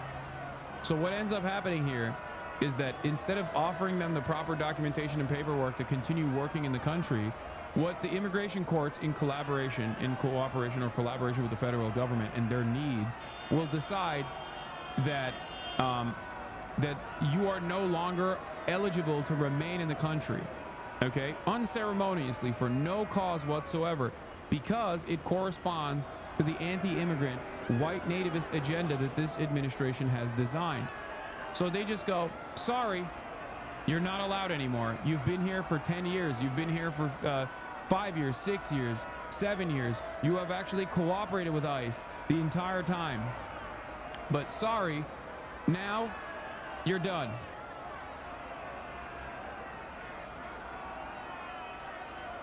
This is how it works. So these aren't the rugged criminals. These are the people who perhaps naively think that the federal government is not going to fuck them over because they're tax-paying workers that have the proper authorization to work.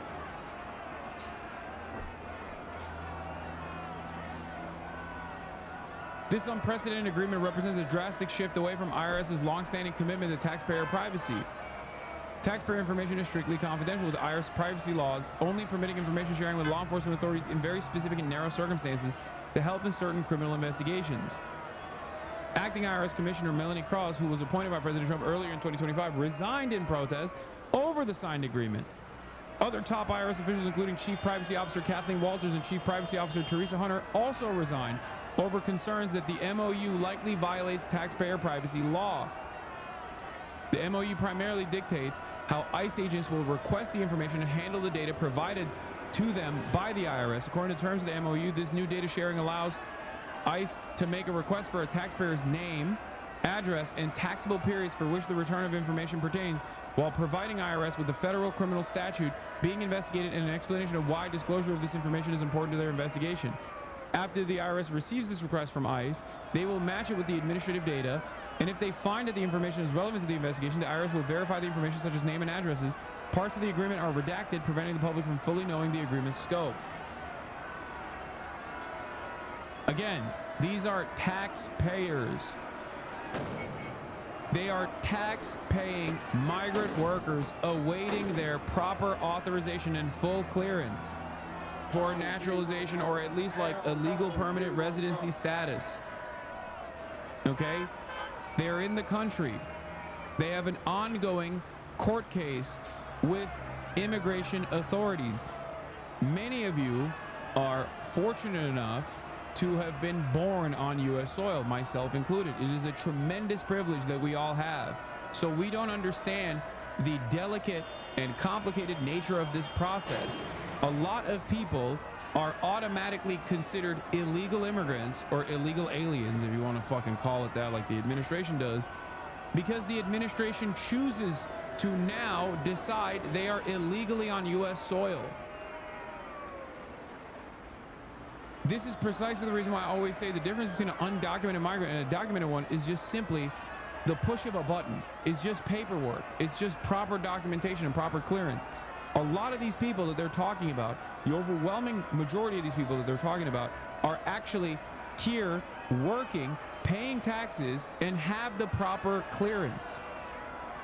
Until the administration decides we are going to send a message that we don't want any fucking black or brown people in this country, fuck them, okay? And we're going to shed the population of as many people as we can with whatever kind of ridiculous paperwork that we can throw in their direction. The reason why ICE raids have escalated in the last week is because Stephen Miller gave another directive to Kristi Noem, the Department of Homeland Security, and said, we want 5x the number of deportations. 5x. They have quotas. These people are not being removed in a lawful manner because they are rugged criminals. They are being removed from U.S. soil after living here for fucking decades at times, who are often married to an American citizen, have U.S. citizen children that were born here, that only know America as their home, and they're being removed from U.S. soil and potentially being sent to a slave labor colony because there is a quota that has been enforced by the most rabid, virulent racist, Stephen Miller.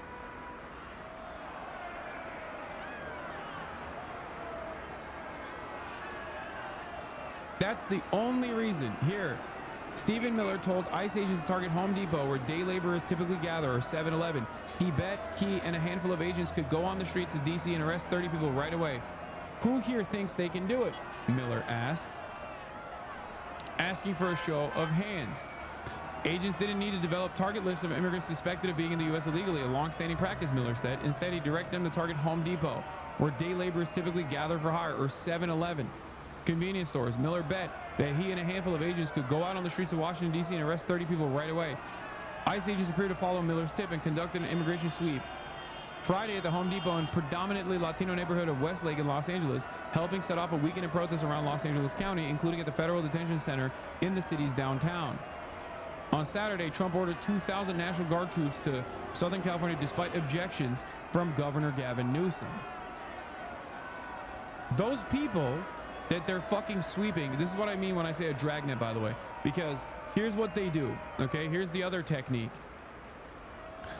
They know exactly how many migrants, both the migrants that have a removal order on them that they just got out of nowhere because the courts wanted to fucking, the courts are also obviously working in unison with the administration. Immigrant courts are not a third party that is completely removed from the administration.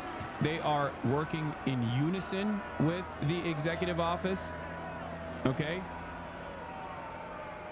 So they will either remove the, they will either change the court dates without informing the person.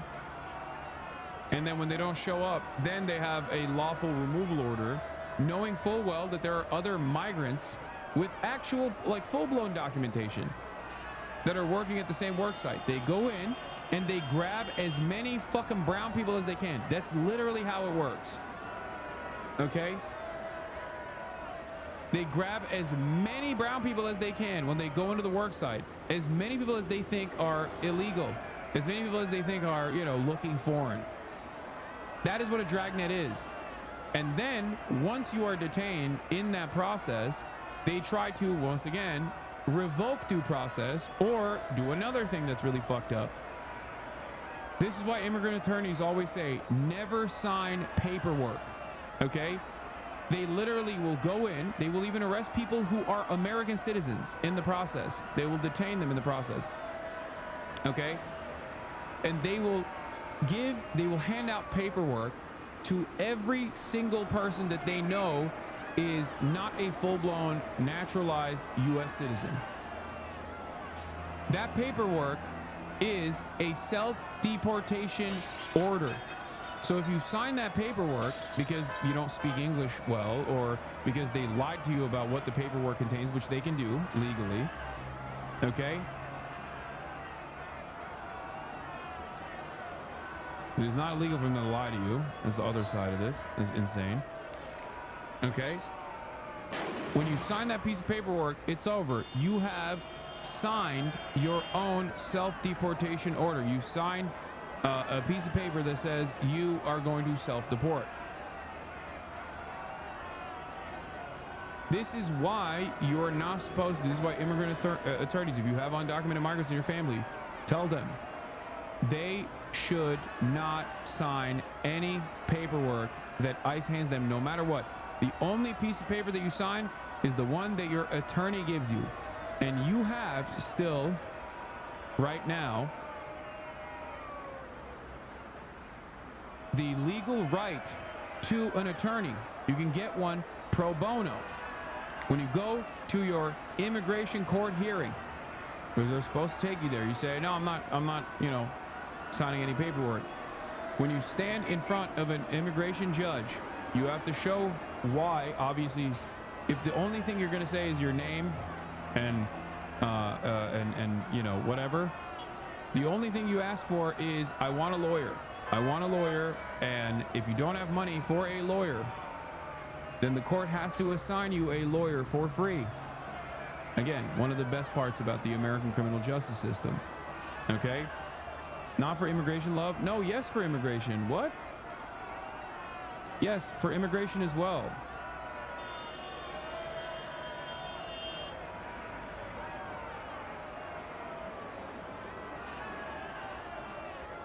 Yeah. If you're gonna sign a piece of paper, no matter what they tell you, the only thing that you should ever sign is a piece of paper that your pro bono lawyer, or the lawyer that you know, the legal counsel that you retain, to hand you that piece of paperwork. That's the only thing you should be fucking signing. Okay? This is how it works in immigration law as well, even though, no, it's not only in criminal. In immigration law, you can also get a lawyer. You can also demand a lawyer. What are you guys saying?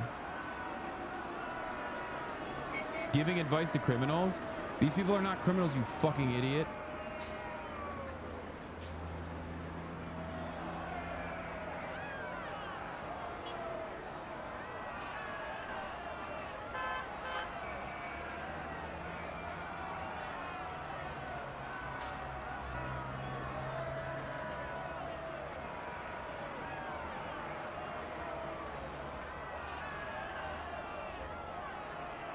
I got into an argument with a family member who kept saying over. Okay, whatever. They need to do it the right way.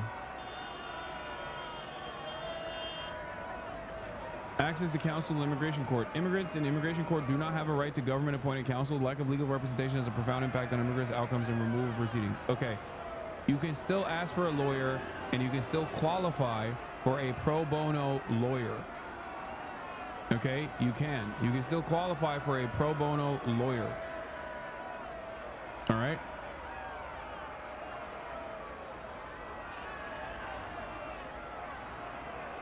State doesn't appoint immigration attorney. That's conflict of interest. Only NGOs can help out. Yes, there are plenty of fucking pro bono legal services in the forms of NGOs that actually offer this work. They offer this service. They will provide you a list of pro bono lawyers. Okay?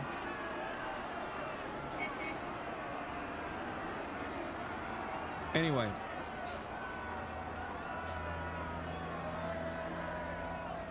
it's so funny that people are saying that it's not legal myth. If you can't afford an attorney, it will be appointed to you. Wait, what?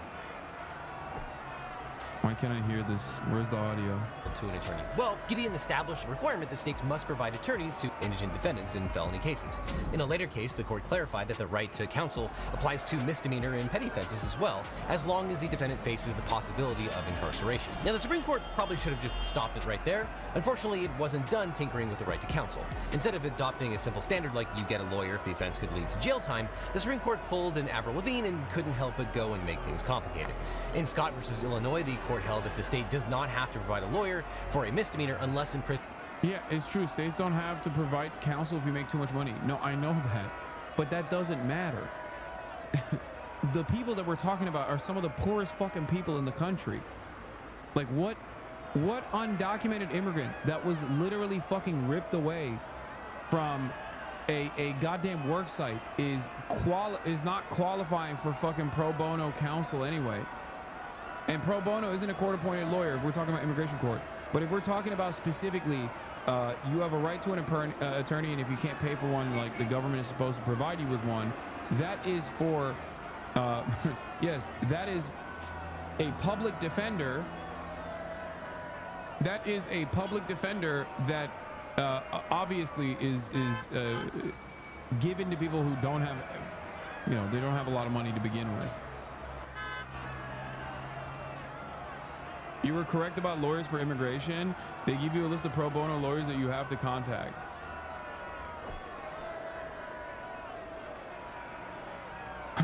Yes, know your rights when you face ICE. 1, you do not have to open the door. ICE does not have a right to enter your home without a valid warrant signed by a judge. It has to be a judicial warrant. An administrative warrant is not enough for them to fucking open the door, okay? A lot of times they say they have an administrative warrant. When they say they have an administrative warrant, that is different from a judicial warrant. A judicial warrant is signed by a fucking judge. If they have a judicial warrant, you can ask them to slip the warrant under the door with a signature from a judge. Okay? Number 2, you can ask them to leave. If they do not have a warrant and go inside your home, you can ask them to step outside and let them know you do not consent to a search. In the workplace, ICE does not have a right to enter employee-only areas without permission. Number 3, you can stay silent. The Fifth Amendment protects the right to remain silent and not to incriminate yourself. Number 4, you do not have to share your personal information. You are not obligated to provide personal information like your immigration status, place of birth, and criminal history if asked. Anything you say or do can be used against you. You should not lie.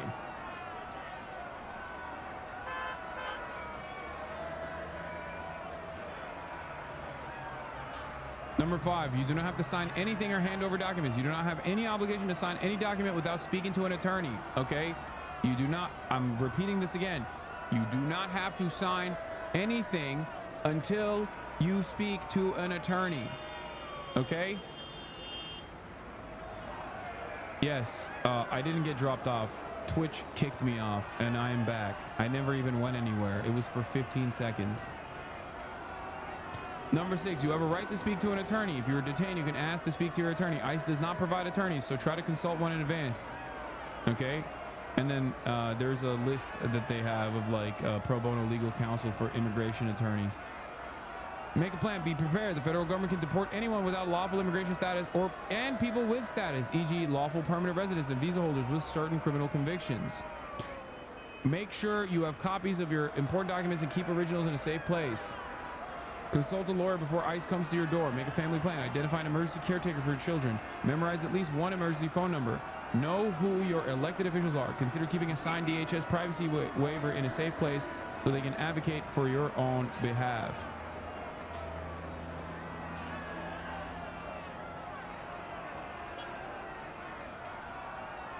Notice it does not mention the right to have counsel appointed for you. That's the distinction you're missing here. I love you, bro, but there's a difference between having a right to have an attorney. Yeah, I'm wrong. I understand that. The court does not have a legal responsibility to appoint you to a lawyer, but you do still have a right to retain legal counsel. And there are a shit ton of pro bono immigration attorneys that can do that legal counsel work for you. Okay? Yeah, that is the distinction you're missing here. I love you, bro, but there's a difference between having a right to an attorney, which means you have them present for your case for you and perhaps even appear in your stead, and the right to having an attorney appointed for you and paid for by the state.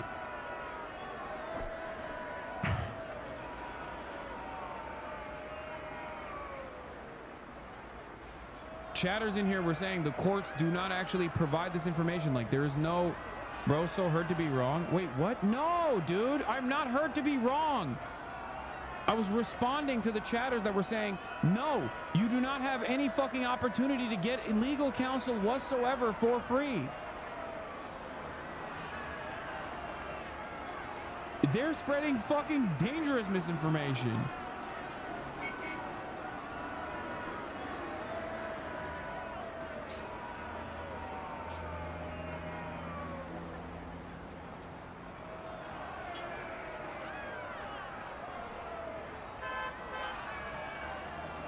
People that were claiming in the chat that there's no, you're getting one guy, boss. I know the people are so fucking stupid because this is incredibly important information.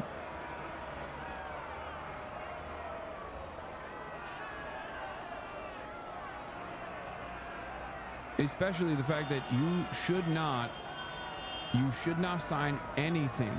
Okay, you should not sign anything unless your lawyer hands it to you, unless you're retained pro bono or paid for legal counsel hands it to you. This is an incredibly important part of this process, specifically because, as I said already, they literally will give migrants that are either awaiting their court date or migrants that are authorized to work on U.S. soil a piece of paperwork that is in English, even if they know that the person doesn't speak English, especially when they know the person doesn't speak English or doesn't speak English very well. They hand them a fucking piece of paper that quite literally is a self-deportation note. And when you sign that, not knowing what you're signing, you end up signing your own deportation. You're offering government clearance to deport you legally.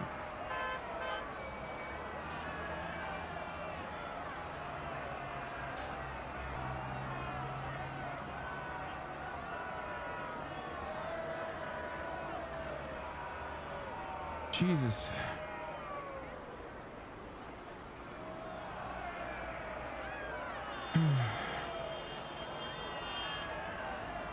Anyway.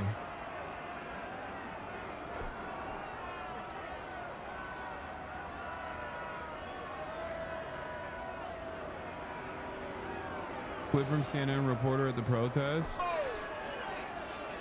Press. He's press. He's with me. He's with me. I have my verification.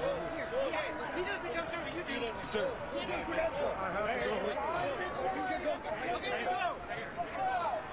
Huh. I wonder why they wouldn't let him through. Interesting. I can't seem to figure out why they would let the lady through and the cameraman through, but not that guy. Are you grabbing me? No, I didn't touch you. So wait, okay. I need you guys to go over there. So it's, you can see, Jake, it's a little chaotic. So what they're trying to do is, you guys gotta keep walking. We're gonna keep walking. We're gonna keep walking, and then I want you to take a look over here. Police. Press. He's press. He's with me. Peter Griffin paper bag test? Yeah. Live look. Crowd in downtown LA for the 5th day of anti-ICE protests. Oh shit, they're bunching up around the freeway. And of course cops are instantly fucking mobilized. No, if that's CHP or it looks like LAPD. I just want to make sure. It should be. Yeah, they're LAPD. No, California Highway Patrol. Well, yeah, that's their dark uniforms. Okay.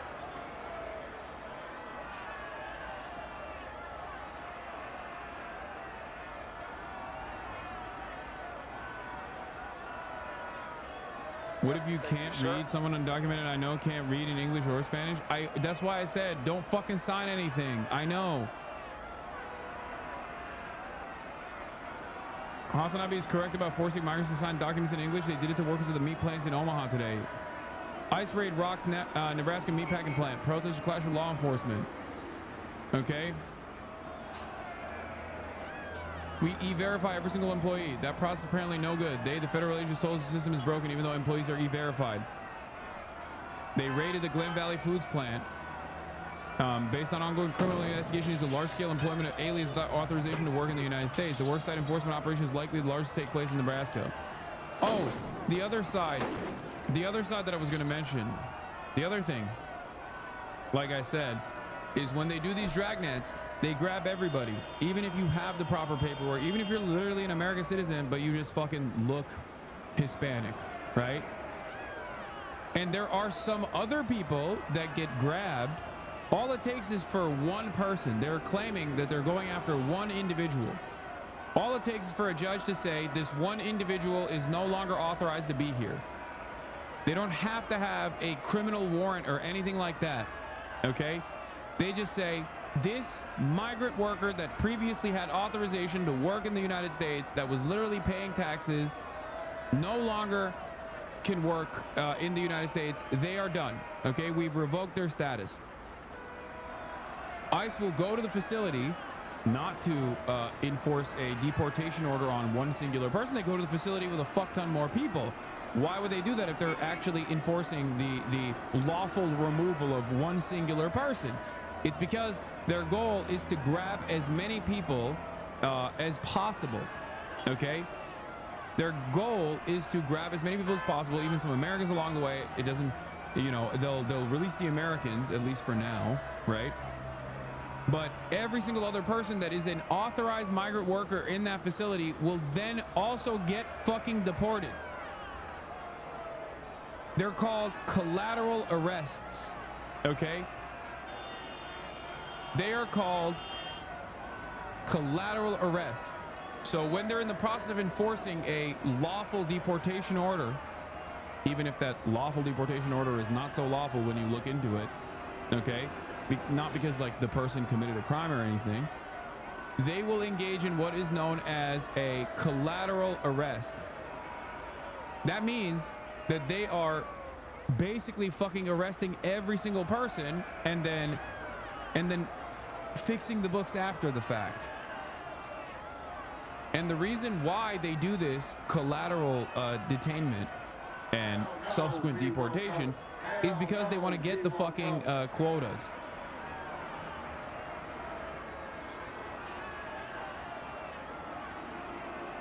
That's it. And they do a bunch of like, you know, comically evil shit as well, like truly heinous. ICE releases Honduran mother who was detained in Aurora for months after DoorDash delivery arrest. Carla Medina, who has won her asylum case, is reunited with her family. Carla Medina was released from the immigration detention facility in Aurora on Monday, almost 8 months after the Honduran mother of two was first detained while attempting to deliver a DoorDash order to Buckley Space Force Base. They order fucking delivery, and then they apprehend the person in the process of delivery because they suspect her of being undocumented. Although she and her family first sought asylum in the United States in 2023, with Medina specifically saying that she feared domestic violence and threats made by her ex-partner in Honduras, she was still locked away for 8 months.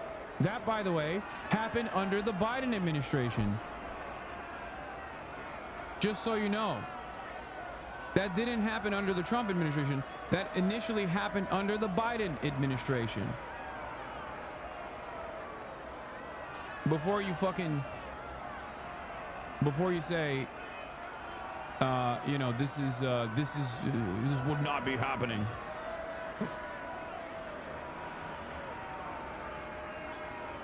"50 minutes into the stream, no, my stream shut off and restarted."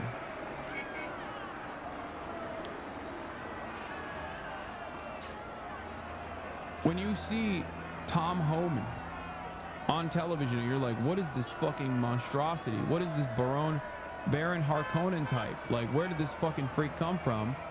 He was first introduced and appointed to ICE, or to the Department of Homeland Security, by Barack Obama, okay? Make no fucking mistake. He is Obama's creation, chat. Just so you understand, when people say like, oh, dude, CBP, sorry, Customs and Border Patrol. Well, that's under DHS, but anyway.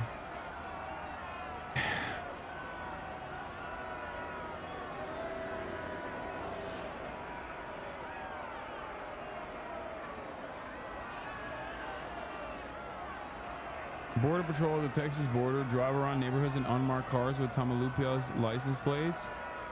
Tamaulipas license plates. The whole honey trap tactic they use at legitimate and legal USCIS appointments is so fucking sinister, completely eroding trust in the actual legal system they claim to want people to use. Why would anyone ever go to a USCIS appointment ever again? They've ruined the concept for generations to come. And I say this as someone who doesn't even agree with the need to do it the right way. Yeah. No, it's just like, in order to fucking enforce these quotas, they are literally going after the people that are the most likely to cooperate with the authorities. Like, this is another thing that I keep stressing.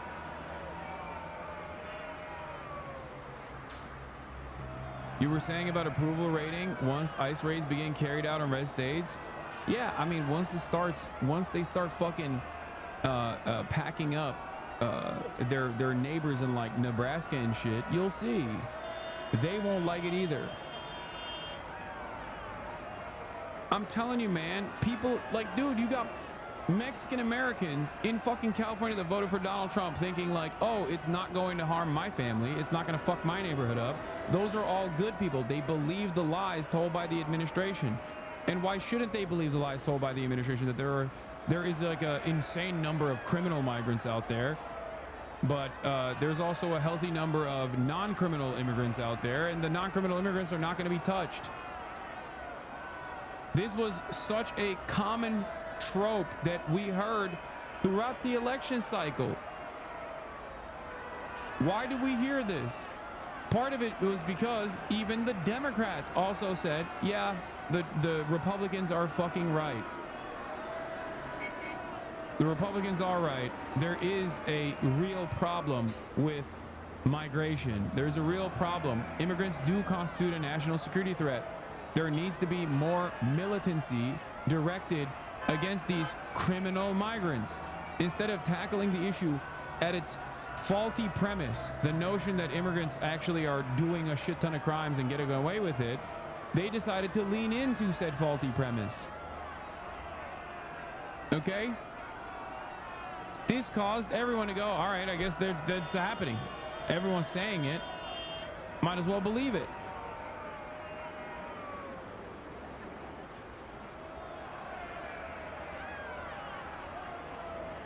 I mean, guys, I don't even know what to say at this point. Like, I drew comparisons to abortion, which is a major issue at the time and still is a major issue. People wanted to criminalize abortion until abortion was no longer unconditionally and constitutionally protected, at which point they realized, oops, maybe this is not the best fucking idea. Oh, here's the sexy man.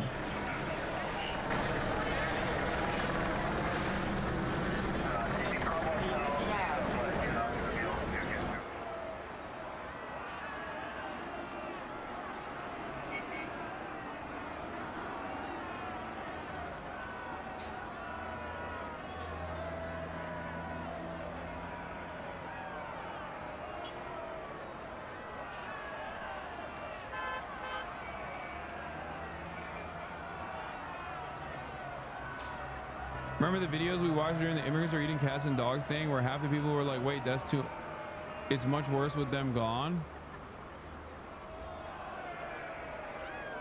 Anyway.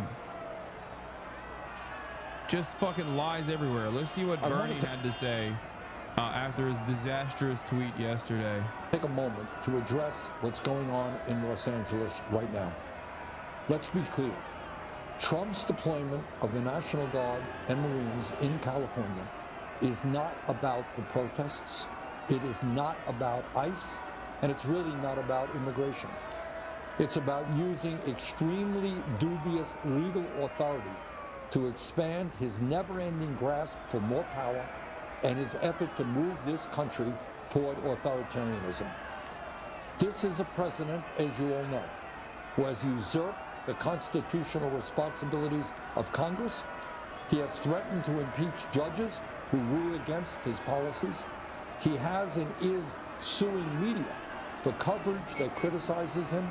He has extorted money from law firms that have represented his opponents, and he is withholding funds from universities for teaching courses he doesn't like.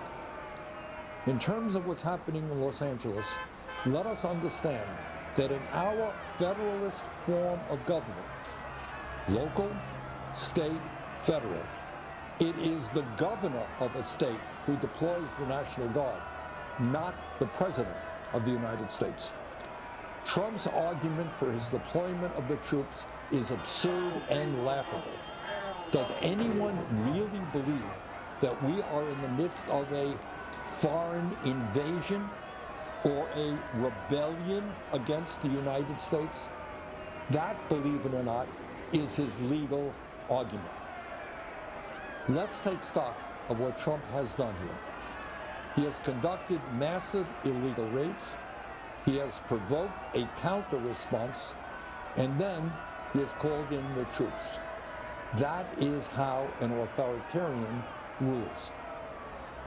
In this unprecedented moment in modern American history, it is imperative that all of us, no matter what our political views may be, stand together against the president who has little respect for the rule of law or our Constitution. I wish he would have just said this. I wish he just said this yesterday. Like, he got outflanked by Kamala, dude. If Kamala is outflanking you, you're cooked. You're totally and utterly cooked.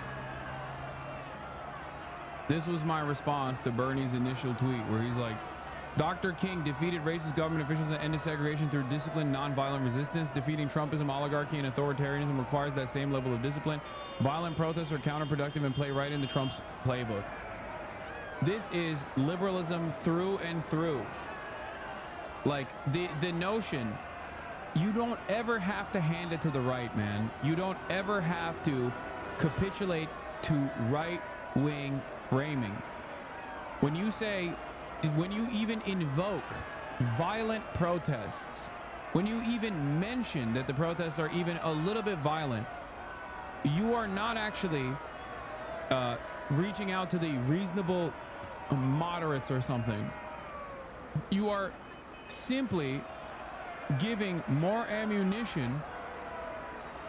You're simply giving more ammunition to the right at a time when they are looking for any reason to create a ridiculous and illegal response.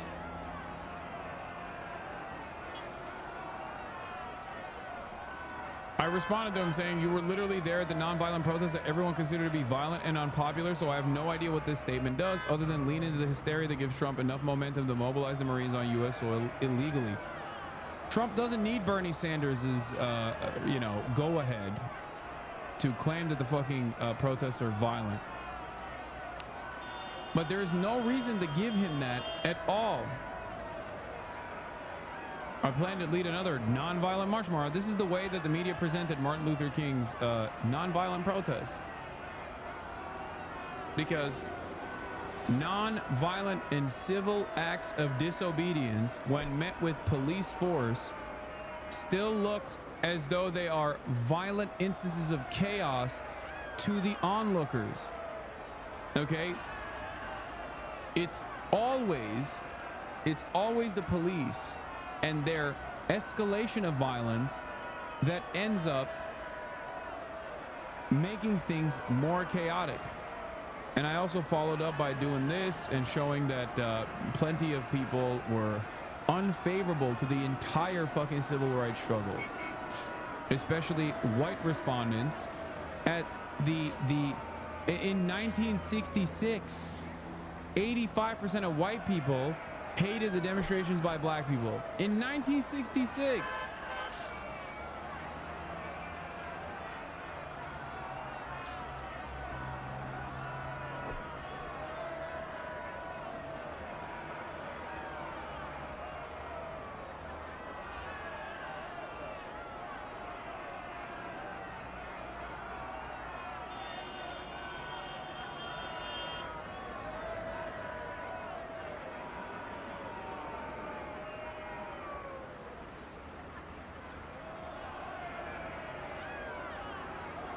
Yes, I covered the cop shooting the dude directly in the groin. What does police brutality have to do with the looting that they're doing? What does the looting have to do with the actual fucking protests?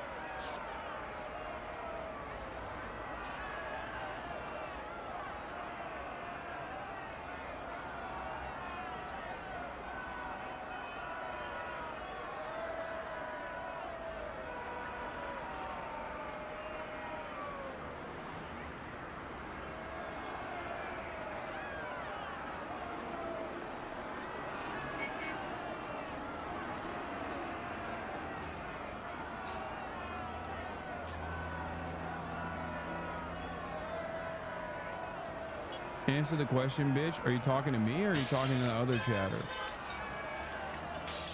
Are there gonna be fucking opportunists? Of course. Of course there are.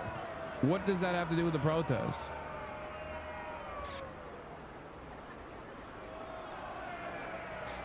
I do find it very funny that people will just be like, oh man, I was just about to fucking join in. I was just about to join in on these protests, but then I saw people looting and, you know, can't do it anymore. Oh, I was just around the corner. You know, I was driving up to the protest to join because I think it's unconscionable that people are just getting black bagged and shipped overseas for no real reason, for no good reason whatsoever. But then I saw that they burned Waymos and it's like, well, you know, can't do it. Oh, I was just about to go and protest side by side to defend my own fucking community. But then I saw that they're not waving American flags, or there isn't a sufficient number of American flags. So I just had to turn the car around, you know?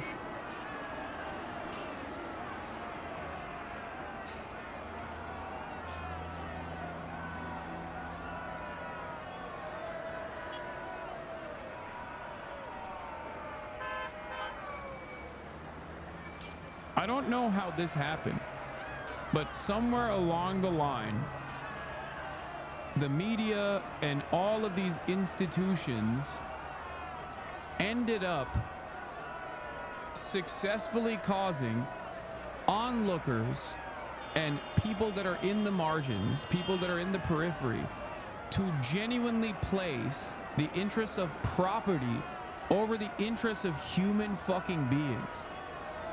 But the reason why you even care about property damage is because of its impact on human beings to begin with. You're like, well, these are random innocent people. Like, they didn't deserve to have their storefront crashed into. They didn't deserve to have their shit stolen. Now they're going to incur a financial penalty for no reason, right? That's the reason why you care about property damage. That's the reason why you should care about property damage. And it's so interesting that people literally take it one step further and they go, no, I only care about property damage. I don't give a fuck about humans.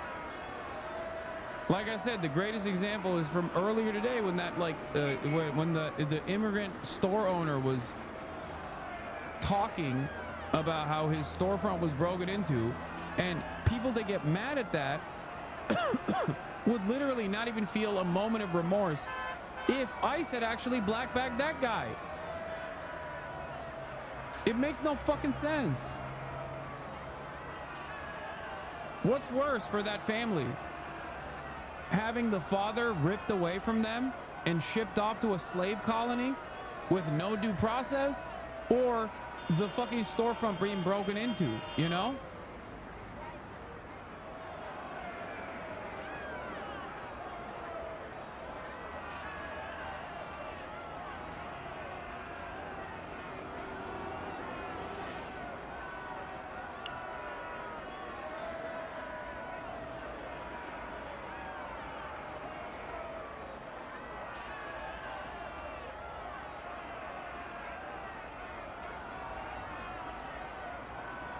That's when libs hit you with the, well, two wrongs don't make a right. No, one is a much, much larger degree of wrong.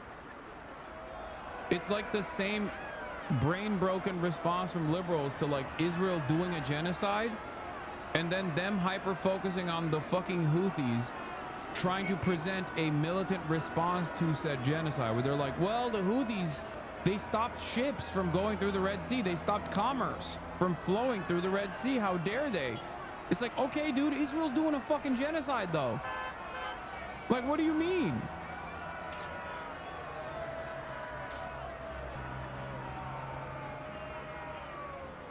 Like, one is a significantly larger evil that warrants an immediate response.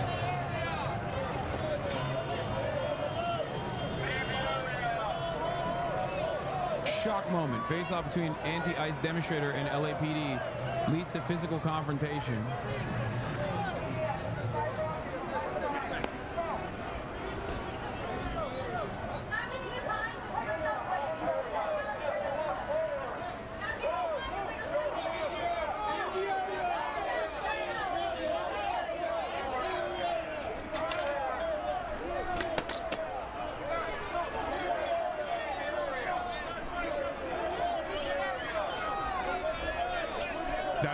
That's crazy.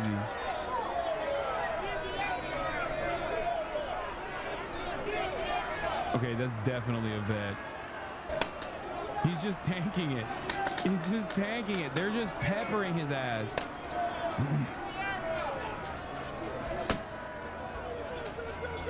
Oh, fucking Christ. As soon as he turned his back and started walking away, that's when they fucking pounced.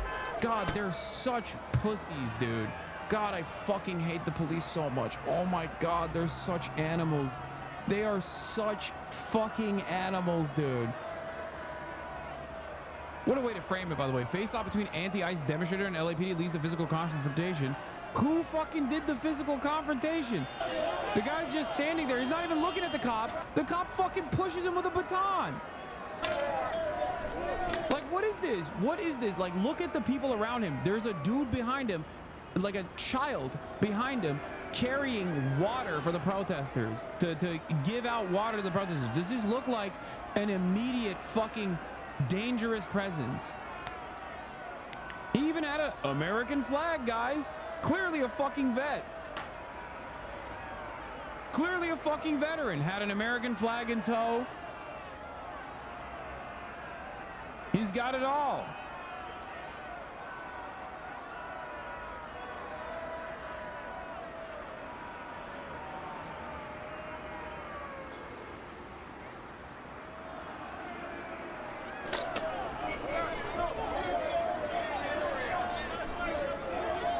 Like, I'm sorry.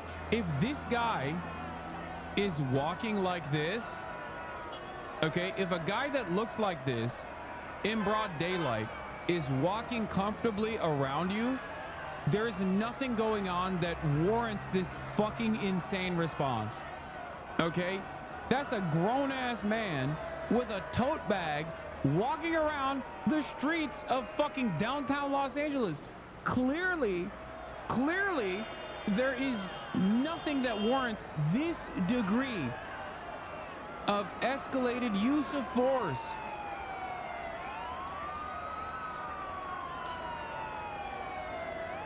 Like, what are you? This is why I kept pointing to, like, the children, okay? When we were down there, we just kept showing you, like, kids on bikes and stuff, like little kids. There were kids that looked like they were 12, okay? That were running around, and cops were just fucking deploying tear gas into crowds with children in them.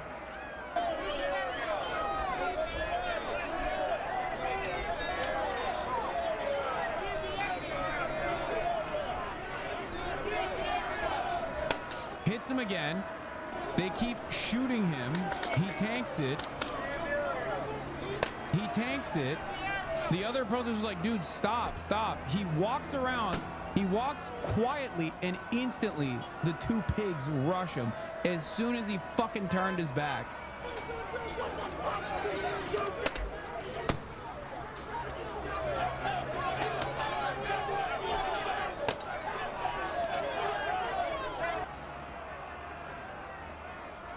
That jewelry store was not looted by protesters. It's over in fucking Lakewood, way fucking south of Paramount. Local news be lying.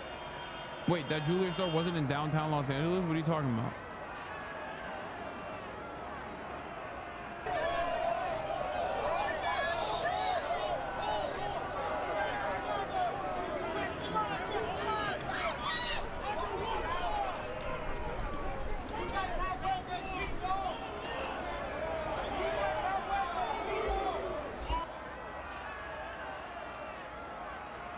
It was in downtown LA. Senator Fetterman said that your party reached the moral high ground when you guys refused to condemn the violence that we're seeing in LA. What do you say to Senator Fetterman? I mean, I think we should absolutely condemn the violence of ripping apart families, of ICE breaking the law.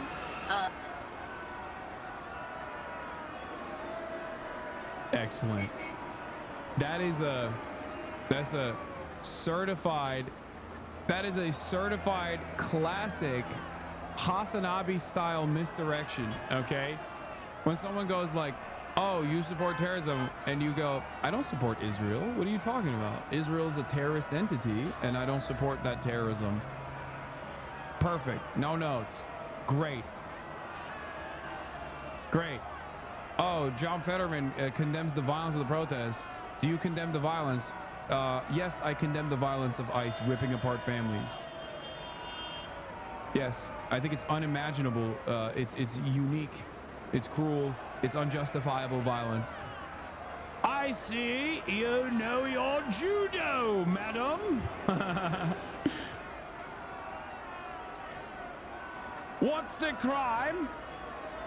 Wanting to consume a succulent Chinese meal? Get your hands off my penis. I think people need to fucking judo chop this shit more frequently. Like, I'm serious. Politicians should be fucking doing this judo flip every time, dude. Flip the fucking faulty premise directly back at the person asking the question. Because it's not even incorrect to say that. It's like, okay, yeah, cars burned down. It's fucked up. I agree, you know? It's dangerous. Dangerous for the protesters. All right?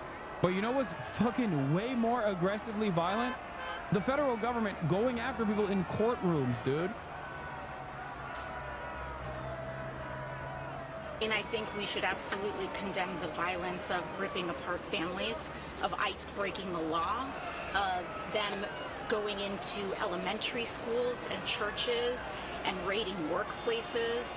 And I absolutely condemn ICE's consistently illegal activity and the fact that they are they're also rounding up U.S. citizens and also documented people who are here legally with no regard for the court system and judicial injunctions. And I think that if Senator Fetterman or anybody else is concerned with law and order, we should be looking at one of the most law-breaking agencies and administrations that we've seen in the United States. We also have a convicted felon in the White House as well. Guys, John Fetterman saying that is also extra spicy and extra insane because Fetterman's wife was undocumented. John Fetterman's wife was undocumented. Here's John Fetterman, February 27, 2022. Proud as always to be with the Steel City Stonewall Democrats this afternoon. She's a U.S. citizen now, but she used to be undocumented. Okay? John Fetterman is on the record defending migrants in this country on a million different occasions. Okay?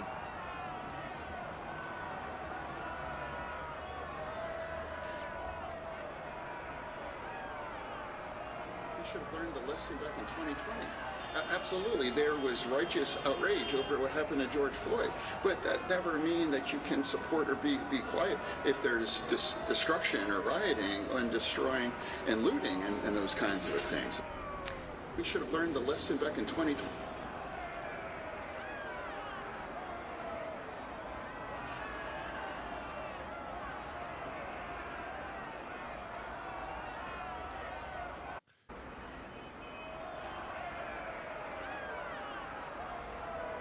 What is this?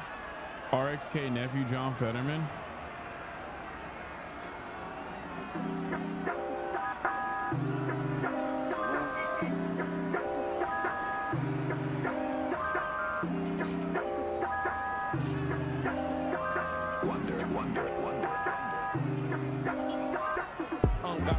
John Fetterman. Walk in, get lit at a Democrat park. Get a bitch pregnant at a Republican park. Call Fetterman dad got fentanyl on Molly. Who the fuck you think you is? Who the hell you thought you was? Nigga bought a church in Pennsylvania off his family drugs. Nigga, you like 6'8". White man can't jump to this day. All your advice is dead dirt. My samples that don't make you dance break. We still trafficking through PA. My dogs in Philly got switches for days. I feel like Neff Ketterman. I feel like Neff Fetty White Man. I feel like Neff Slitherman. My dope hit like Rob Van Dam. All Auntie said was God damn. Tell Fetterman he can suck my dick. I take that back. I don't want him to do that. I'ma turn Mexican and jump the border. I'ma buy an eighth, turn it to a quarter. Fetterman Neff for traffic your daughter. It's a ransom. Free food stamps. She my type. Only fans and food stamps. Treat my trap like a boot camp. This random dope we don't do stamps. Got a BBL, that shit stink. Hit it once, set on top rank. Off the Remy, they ain't have my drink. Neff Fetterman doing what they can't. Got a bald head, John Fetterman. Walk in, get lit at a Democrat park. Get a bitch pregnant at a Republican park. Call Fetterman dad got fentanyl on Molly. Who the fuck you think you is? Who the hell you thought you was? Nigga bought a church in Pennsylvania off his family drugs. Nigga, you like 6'8". White man can't jump to this day. All your advice is dead dirt. My samples that don't make you dance break. We still trafficking through PA. My dogs in Philly got switches for days. I feel like Neff Ketterman. I feel like Neff Fetty White Man.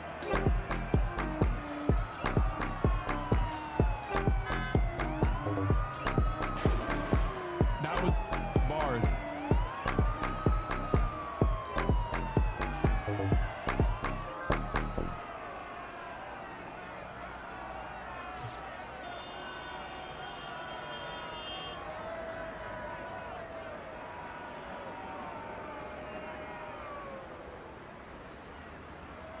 This was fire. RXK nephew. Felix talked this into existence. I'm moving like John Fetterman, 60 mile per hour over the speed limit, watching live leak videos while yelling at my wife over the phone. First rapper to diss John Fetterman. Nev, drop a whole Bossa Nova album. 100 mil to Israel like Fetterman. 100 on the highway swerving like Fetterman. Neff out here single-handedly reshaping the Pennsylvania political landscape. What? Live Los Angeles, 28 U.S. Marines pulling up on black Ford Raptor trucks. Helicopters landed. What? 28. After 6 months of war, much of Gaza is reduced to rubble. Violence good. Violence bad.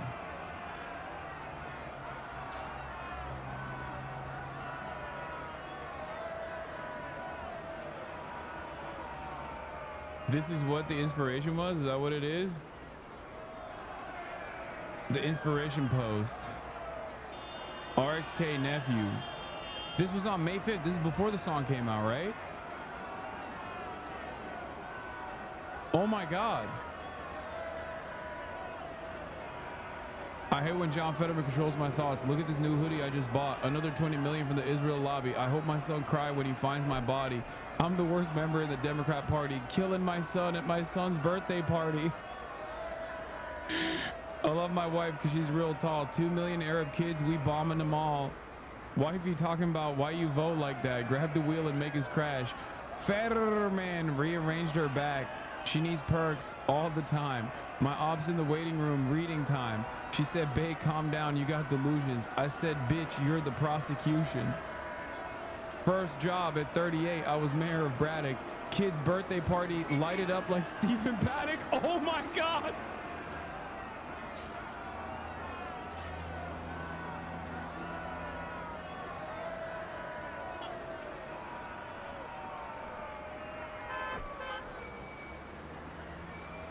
If you're not in the know, for what they are referencing here, a lot of these bars, every single one of these fake bars is actually maybe a slight exaggeration of real-time events.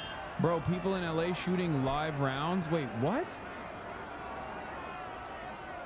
No, cops are deploying tear gas. They're not shooting live rounds. What the fuck? Wait, what?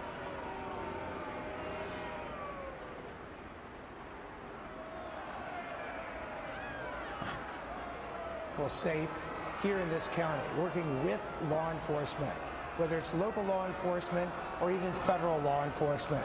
We're going to work as a team to keep people safe. And again, as you pointed out, the number of bad actors proportionally are very small, but they have huge impacts in the city. We're going to go after the bad actors, whether they get arrested in the last 4 days, whether they get arrested in the weeks or months to come. The advantage we have is that this is being filmed at probably a record level. We have more social media video of who is doing these bad acts than probably any other time in Los Angeles County history. So we're coming after the bad actors while still protecting the legitimate protesters. All right, District Attorney, I very much appreciate your time. Thank you. That's such bullshit. They are not protecting the legitimate protesters. Cops on the ground make no distinction between protester, press, National Lawyers Guild, legal monitors, people who are distributing aid, field medics. They literally shoot them all, okay? They do not care. As a matter of fact, I feel like they shoot so frequently at every single person that it almost feels as though, what the fuck is happening here, by the way? This is crazy. It feels as though, oh my God, they're actually going to do a curfew. Oh my Lord. This decision to make in this breaking news moment, and that is whether she will impose a curfew on this specific area of Los Angeles tonight. It's a crucial decision. She's going to be with us in just a couple of moments.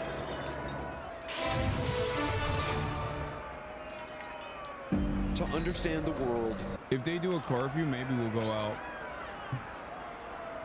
I feel like given that we are technically pressed. Oh, they're fucking arresting every single person, huh? Is that what's going on? They just like completely box them in. What are they saying? Okay. There's this law enforcement presence because you don't want to make the officers uncomfortable. You don't want to have your hands in your pockets because they don't know what you're reaching for. So if you could just keep your hands within their line of sight, that's the best thing you can do. And at this point, it appears that everyone here is doing just that.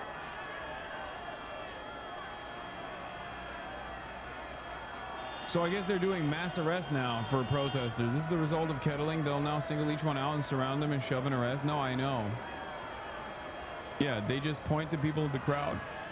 Yeah, they will be collected, and eventually when these people do get released, they can try to get their items back. So I don't see anything in terms of like very small children or pets. Oftentimes that does happen in these situations. So then that would require, bringing HSI pointing a rifle with lethal rounds. Watching this since we've been on the air, that when a van moves up or comes into view, all adults from what I can see, except for those two teenagers that we saw walk away. But any other little items that they leave behind will be collected by officers. And wait.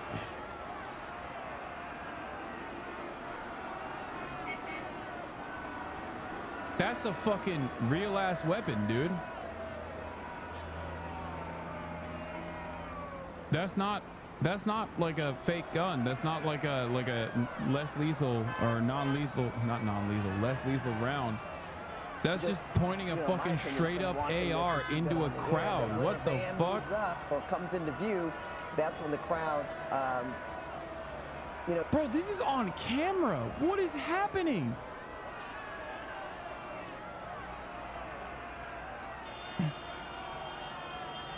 goes forward and tries to get closer to the federal building, and of course the bands get things. What is he doing? Okay, I don't know what this gentleman here is doing, but well, and that's what was that? This is on that's a rooftop? an actual rifle. No, it's on a elevated platform, and that federal agent is pointing a rifle at somebody.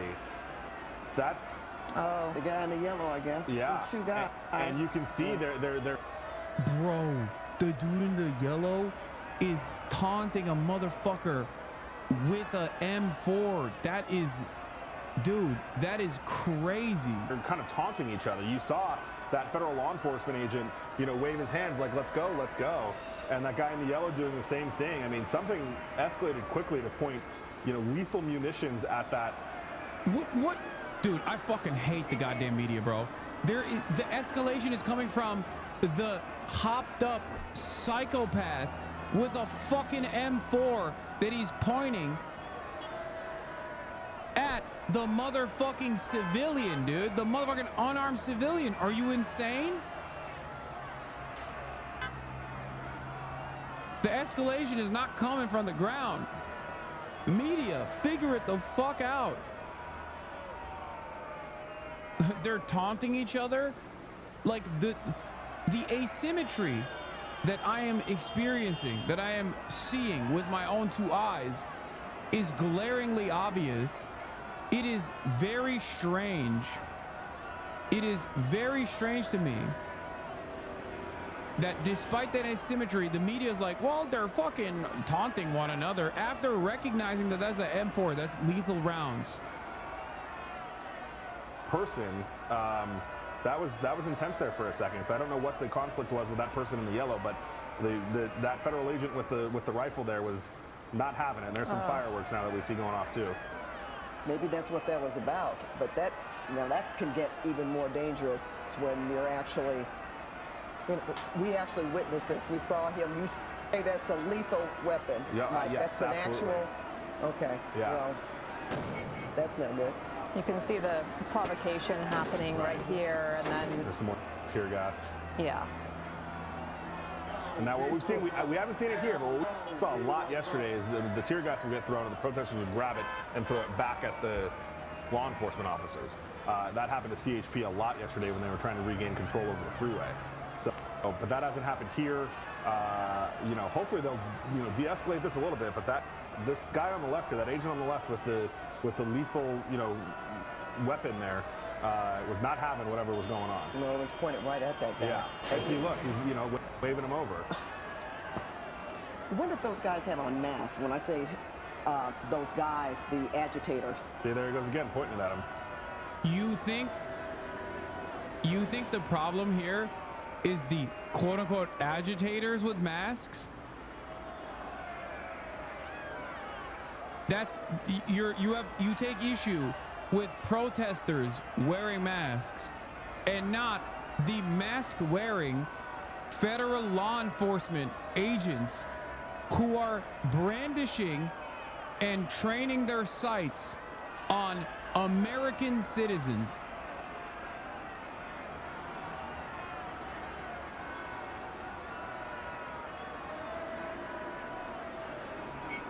I assume when she says the mask-wearing agitators, she means the law enforcement, right? Am I living in like upside down world? What the fuck is happening? Is this bizarro world? Is this the alternative universe that we exist in where it's like up is down, wrong is right?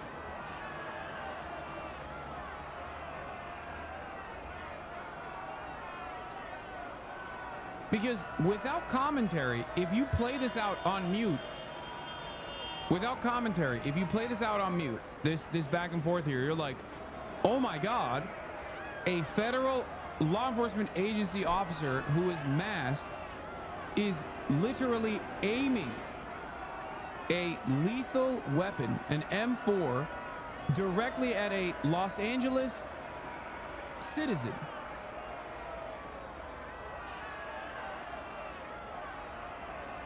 So I couldn't tell if that agitator did. I mean, you certainly law enforcement does. That's been kind of the name of the game for them, and that's something that they say they need to do to protect themselves and their identities.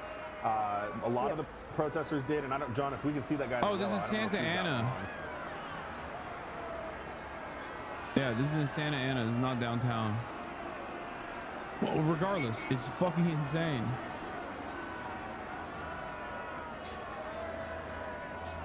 Like, what are the things that take precedent over human beings' lives at this point? Police feelings,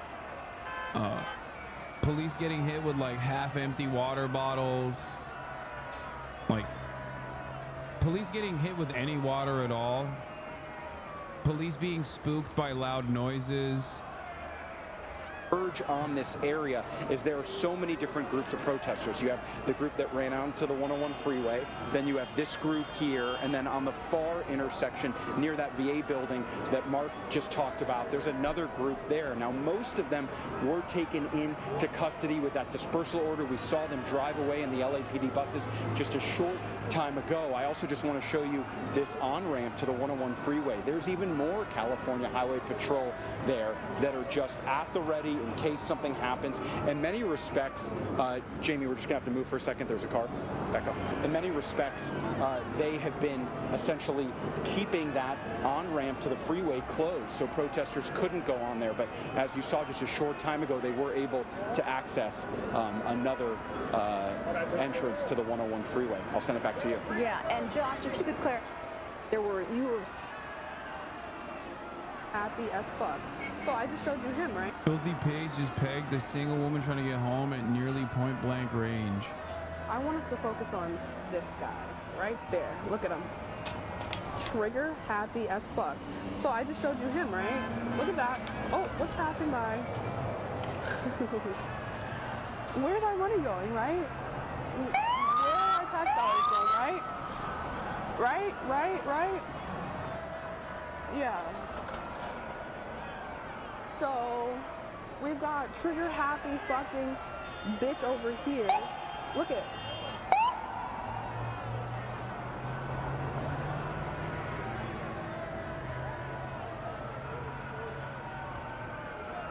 And they're telling her to move, but that's a public sidewalk.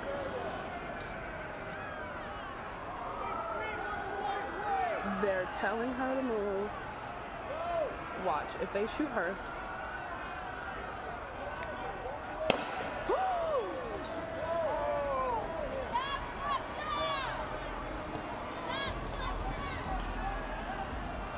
Holy fuck.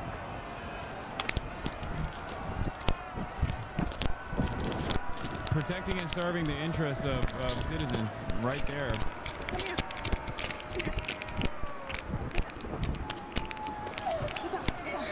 Where'd he get you? Fuck off. She's not doing anything. Come on. We're moving, assholes. You got it. Hang on. Can they just do it like that? Pop their ass good. I hope your mother gets popped in the ass good in the same way when she's just walking down the fucking street in a lawful manner. Maybe then you'll understand. Dumb fuck. How can you look at the situation and be so fucking cruel? Hey, see, it's a lawful response, right? Yeah, maybe you'll understand when it happens to you or your mom, okay? Out of their sight. Here. I got some supplies in my bag. Sit down. First of all, less lethals are not supposed to be directed at people's body, okay? The appropriate usage of less lethals is literally the ground. They're not supposed to be directed at someone's body. They're also not supposed to be used point blank. They're not supposed to be used at that distance at all. That motherfucker literally hit the person. No ricochet, straight up, directly hit that person. Less lethals are lethal at close distances. Less lethals are still lethal at close distances.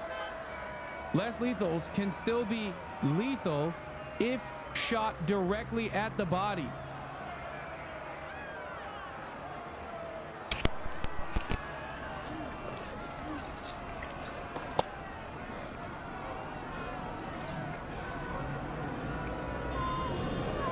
They shot her. Yeah, point blank. I literally just got it on video. They're gonna shoot. We're moving! We're moving! Stop! She's injured! Come on, we gotta get across the street. Come on, we gotta go across the street. Where are you going? I live here. Okay. I live here. So-called less lethal weapons like those that have been used against demonstrators in Los Angeles can cause severe lasting harm like nerve or brain damage or blindness. They can also kill. Police employed military-style tactics on demonstrators, including using tear gas, flash grenades, and pepper spray projectiles, except that's not correct, because as far as I understand, tear gas is literally illegal to deploy in combat.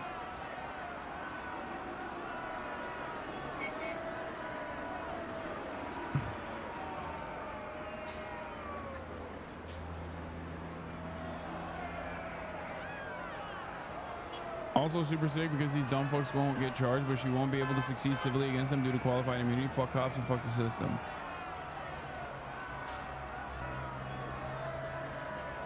Yeah, it's considered, it is a chemical weapon and considered a war crime under the Geneva Convention.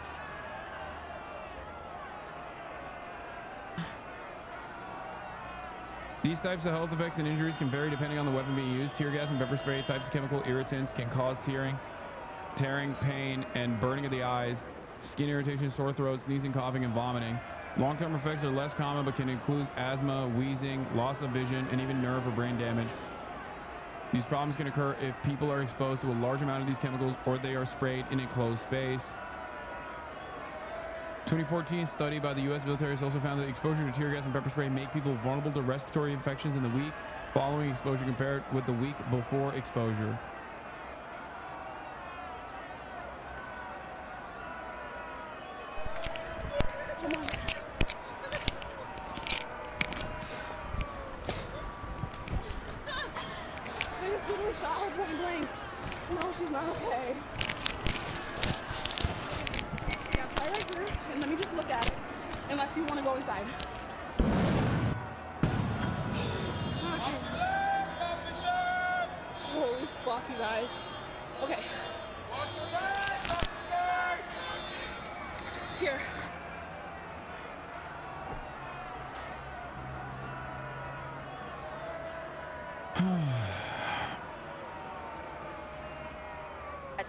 Have been detained here on Alameda, in addition to the people who were detained on Commercial Street.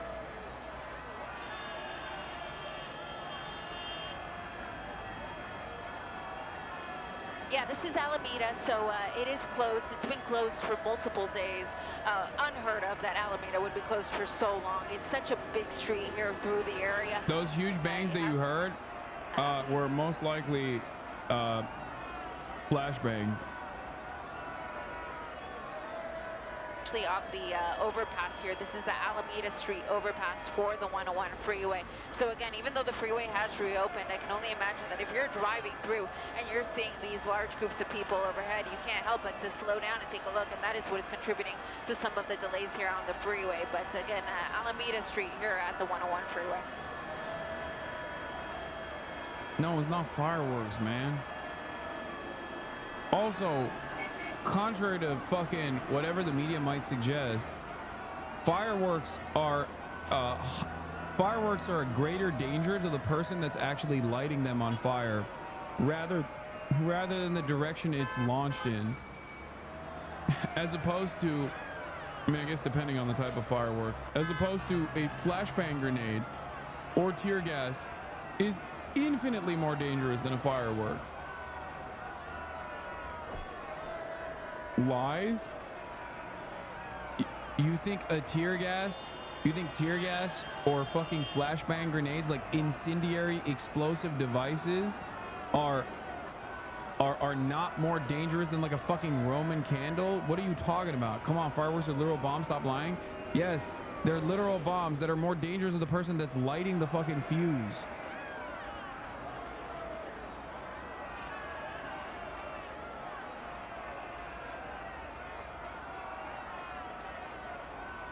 Flashbangs, on the other hand, are deployed as an incendiary explosive, which is created specifically so that it doesn't explode when you're tossing it. Flashbangs are literal bombs. You're comparing like Roman candles and shit, or sparklers that people have, to a literal grenade.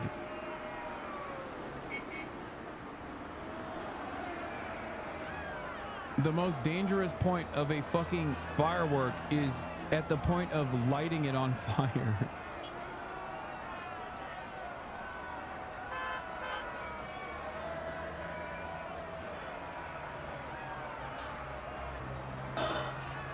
My point is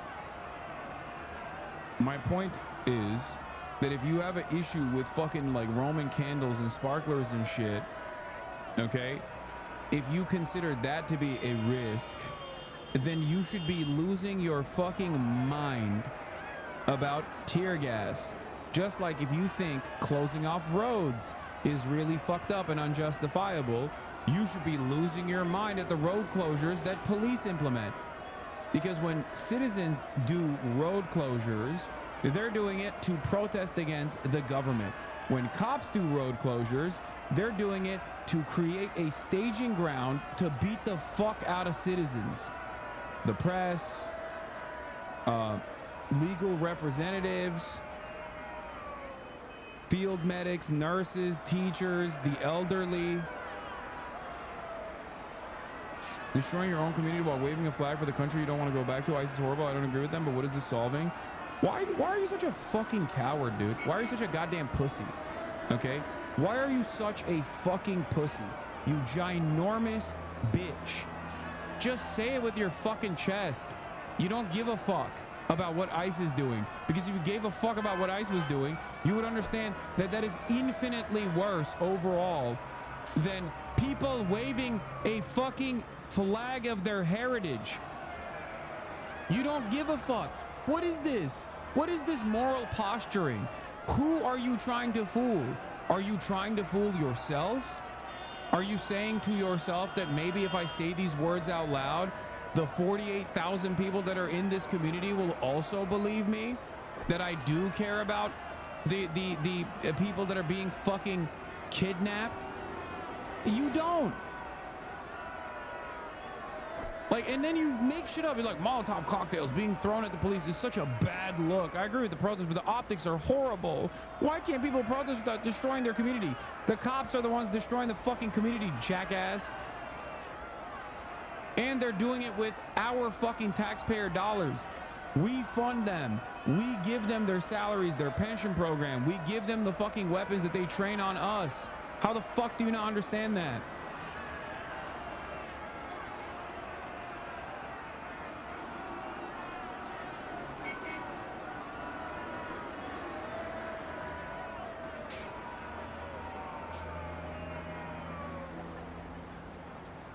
The thing that he's saying was a Molotov cocktail was literally a fucking tear gas canister that didn't deploy properly and is incendiary, so it fucking lit on fire, and the guy kicked it over in the direction of the cops away from the fucking dry brush and the buildings, and then got his ass beat and stomped on.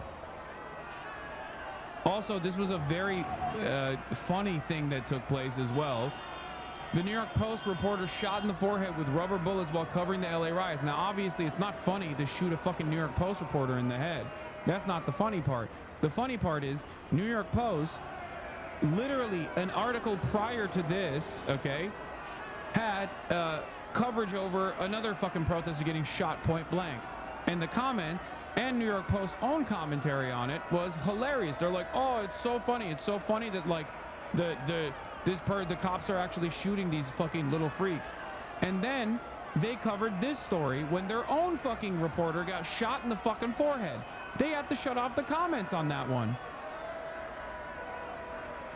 I wonder why they had to shut off the comments on their own fucking article when it was their own reporter that got shot in the head. Wow, it feels like the cops don't make a distinction between who's a protester, who's actually doing violent acts, or who's a protester who's simply protesting, or even who's a fucking member of the press.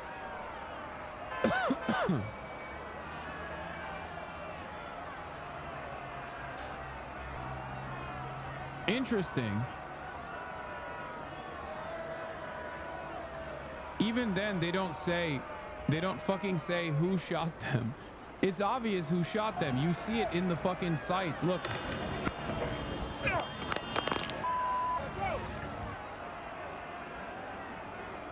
Is no one going to talk about the fact that that was one hell of a shot?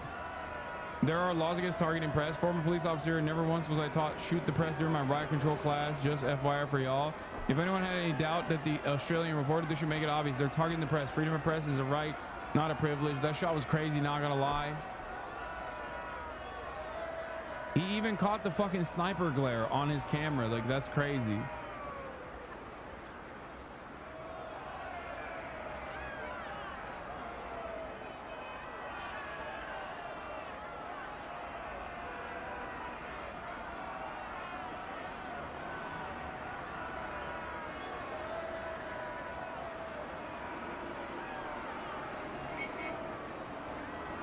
You should make a Substack or something to consolidate arguments and sources in one place. Yeah, it's called My Stream.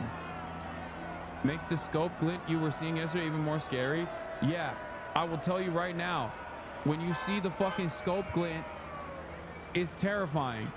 And I saw it on multiple occasions with the fucking Los Angeles Sheriff's Department freaks at the front line, and then also with the federal agents that were above the building. The lens flare or whatever the fuck it's called.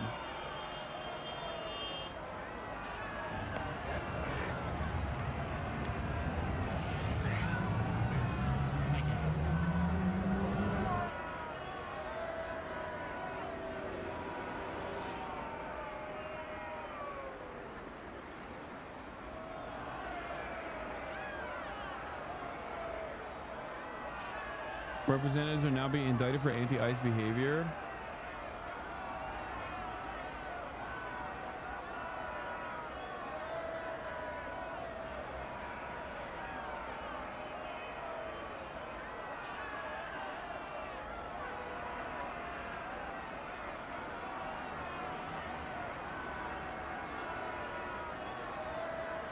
The Democrat Party impeached Trump because he delayed weapon shipments to Ukraine by a day, but not over him sending U.S. military troops onto the streets of Los Angeles to put down anti-ICE protests.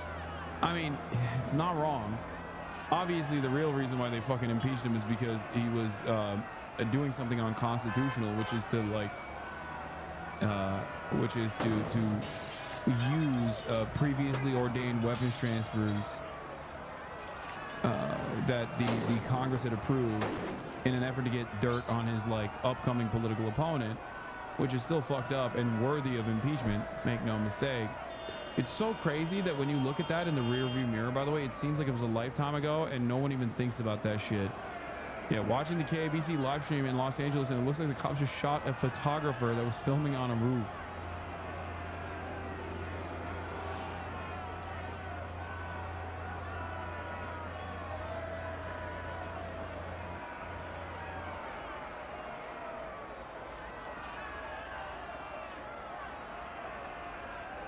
It's a cop riot, dude.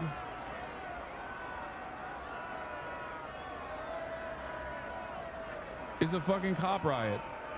LAPD gives order to disperse. This is the part of the large group that actually rushed the freeway earlier. They've been walking around, milling around after CHP formed a skirmish line to push them off of the freeway, the 101 on the right side of your screen. Traffic just reopening up, but the delays have quickly dissipated. At one point, the backup was going all the way back to Santa Monica Boulevard.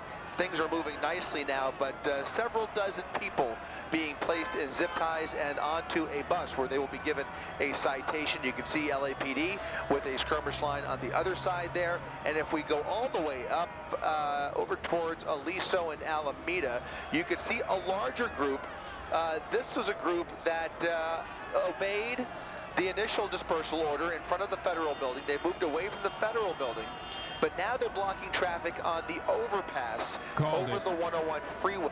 By the way, I called this earlier today. National Guard troops are now protecting ICE agents as they make arrests in LA. I told you. They're going to say that ICE agents are federal law enforcement officers, which is true, they are, and that it is necessary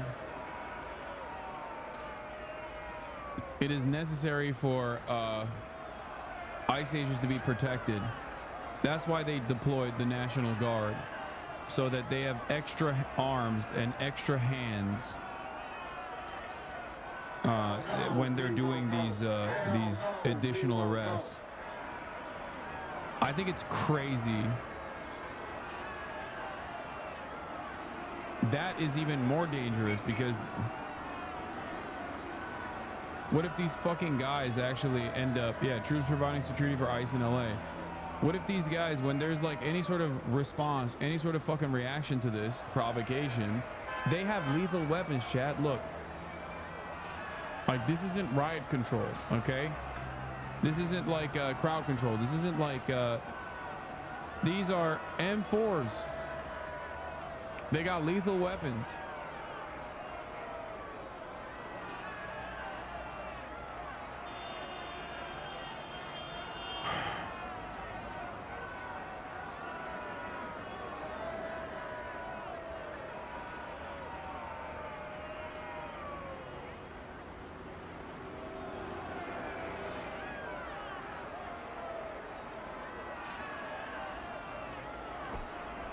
LA is full of dangerous criminals, but not a single cop has been shot. I'd love to see how they justify this. I mean, there is no justification. It doesn't matter. People were ready to complain about fucking Mexican flags, dude. You think people who are complaining about Mexican flags give a shit about anything? Anything at all? Yeah, they're fucking, all the people that they arrested, they're putting on buses. They're going to detain them for a day and then release them, obviously. But this was a process that was conducted by Joe Brandon, famously, and his administration against pro-Palestine demonstrators. It is a measure that these people, that the law enforcement takes on specifically to create a chilling effect on speech and demonstrations. The reason why they're doing this is because they're saying basically, hey, we have the power to arrest you. We have the power to detain you. We have the power to fucking book you. And even if we release you the next day, it's over for the day. And you'll think twice before demonstrating again. What? Marines are reportedly refusing to take orders? No, I don't fucking believe that shit. That seems so... Dude, really? Really, Shockwave Streams? Jordan Allen Bailey, Catholic, married, father of 7, registered nurse, Irish, lover of Guinness and Irish whiskey. This is your source?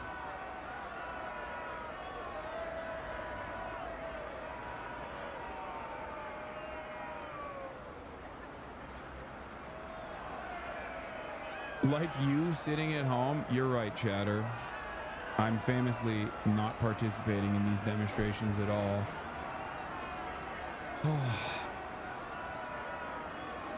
Every single day that I go out, these motherfuckers are like, he's LARPing. Also, if he's not LARPing, he's actually on the front lines. Okay, then he should be arrested. Now that I'm covering it from the... now that I'm covering it from home today, so far, could still potentially go out to it. They're like, oh, classic. Sitting at home, fucking asshole.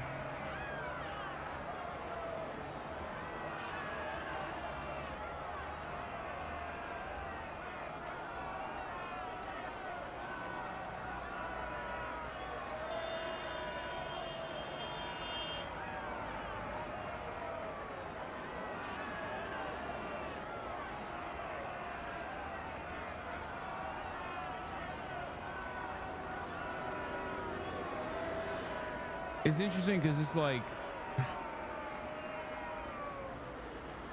when I go out, when Marsh and I go out, we are extra careful not to fucking do anything that could provoke a response from law enforcement, and we don't do anything illegal. It's all on the fucking record. It's all on camera.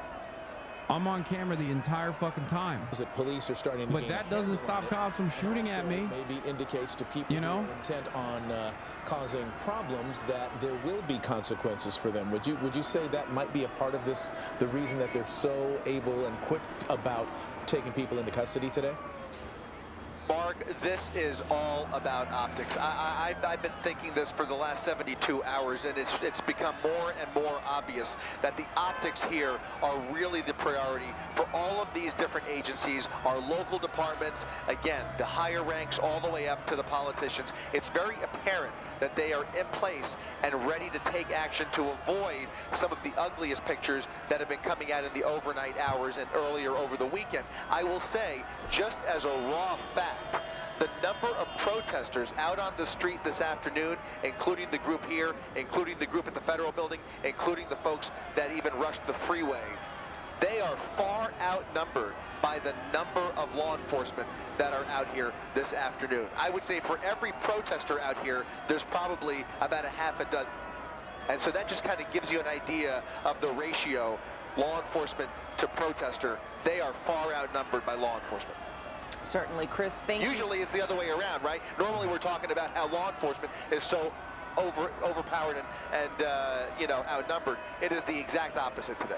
Yeah, and after 5 days of demonstrations in this area, you would imagine, too, just the law enforcement response, not only the numbers, but just the organization for knowing which areas, which streets, and how to best control this crowd. That kind of increases every day that they've been out there. So that's certainly good news as things hopefully remain peaceful. We do want to get now to Josh Haskell, who's been For people saying this is how they break people's will to protest, it doesn't work that way. This kind of reaction and retaliation only invites more, this kind of provocation only invites more of a response.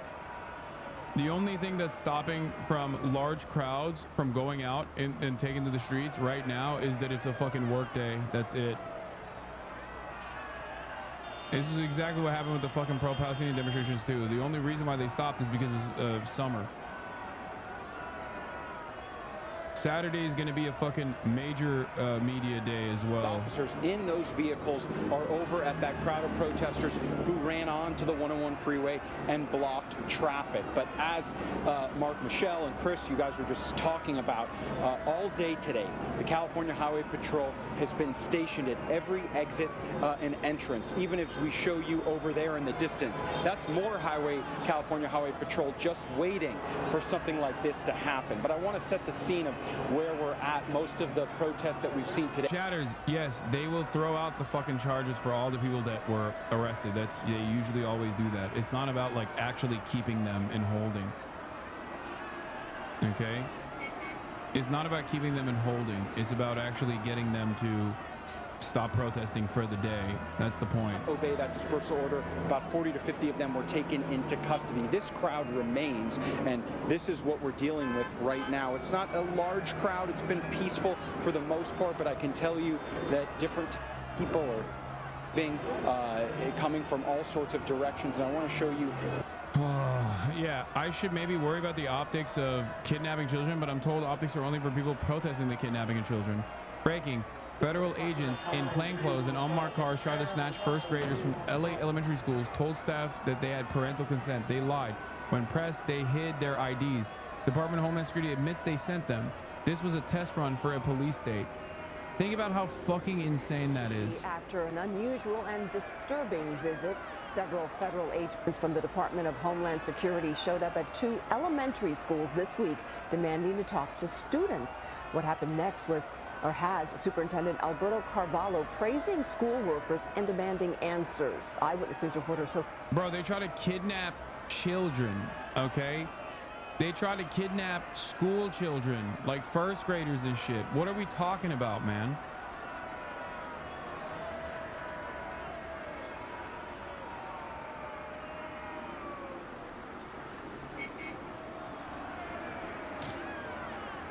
Yeah, the pedophile-ruled U.S. government is kidnapping children in broad daylight, but the deep state Republicans don't have a problem with it because the one doing it is a pedophile they like. And also, a lot of them are also pedophiles themselves. Pedocon is a theory only as far as like the theory of gravity is a theory, okay? Pedocon is a reality. These motherfuckers are all pedophiles, dude. Republicans, the overwhelming majority. Holy fuck, every single Republican politician. Oh my lord, dude. Oh my fucking lord. How many of them have to be outed as sex pests and pedophiles?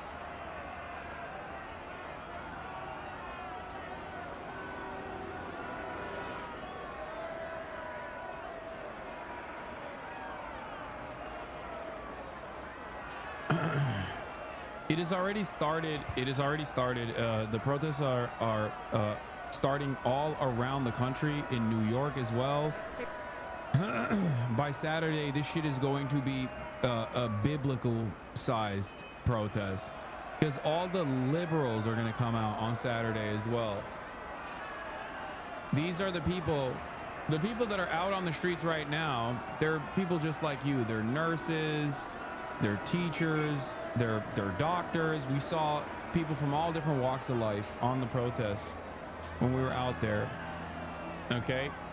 But also on Saturday, there is a lived up version of the protest. So that is going to bring all of the wine moms, the Deborahs, the Barbaras, the Hanks, everyone and their mothers are going to be out. We will also be out, obviously.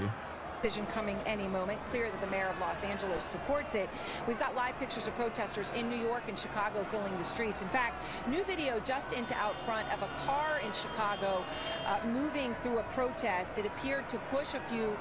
This happened yesterday as well. We filmed this in LA too. Holders there in the protest in Chicago before then speeding away. So unclear exactly what we were seeing there. Also, large protests underway in New York City protesting Trump's deportations and the use of ICE officers with those ICE raids. Shimon Prokupez is out front in New York City. Whitney Wild is out front in Chicago. I want to begin, though, with you, Shimon, in New York. And what are you seeing there?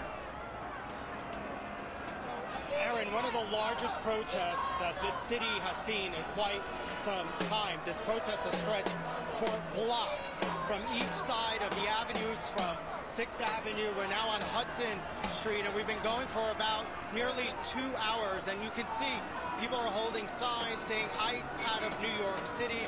We've seen flags of Mexico. We've seen the Palestinian flag, and really just a convergence of different issues and different concerns that people here in New York City have. Also,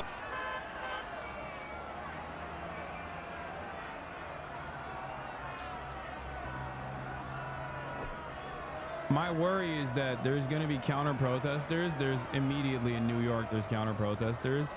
This reminds me of that one fucking kid who in New York, there were a bunch of people who were protesting outside of an ICE facility in New York. And this kid walked up to them and started talking to them about fucking Palestine and shit. And the guys were like, what the fuck are you talking about, man? This is an ICE facility. We're protesting fucking ICE kidnappings. And he's like, I don't know. I saw people with keffiyehs. So I got excited. And of course, there they are, the counter protesters. The optics of different flags, man.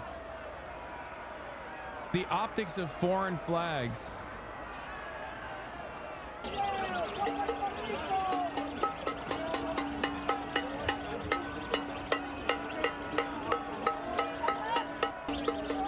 Fucking loser. Please join us. Thank you, Donna Andrea, for making a flyer and arranging. Counter protest. There's only one solution: deportation revolution. Oh God, they're so fucking lame. They're so goddamn lame. And urge the removal of non-citizens.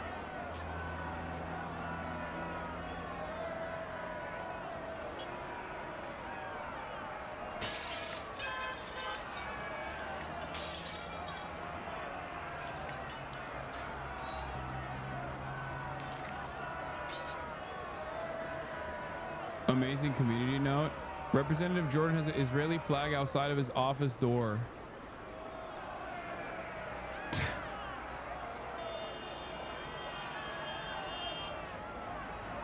This is a message, not a flag.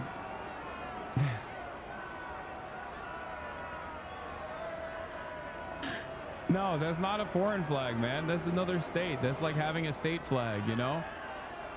Jim Jordan's simply putting his own, what the fuck? Like they were doing specific drills on crowd control. President Trump sent them yesterday to help the California National Guard with the LA protests. Eyewitness News reporter Rob McMillan live in Seal Beach with more on Oh my God, the dumbest fucking crayon eating hogs, dude. Oh my Lord, it is so fucked. Curfew decision in 30 minutes. I think in order for me, I looked it up. While we were in the process of like looking at the curfew situation, I looked it up. I have to have an LAPD press pass potentially, and I can still get arrested even if I haven't for violating the curfew. If I were to go to the area, she's most likely going to put forward a limited curfew in certain parts of downtown Los Angeles. I'm trying to see if I'm trying to see how I can get potentially credentialed. Okay.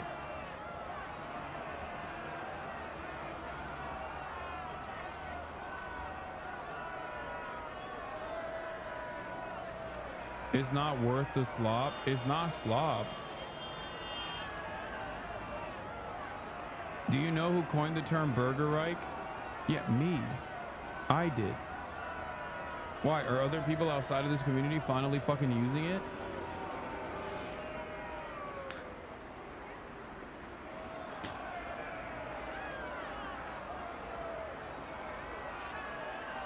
No, I don't think Matt Christman said Burger Reich. Wait, was it Matt Christman? Did Matt Christman also say it? No, I think he said something different. No, Matt Christman coined treatlerites and the treats theory.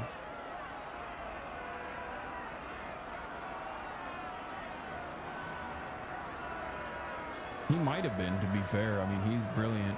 He's infinitely smarter than me. Yeah, Matt Christman came up with the grill pill. He came up with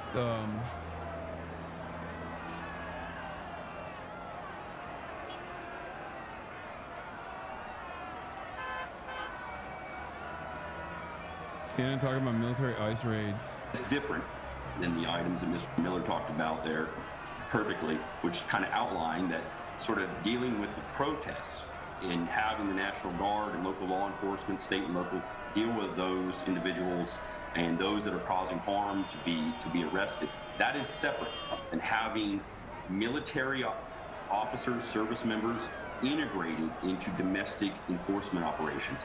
ICE operations, it's not like playing Call of Duty, and it is nothing like the sort of the capabilities that the Marine Corps, which would bring to the table, and the sort of lethality and the sort of capability and sort of the tactics and techniques, sort of integrating military forces into domestic immigration operations against those that had legal status here a few weeks ago that are non-criminals is extremely dangerous both for the communities and for the service members themselves. You know, John, to that end, the Marines getting additional training today, despite what Secretary Hex has said that they're fully trained in this additional training. What kind of training do you think that is? Well, what the Marine Commandant testified today was that they had been trained in de-escalation and crowd control. These are incredibly highly trained Marines, though. This is the 2nd Marine 7th Battalion. They come from 29 Palms. They are specialists in operating in desert environments, in close quarters combat. They're a rifle company. So this would be a fairly dramatic departure from the work that they did from Guadalcanal to Anbar Province. Karen Bass is on MSNBC with Chris Hayes right now. Hasanabi head Chris Hayes is interviewing the Los Angeles mayor. In the beginning, this was going to be gang members, violent criminals, drug dealers, and I have a hard time imagining that's who is in a Home Depot parking lot. You know, in our city, we have day labor structures where people are not just hanging out, and so they were waiting. And day laborers are people who work every single day. They seek employment day after day. They are just trying to survive. And to have them being chased through a parking lot, or to have an office be raided where the family members are calling home saying, hey, I think I'm going to be detained. And then the family shows up with small children and they watch their parents be carted off, and then they can't contact them. They don't know where they are. The people that are detained have no legal representation or no access to legal representation. And from the immigrant rights community, which is a very well-developed, established community in Los Angeles, this is a serious departure from the way things were handled in the past. The Deputy Chief of Staff of the White House, Stephen Miller, I want to say he has been talking about essentially you and the governor is guilty of essentially insurrection. He keeps using that word, and I want to read to you something he said about you. He said, Mayor again sides with the insurrection mob, tells ICE to abandon the city. Mayor Bass thinks it's shameful to defend the lives of ICE officers performing their constitutional duties, but not shameful that California spends billions subsidizing and rewarding the illegal alien invasion. What do you say to that? I mean, I think it's a despicable comment. The way that our city has been characterized as hordes of migrants that have taken over our city. We're crime-ridden and civil unrest everywhere. Is just a despicable characterization for the city that in 12 months is going to be hosting the World Cup. And we are a city of immigrants. There are a lot of sectors of our economy that are completely dependent on immigrant labor. Try the construction industry, where people say that 40% of the construction workers are Latino. I would venture to say that it's a lot more than that. In some areas, it's more like 90%. And so when you hit an occupation or industries like that, the childcare industry, the women who are working in homes, the gardeners who are landscaping, the small business owners who are documented or undocumented, but all of them are contributing to our economy. And so if you create a sense of terror in that sector of our city, then you are going to impact the overall quality of life and economy in our city. I was talking to someone today who said they went to their grocery store and there were shelves that were empty because the people were afraid to come to work and stock the shelves. That's the impact of having raids that are just completely unnecessary. Since you just referenced this, I want to play you something the president said about Los Angeles. I asked you about the Stephen Miller quote, and I don't want to engage too much back and forth, but the president is directing some significant resources and rhetorical fire at your city. Here's what he had to say about Los Angeles earlier today in front of active duty troops at Fort Bragg. Within the span of a few decades, Los Angeles has gone from being one of the cleanest, safest, and most beautiful cities on earth to being a trash heap with entire neighborhoods under the control of transnational gangs and criminal networks. It's horrible. What do you think of that? I have no idea where he's talking about. It is not Los Angeles. I will tell you that when I look at some of the footage of what is happening, you can get the sense that there is civil unrest happening citywide. I have to tell you that the vandalism and the protests that you are looking at is taking place in several streets, individual streets in the downtown area. It is not even all of downtown. And so to depict our entire city this way, or to characterize our city that our city is under duress, is just not accurate. If you go 1 or 2 miles in either direction, you don't know that anything is happening at all. We do not need federal troops. I'm so fucking fed up with law enforcement. I can feel my blood pressure rising. I never thought I would be in this chat supporting you, but over the last 4 months, I've been watching you a lot through people who hate you, but I found myself consistently being like, this is the most disingenuous way of interpreting your view on things.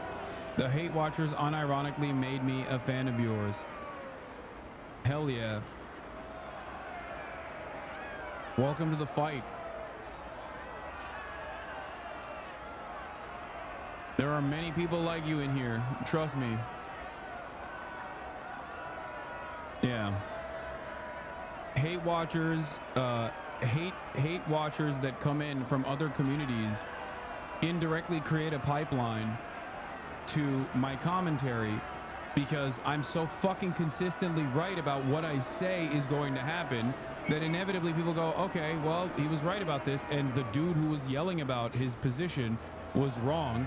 Sometimes it happens in real time, like that Hutch video that we watched, which is really funny, obviously. But usually it takes, you know, a decent amount of time, a couple months.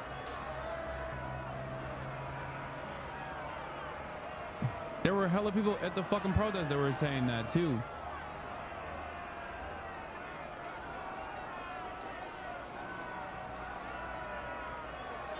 As Donald Trump tries to justify his use of the military, California Senator Adam Schiff responds to the president. That's next.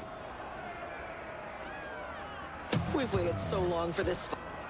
Yeah, I mean, the Marine rule of... Oh, Ken wanted me to... Hold on. By the way, chatters, Ken wanted me to post this in my community because he knows we got a lot of fans, even active duty service members potentially.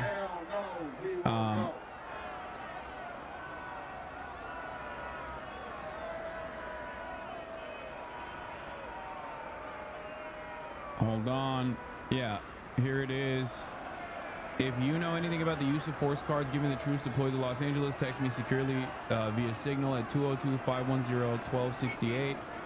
If you know anything about the use of force cards This is just a sample, just one example of the use of force cards that normally are given out. Listen.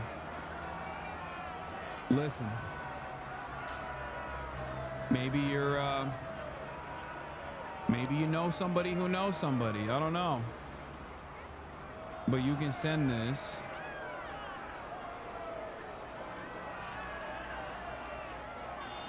Oh, Sheriff's is the standard pass that's mostly used. Unfortunately, it takes some time for their turnaround. Here's the application. This is the LAPD one. Okay. I'm getting information on how to also fill a Los Angeles Sheriff's Department and a Los Angeles Police Department press clearance. Not that it stops. Not that it fucking stops the cops from still, you know, deploying tear gas on me or even arresting me potentially for violating a curfew, but I'm trying to make sure that we do this in the best possible way. So I'm working on getting that clearance so I can maybe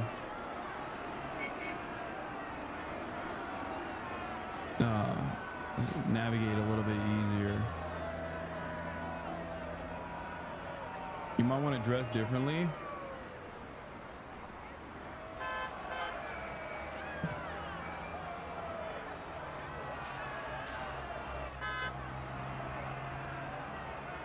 What are these cards for? I assume Ken suspects that Lady Tony, thank you for the 50 gifted subs. I assume Ken suspects that these are going to be handed out for rules of engagement for all of the troops that are being deployed. You know?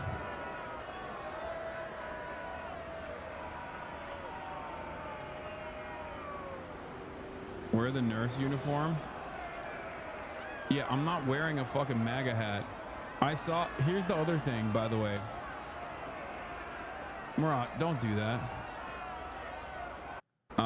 Here's the other thing I wanted to show you guys. Remember that like Mormon guy, that fucking right-wing influencer? The right-wing influencer that like will go around and ask like silly ass questions to people in an effort to like belittle them and stuff. Nick Shirley, yeah, he had a not so pleasant interaction with some protesters.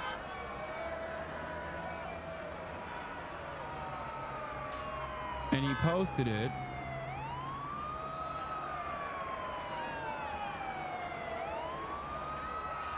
He's been going all around. He's been going all around and going on a fucking tear with this like, yeah, here. Anti-ICE protesters in LA try to rob me and kick me out of their streets. Also, he misspelled there, just so you understand how fucking stupid he is. Now, look at the interaction that I had. Match the interaction that I had with every single person that was at these protests versus this guy. He's a fucking white nationalist. Fuck this guy. You're not a fucking bitch. Don't touch the camera. Fucking bitch. I know that. Hey. You're a fucking bitch. I don't do anything. Get the fuck out of here. I know you fucking do. You fucking white nationalist. What's up? Well, I mean, I was around these dudes the whole day. It's just like, it's just so crazy. It's just so wild. There is obviously there's a reason for it, you know, because these guys literally go and antagonize the protesters and try to fucking actually film people without their consent, film people doing like things that might not be legal, you know, that sort of shit. Clip chimp them IRL. I know who the fuck you are, you fucking Republican bitch. Bro, you don't need to put it. This is one of them. They're gonna get it. I don't give a fuck. I'm gonna fucking talk to his fucking face. You fucking little faggot. What did I do? You know what the fuck you do? What did I do? You know you fucking antagonize nice people. Oh, fuck your fucking bitch ass up. No, I'm not doing anything. Get the fuck out of here. Just like the cops. Get the fuck out of here. Hey, I have a right to be here just like you. Yeah, so do we, motherfucker. Okay, I'm not. You're one of the cops here. You're a fucking cop. That's what you I'm fucking not the are. cop. Yeah, you are. You fucking How am I a cop? You want to fucking... He's one of those Diet Tyler Oliveira types. Yeah, full video. Los Angeles is fallen. Riders are taking over the streets. Riders are throwing bricks at cops. Organized groups are planning attacks. All this shit.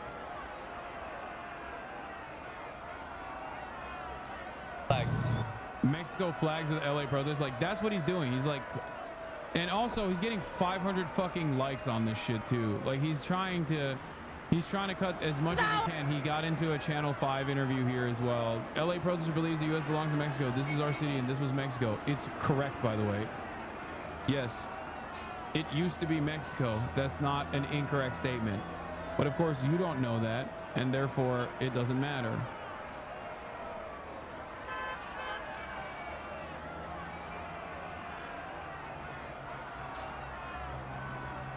LA protesters said in their dox law enforcement. Oh no, public servants. Yeah, also this is his full video going into CCOT. He went into fucking El Salvador and did a puff piece for the goddamn slave camp. And they're on the move. They did head toward the front steps there of the federal building, but then they seem to have regrouped, and now they've decided to go back north on Los Angeles and westbound on Temple. Where their final destination may be, that is unknown, or if they're just going to circle downtown here for a while. But the group is large and continues to grow. Most of the demonstrators are on foot, but we do have some people that are in a caravan behind them in vehicles, and in front of them we noticed we did have some folks on bicycles. So different forms of transportation here that are participating. Why do you support giving Cali back to Mexico as if Spain has a claim to America? As a California resident, I unconditionally and firmly offer my full support as a legal California tax-paying, natural-born U.S. citizen resident that pays a fuck ton more in taxes than you ever will in your entire life. Believe that California should be right under the protectorate of Claudia Sheinbaum and the Morena Party. That is right. Cal exit. Hashtag Cal exit. Hashtag Claudia Sheinbaum. Hashtag my queen. That is exactly what I want. That's called democracy. Okay, we are democratically being annexed by the wonderful, glorious state of Mexico. Send in the Mexican National Guard now. Save us. Liberate us. Liberate us. Claudia Sheinbaum.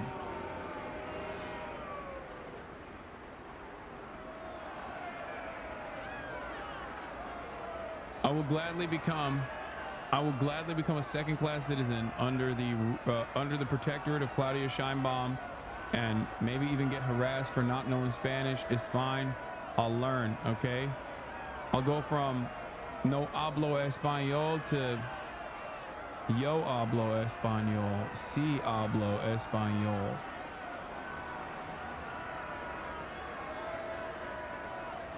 Yeah. No mama's way.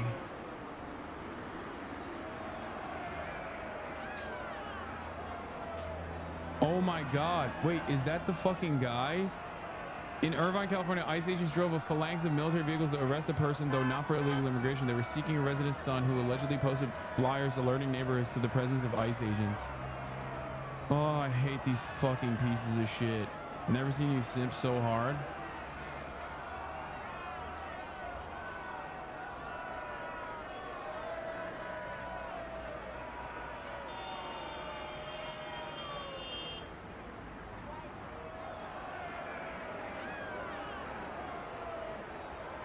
Chinga la migra. I'm also fine with turning California into a forward operating base under the protectorate of Xi Jinping. That's another thing that I'm on board with as well. If it's not Claudia Sheinbaum, then Xi Jinping also I will democratically vote for.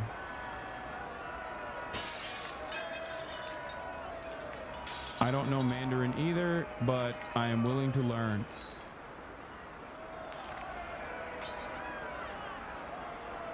Seeing all the smart people rush to scold us and say these massive civil rights protests are a bad idea because 2020 protesters helped Trump. Anyways, I wonder who won the election that year. There were 8 straight months of protests before the election. While they weren't necessarily to help Democrats, Biden won. The idea that the protests, which influenced public opinion in a leftward manner, helped Trump isn't only absurd, it's gaslighting to the highest degree. This is a problem with the establishment. They don't see politics as a practice of changing minds of public opinion, as something the people can lead. They want to maintain total control on opinion, keep it to the least imaginative ambition, and gaslight you for calling it out. If you disagree with the goals of the protest, say that. Don't make some meta argument about how the public will feel about the protest. You're part of the public. Stop trying to be the boss of what the public does or does not get to feel. Sick of this completely cynical shtick. Exactly. My thoughts exactly. I hate this fucking stupid ass song and dance that everybody entertains, that everybody must play, where it's like, oh, well, you know, I like the energy. I just don't like that you're protesting in a way that I don't think is the best way to protest. And like, it's not even me. I'm not even mad. I just think that other people might get mad. And it's like, no, you also don't like the protest. You don't like that there's any protest whatsoever because you would much rather behave as though you have the morally consistent pro-immigrant framework, because obviously openly recognizing that you don't have that holy fuck, that has 38,000 likes. Bro, the tide is shifting. The tide is shifting. The tide is shifting. The tide is shifting against these fucking reactionary charlatans. I swear to God. Even on Twitter, oh my God.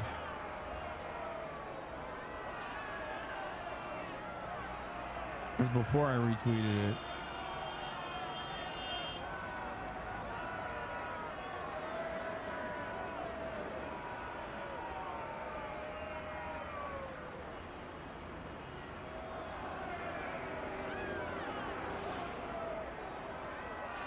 People who think protesting is bad are anti-American. It's not that they think the protesting is bad. I'm sure there's like things that they would be on board to protest, but they would probably be like modest tax cuts for small businesses or some shit. Okay?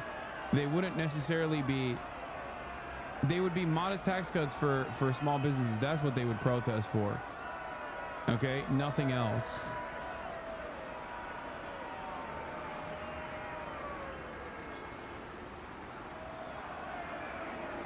That Hutch clip is peak. I know.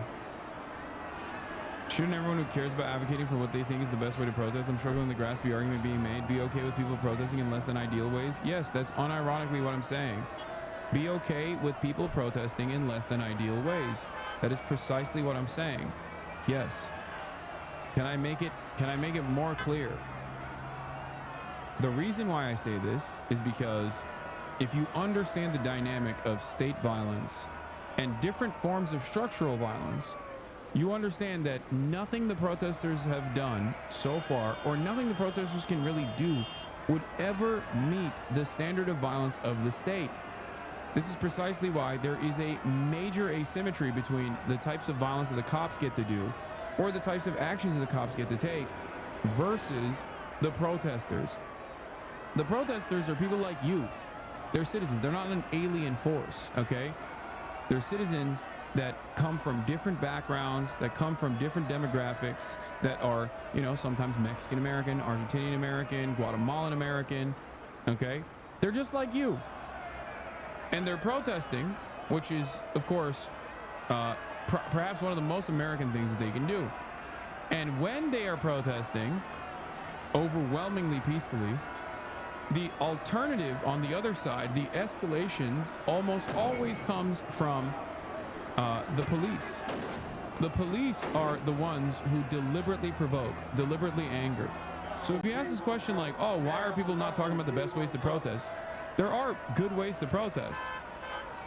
Okay? Setting up mutual aid. Ensuring that people have proper protective gear. Masks. Okay? Ear protection. Eye protection in the form of goggles. and distributing said necessary items to the protesters. All of that stuff is fantastic, and that is appropriate in terms of talking about like how to best protest. Criticizing the protesters waving Mexican flags is not an appropriate criticism of the protest at all. Hyper-focusing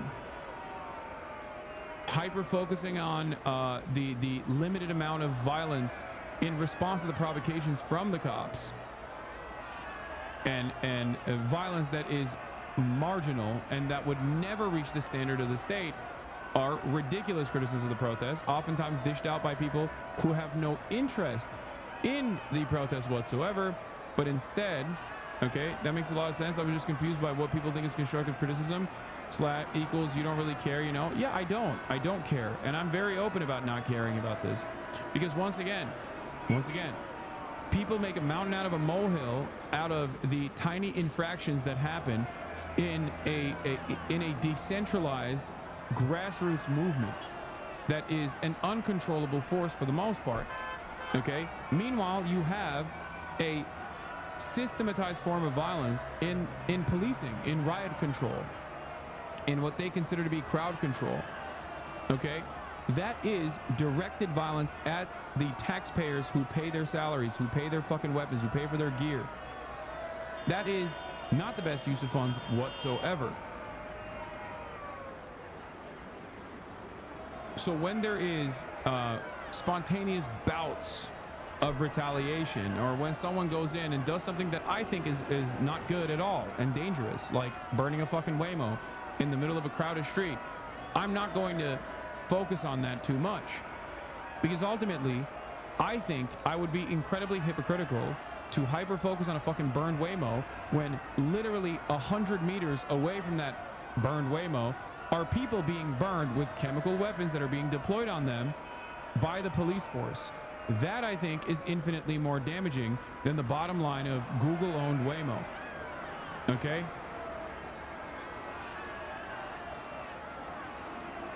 Yes, the best response to people pointing out imperfect protesting would be to point out that the police are shooting people in the head with rubber bullets. That's why I always redirect people's attention back to who actually is the real vector of harm here. Okay? Like, people talk about civilians stopping traffic for a short period of time in an effort to protest against ICE kidnapping their neighbors. Okay? ICE kidnapping their neighbors is the inflection point. It is an unjustifiable act of violence, serialized, systematized, and legalized by the state.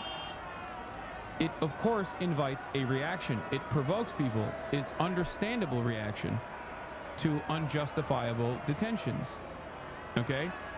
Now, in the process of that reaction, the police also block traffic for a lot longer than the citizens do. They block traffic for the rest of the night, as a matter of fact.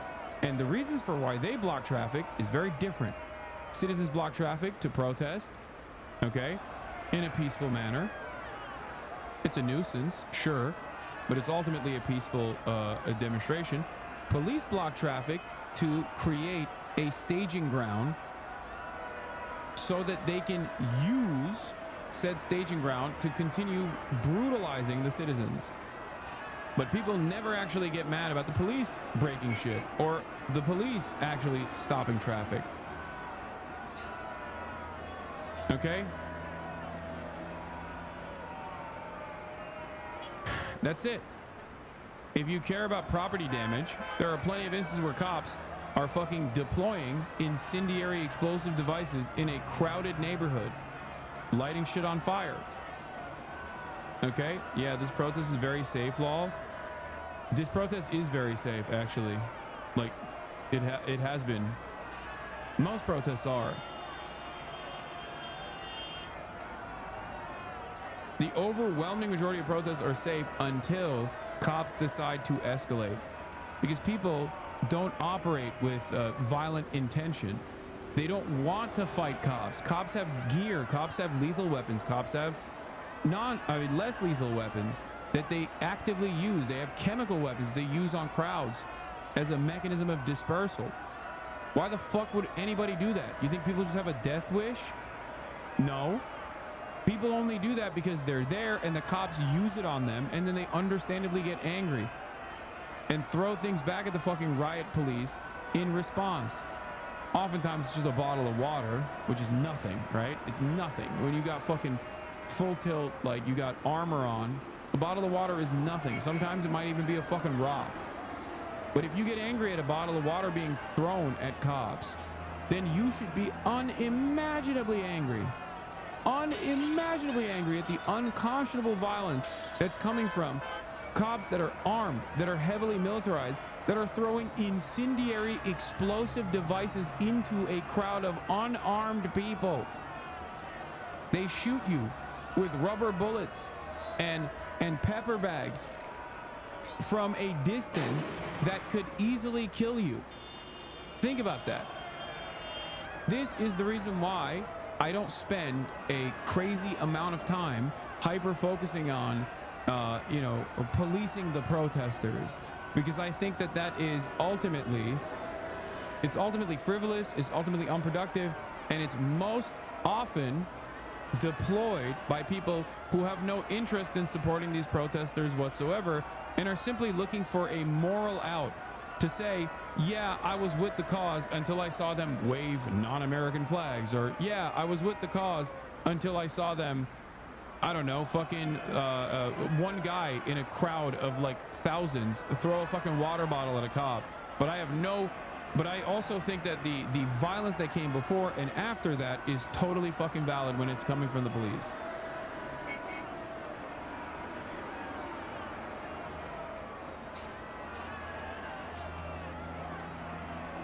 People only see protests through the lens of cops being the good guys holding order in retaliation of Western states, mainly the US and EU. Just imagine this.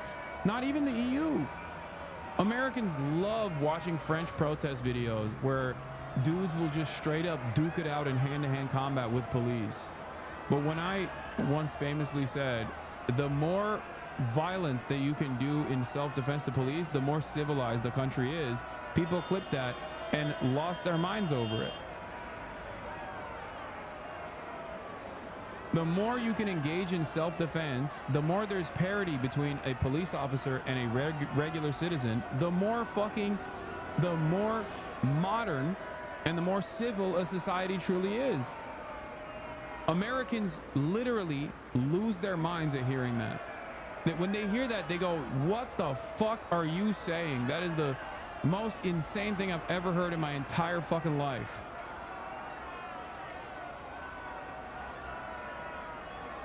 It's not even in their, like, it's not even something that they can comprehend. The average American unironically believes that if a police officer's feelings are hurt, they should be able to kill you on the spot. It's crazy to me. They're people, right? Aren't they supposed to be people? They're not like a naturally occurring phenomena. Fucking gray bars again. I need to fix these alerts, man. I might have to revamp my whole shtick.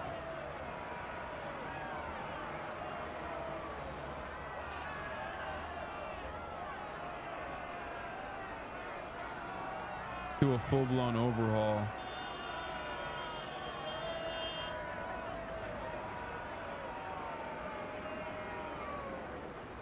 Ironically, LA has officially will enact curfew for parts of downtown Los Angeles, according to CNN.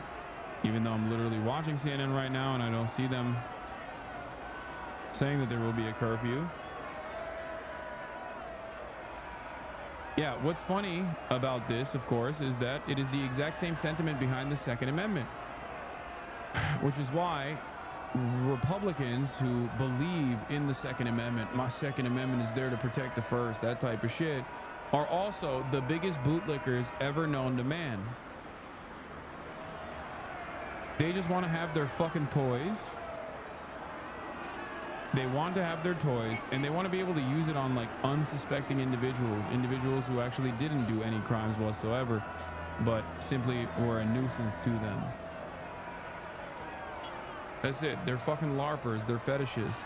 The average unarmed protester, the average queer English major unarmed protester with a septum ring and purple hair in Los Angeles that's out in the streets right now getting fucking peppered and getting tear gassed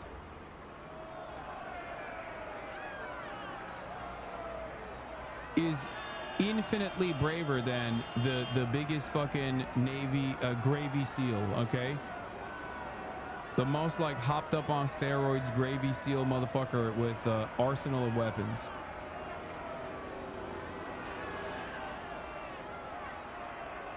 That person's got no protection, and they're still out there non-binary, being all queer and purple-haired and with a septum ring, and duking it out with the fucking cops with no protection whatsoever. Go ahead, tell me that person is tell me that person isn't brave.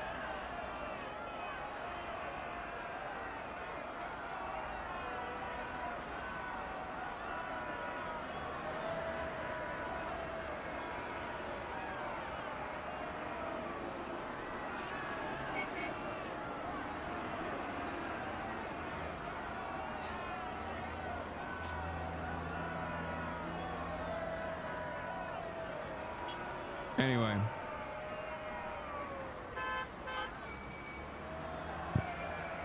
Does that mean that you like the wokes now? I mean, if we're being fucking honest about it, there's never been a moment where woke went away. I've been keeping it very much alive here. People seemingly never let me live that down. What the fuck? Oh, remove paywall. LA police counter protesters. As LA police counter protesters, Trump doubles National Guard deployment. Officials contrast legitimate LA protesters with those looking for an opportunity to create chaos. 11 minutes ago. Wait, where's the?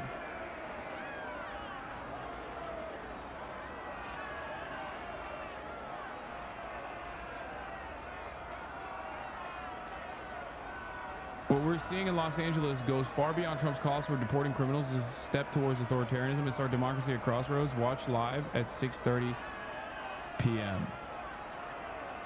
Tonight, Governor Newsom's address, Democracy at Crossroads. Why the fuck's he promoting this, dude? Like he's... When are you going to be arrested, Hasan? I don't know. Wouldn't you like that? Again, a pathetic and weak person who's like, I think you're a nuisance and I have no self-control and I can't just like click away from your stream. So I'm hoping that the fucking government takes care of you. Like, how weak-minded, how much of a fucking worm-like individual are you? You know? How much of a fucking cowardly worm-like individual are you? Most likely spending years talking about how much you are a defender of free speech, only to turn around and be like, actually, I've decided speech that I don't like should be met with criminal penalties. At least the hysterical SJW archetype that you fucking yelled about for years and years, that you fantasized as like making, fantasized as made video game titties smaller or whatever, actually has a morally righteous position. Maybe they're not the best on camera. Maybe they come across as kind of fucking annoying, but ultimately they are on the morally correct side and they believe what they're saying. You, on the other hand, are pathetic. You have no discernible position. You're simply a pathetic worm who complained about SJWs only to fucking turn around and demand that people you don't like get arrested.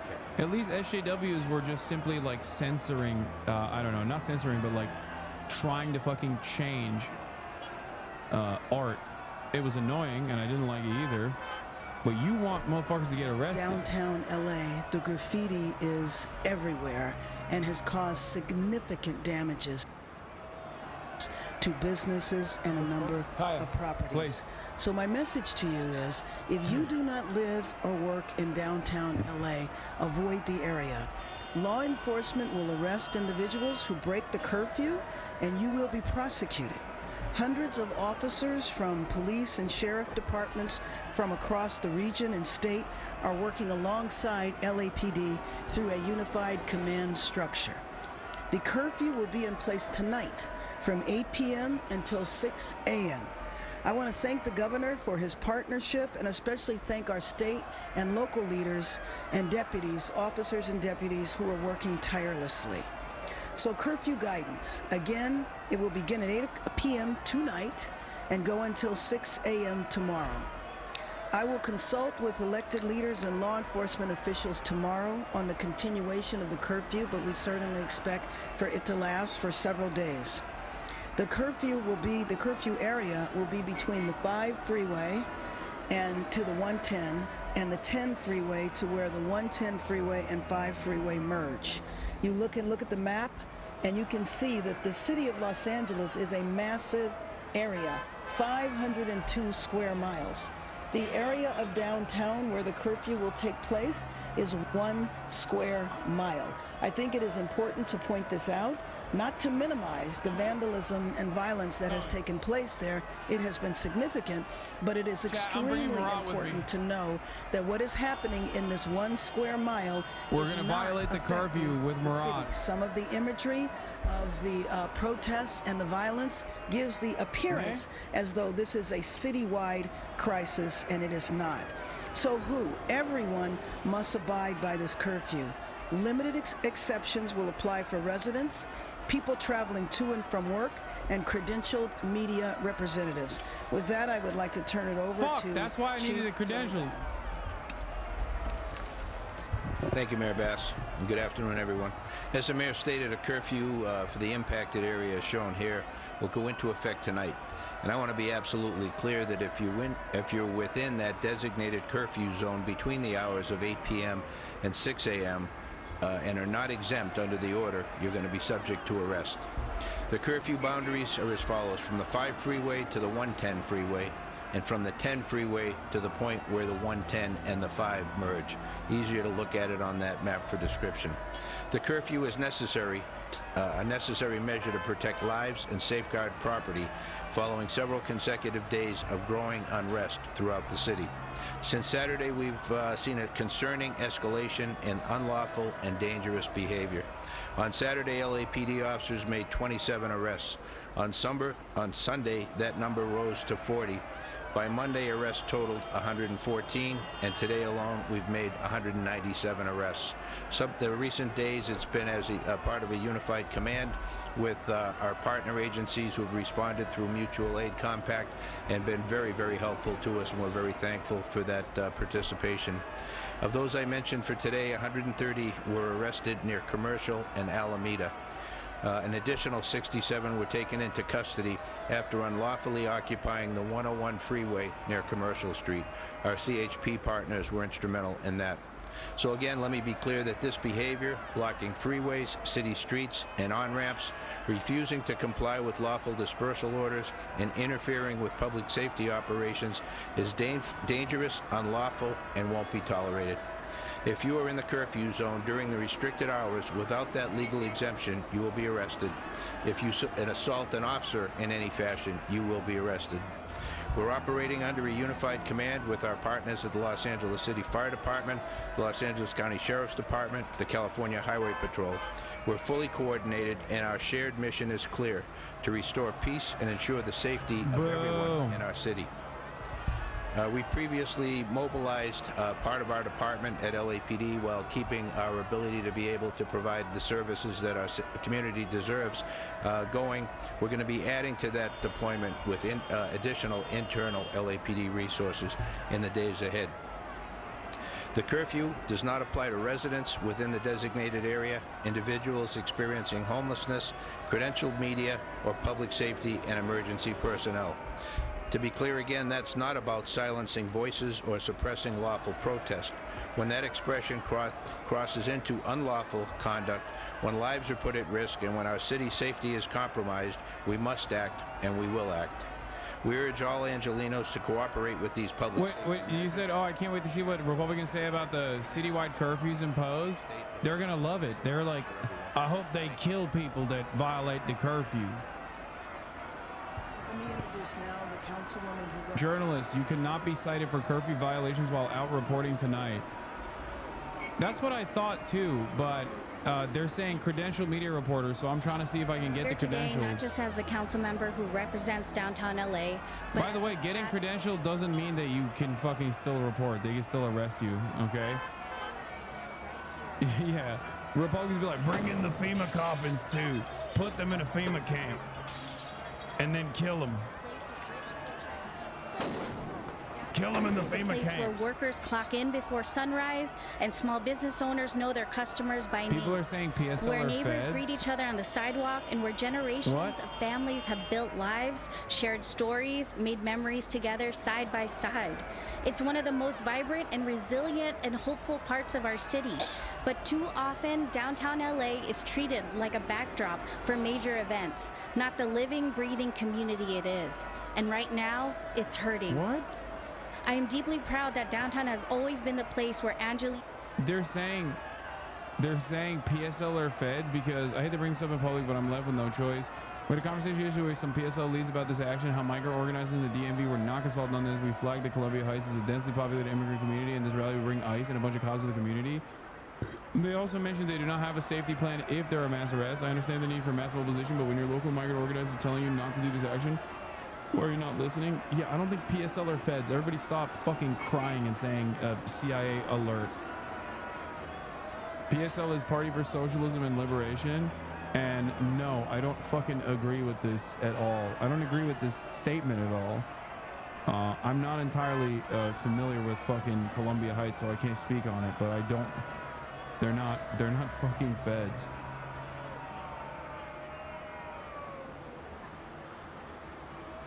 Alex is the one who I was asking for help with the sheriff's department press credentials. LA Mayor Karen Bass announces curfew for 1 square mile of downtown Los Angeles tonight from 8 p.m. to 6 a.m. She's declared a local emergency in this area where we've seen the worst violence. The worst violence, man. The violence has been so crazy.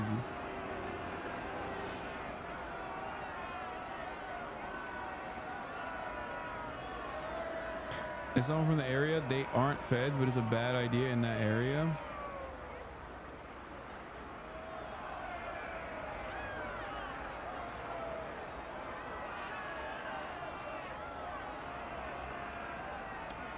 I mean, here's the thing.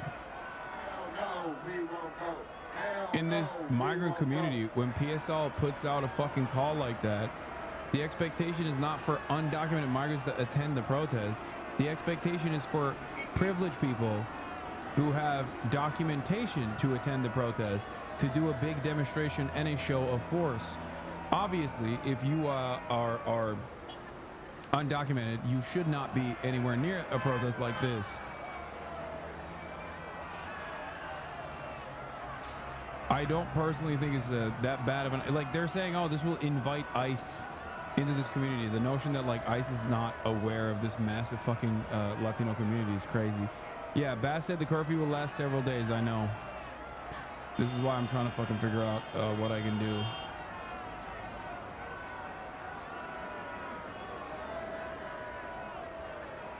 I also suspect that this is to specifically pack up anyone that wants to continue demonstrations at night.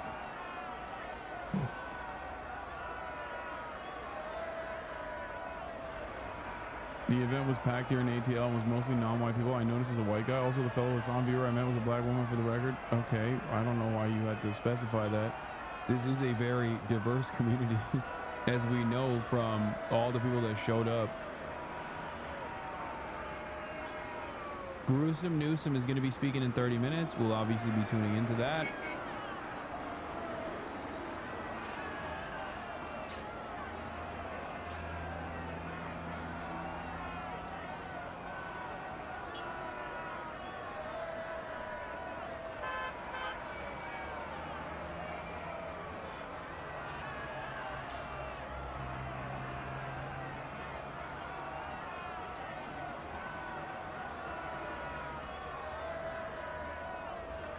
I live in downtown LA, but happen to be out of town. Won't be back till 17th. How will this curfew impact local residents? First of all, the curfew will be gone by then. Because if the curfew is still implemented by the 17th, we have way bigger problems than the fucking curfew. And secondly, no, of course, if you're residential, you're fine. Your freedom of movement will be a little restricted. Cops might fucking harass you. They might annoy you. Oftentimes, this is what happens when they implement citywide curfews like this, is like, it's not actually the protesters that get fucked over. It's literally the residents that get fucked over because they will unceremoniously detain you for no reason.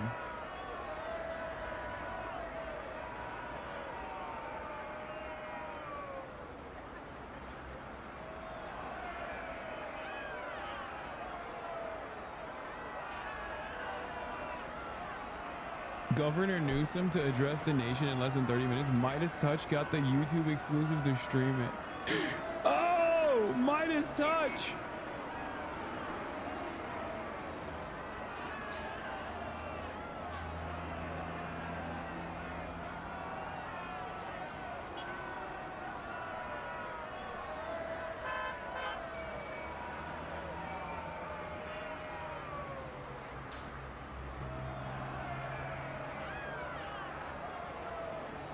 What is this? I think ICE provoked this whole thing in LA. Stop. Stop. Why do you purposely show me bad takes? Why? Why do you purposefully show me fucking bad takes? It's just gonna make, it's gonna hurt my feelings. It's gonna make me mad. I've already addressed all of the takes that were, that needed to be addressed a million times over today. Why the fuck do you have to turn around and show me more additional bad takes? Newsom's position is that ICE officers should be able to carry out enforcement operations, law enforcement should be able to handle unruly protests, and the rest of us should be free to live in a city that isn't heavily militarized for no reason. Stevens' position is that we should use the U.S. military to arrest and detain anyone he suspects may be undocumented, even if they're not. No, I don't think ICE officers should be able to carry out enforcement operations. No, fuck that. This was retweeted by Governor Gavin Newsom. Yeah, Governor Newscum and Mayor Ass. Mayor Karen Ass. Believe it, folks. Mayor Karen Ass. She's so ass.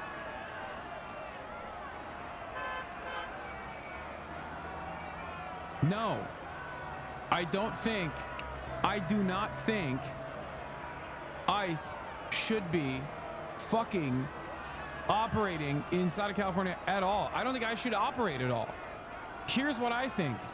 I think if someone is in the country illegally and they do a fucking crime, then obviously local law enforcement is going to apprehend them and prosecute them. Okay? Only after that person has done a heinous crime and charged and maybe even went to fucking prison for it can ICE actually move in to deport that person after going through a secondary court process with the proper immigration authorities. Okay? I don't think people who are just simply living in Los Angeles and not doing anything, not harming anybody, okay? I don't think those people should be fucking arrested and deported. They have families here. They've been working here. They should get proper fucking paperwork. You just said ICE shouldn't exist though? Yes. ICE shouldn't exist. ICE didn't exist before 9/11. It was perfectly fine. It wasn't like there was mass amounts of undocumented crimes that were taking place on U.S. soil non-fucking stop when ICE didn't exist. It's bullshit. It was additional pork. It was an agency that did not need to fucking exist. Pre 9/11, it was called INS. Okay? And guess what? You know, here's another great testament to how undocumented migrants don't actually do fucking crimes. Okay? Reagan amnesty.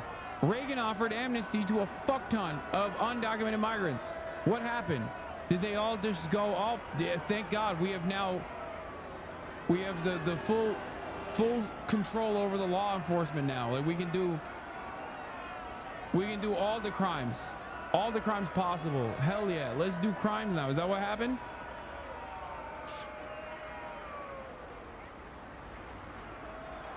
It's insane. Like Britney Spears' iconic sophomore album, Oops, I Did It Again, is 3 years older than ICE. Yes. Nintendo GameCube is older than ice, by the way. Ice can still be abolished. It's true.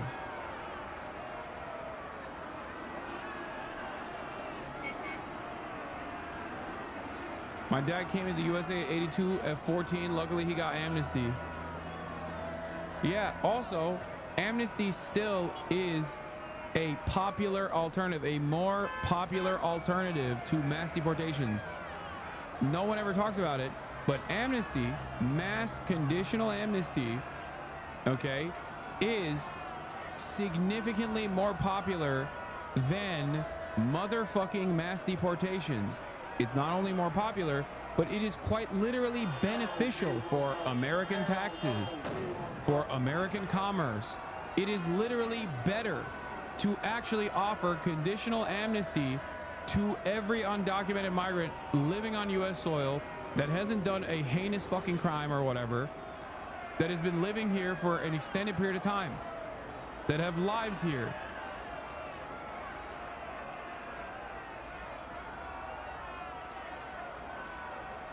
It's so crazy.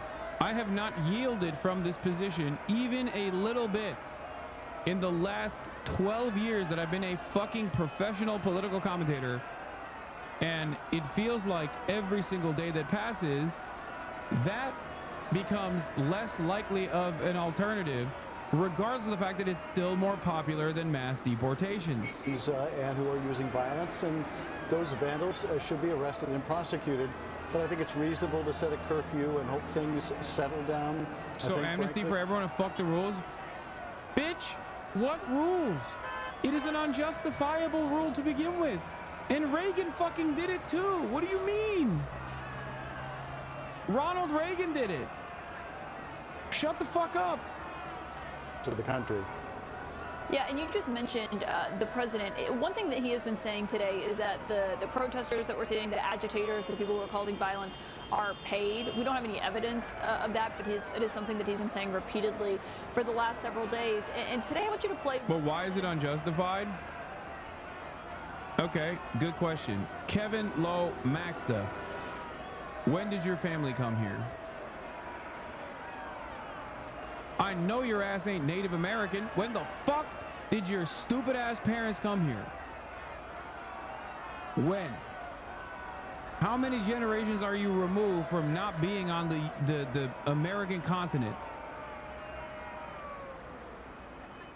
If you say you're not, okay, well then suck my cock. I hope you never are allowed to enter this fucking country. Nope, sorry, not gonna hear from fucking foreigners. Okay, not gonna hear from dumb fuck foreigners LARPing as American hogs and hogettes when I have to deal with the homegrown domestic terror here on a daily fucking basis. There's nothing more disgusting than fucking Canadian LARPers that come in here and they're like, oh, eh? Oh, I don't know, eh? What are we supposed to do? Don't you know? I love MAGA. Get the fuck out of here. Go be a nuisance in your own goddamn country. Okay? The people who here illegally are foreigners. Hey, dumb fuck. The people here illegally are not foreigners after they fucking live on U.S. soil for an extended period of time. Okay? Dumb fuck foreigners. I mean, yeah, ship them all out. You're correct. Yes, they are. Listen, just because you crawled out of your disgusting mother's pussy in a fucking American zip code does not give you extra fucking clout here, okay? That's all you did. You're still a fucking waste of space. I would rather deport your stupid ass, okay, to bring in 10 Guatemalans any fucking day of the week. You don't know how to do anything. You don't know your ass from your elbow. At least those motherfuckers, all they want to do is have a better life for themselves, okay? Ironic? Yeah, real ironic. You are a waste of space. You are a waste of energy. You are a waste of time, okay? Those dudes are trekking through insane conditions to be able to fucking get here for the promise of a better life for themselves and their families, okay? They're being shipped out as we speak, so yeah, I know.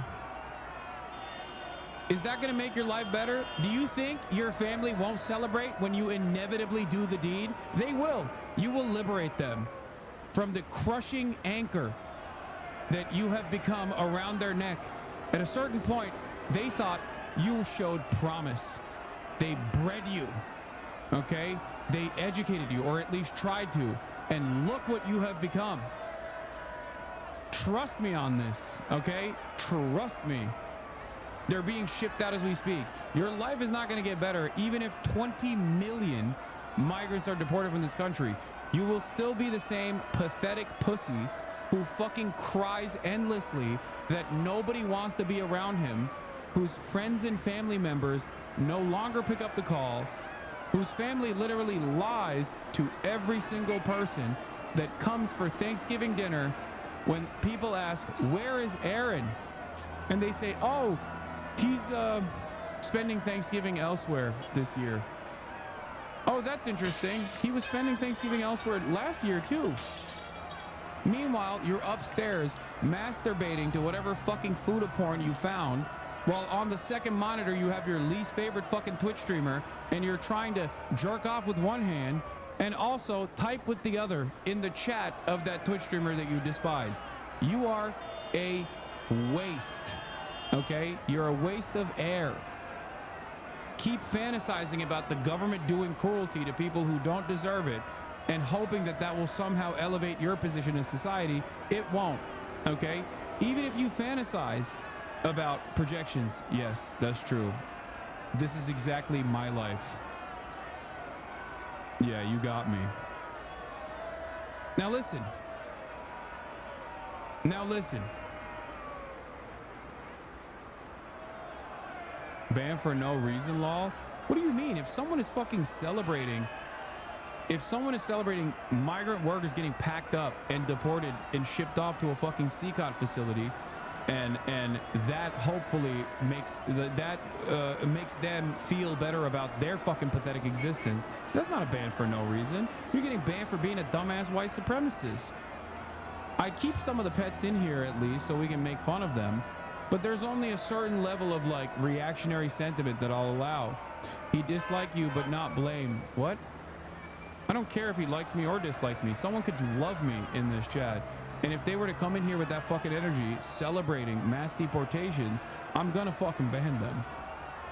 And if someone actually chooses what I get to do in my own fucking community, I'll ban them too, bitch ass. I saw you on the news and decided to see what's up, and it's wild how much people lie about you. It's true.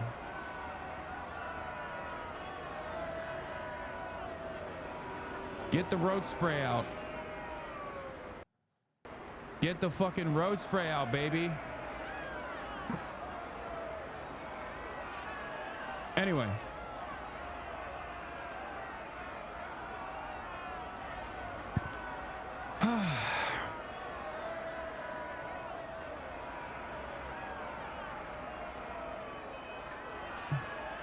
Alvarez is here, CNN legal and national security analyst Carrie Cordero, and also CNN's chief law enforcement and intelligence analyst John Miller is with me. And John, obviously you have experience with the LAPD. Just from your perspective, as you're watching this play out tonight with this curfew that is for downtown Los Angeles, again, as the mayor said, it's 1 square mile out of the 500 square miles that encompasses LA. What do you make of what this is going to look like and how it will change or not what's happening on the ground tonight? Well, I think what they're doing by making it so early, 8 p.m., and I mean, remember, Caitlin, this is the first curfew Los Angeles has had since the 1992 riots. And this is...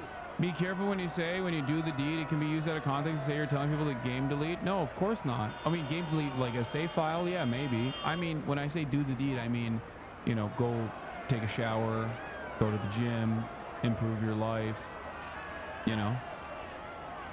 It's up to interpretation. So many officers gives them two opportunities. One, move out of the house finally. Off the X of that symbolic target, the courthouse. Touch grass. Two, it allows them to stop anybody who's moving in that area because they won't need any. I would never mean the other thing. I would never. If they're out in that area and they're not authorized, they can be arrested right away. But here's the key to this. Look at the arrest numbers. 40 on Sunday, 114 on Monday, 197 on Tuesday, and then 67 more by California Highway Patrol. So that's 264. They were reaching the pace within that small area of Los Angeles with these arrests to say, we're steaming towards something that is becoming too hard to work with this number of cops. Let's just lock it down. Yeah, and I want to point out, if you can see, John, we're looking at Chicago right now and scenes coming out of there as, you know, people might look at this and think, oh, that's Los Angeles. No, this is what's happening in Chicago. We saw it last night in Dallas and in Austin to a degree. We're watching with Shimon to see what's happening inside New York tonight, obviously, as everyone is staying on high alert for this. If you're law enforcement in another city and you're watching what's happening in LA, you're watching this curfew be put in place, is that something that they're paying attention to in case it is a cause or it's a need in places like Chicago? Well, it is. Now, there are some key differences. Now, New York had its last curfew in 2020 during the riots after the George. Genuine question: Canadians shouldn't get an opinion on this? No, everyone can have an opinion on this, but if it's a fucking right-wing one, I'm gonna ban you just as I would fucking ban an annoying right-wing hog that is like celebrating these kinds of fucking actions. You know what I mean? You're allowed to have an opinion. You just, depending on how you put that opinion out there in a chat like this, and depending on how angry I am in that moment, honestly, you can get away with it or not. Under their head count. This has been putting a real strain on the department in a very small area. They've got 725 officers in that area right yeah, now. why you ban me when I racist type shit? Yeah. At midnight. And what they're hoping to do is walk the tension level down and maybe get some of those resources, police resources, back to patrolling the rest of the city.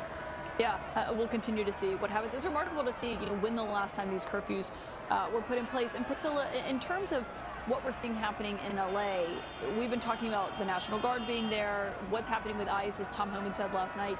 These ICE arrests acting ICE chief promises to neutralize LA rioters. Suck my dick. Out of Los Angeles. We saw these images of what appeared to be National Guard troops helping ICE agents conduct these arrests, not actually arresting people, but basically kind of standing guard as they were. Yeah, this was a remarkable image because of just how unusual it is. In fact, as soon as I saw it, you'll see it right there on your screen, that I texted my sources and no one had recalled an instance where National Guard was involved at all in any type of interior enforcement, immigration and customs. No one could remember this happening. No one could remember this happening. So this was a situation where National Guard has been deployed to serve as a security perimeter as well as to protect a federal building. In this case, they appear to be doing the former, which is providing a security perimeter as immigration and customs enforcement continued their operations in Los Angeles, but it certainly marks an escalation because even if National Guard isn't arresting anyone, just serving as a security perimeter to ICE as they're conducting these operations is notable. And again, it's an image that no one that I've talked to can recall ever seeing before, even if we have seen, for example, National Guard helping along the U.S. southern border before. This in the interior is remarkable, and it is telling, Caitlin, of the bigger backdrop here, which is that the administration has been pulling every lever of government to try to get more assistance to ICE to drum up their immigration arrests, and this perhaps marks yet another moment, a remarkable one, as they move toward using National Guard as well. Yeah, even if not again for arrests. Making that case to Republicans as well about boosting their funding. But Carrie, when you look at this, and we're waiting to hear from California Governor Gavin Newsom, he's been doing a few interviews here and there, but his first time, addressing all of California in terms of what's happening in Los Angeles tonight, and his response to the president bringing in the National Guard. A judge today declined to immediately basically put a restraining order on this lawsuit that he's filed over Trump calling in the National Guard. What do you make of that standing that he has there? Well, I think Gavin's on in governor is 9 minutes. The perspective of really what any other governor in the entire country would make, which is that they are the commander of their own National Guard, and they have this protest is so left biased. Why don't they ask the government to get the documents if they have a job? Job equals support the country. Stopping ICE operations is not the solution in the first place. Brother, I'm gonna very carefully explain to you what's going on right now, and I hope like we can clear up some miscommunication and some confusion that you're clearly demonstrating. ICE agents are conducting raids at job sites. They're getting the information from the IRS because not only are these migrants working at places of, you know, places where they're participating in the flow of commerce, but they're also paying taxes. ICE knows where they live because the IRS knows where they live. The IRS knows how much they pay in taxes. The IRS knows where their place of business is, where their place of work is. ICE gets that information from the IRS and then uses that information to go conduct raids at job sites. Is this going to change your mind about why people are fucking frustrated and maybe, in your words, left biased? Considering that you also recognize, it'd be fucking cruel and unusual to go after people who are simply working?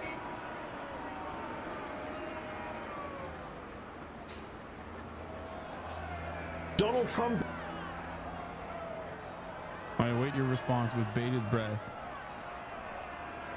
You've been following since 2023. Hopefully, we'll be able to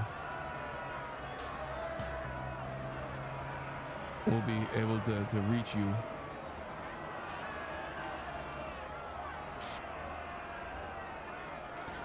Don't you need a social security number, which is given if you're a citizen? If not, how are they paying taxes? Just asking so I can educate myself to learn. Great question.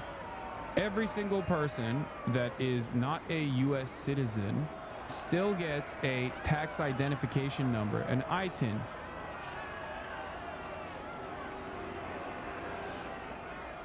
So if they do not have a social security, as obviously migrant workers do not,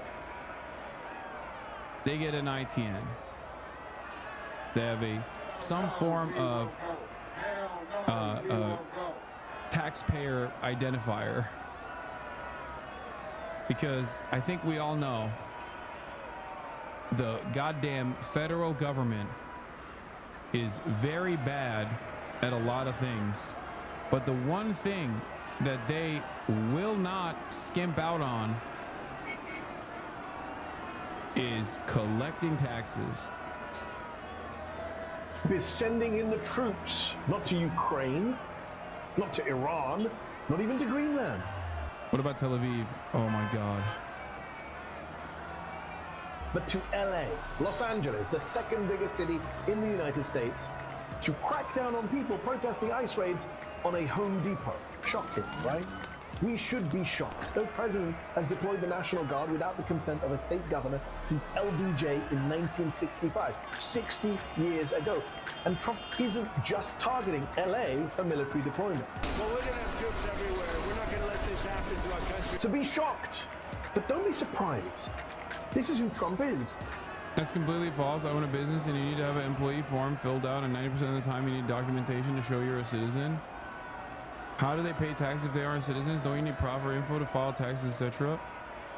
Bro, I just literally told you the legal ways in which migrant workers that have either temporary protected status or are like awaiting their fucking court date for their permanent clearance will pay taxes.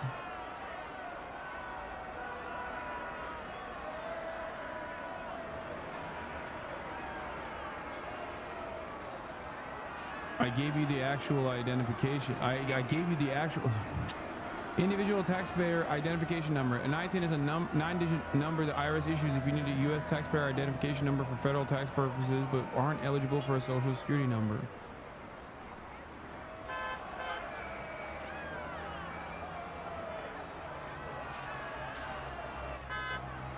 This is from obviously a biased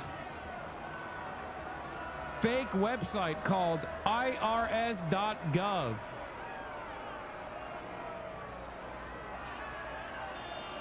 Clearly, they're lying.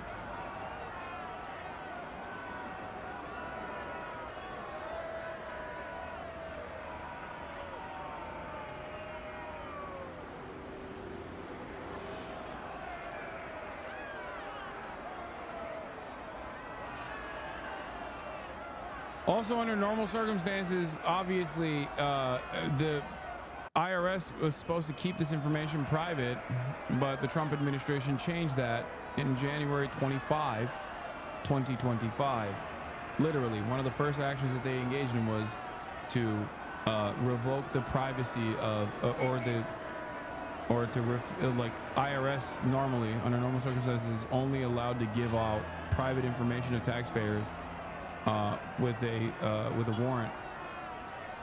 It's supposed to be private information. Now they're giving it to the ICE agencies. This is what he said he would do if he returned to office. Were you not paying attention? Or were you accusing people like me of hyperbole and fear-mongering, of Trump derangement syndrome, when we said he was going to use the military against his domestic political opponents, like the fascist autocrat he's always wanted to be? Did you not hear what Mark Esper, Trump's defense secretary at the end of his first term, revealed to 60 Minutes back in 2022 in reference to the George Floyd protests 2 years earlier? Can't you just shoot them? Just shoot them in the legs or something. And he's suggesting that that's what we should do, that we should bring in the troops and shoot the protesters. Trump asked his then defense secretary to shoot protesters with live ammo. Esper said no. That's why this time... Gavin is on. Where's Gruesome Gav? Gruesome Gov Gav. Do you have a link? Chat, send me a link. Let's hear what Gruesome Gov Gav has to say. Also known as New Scum.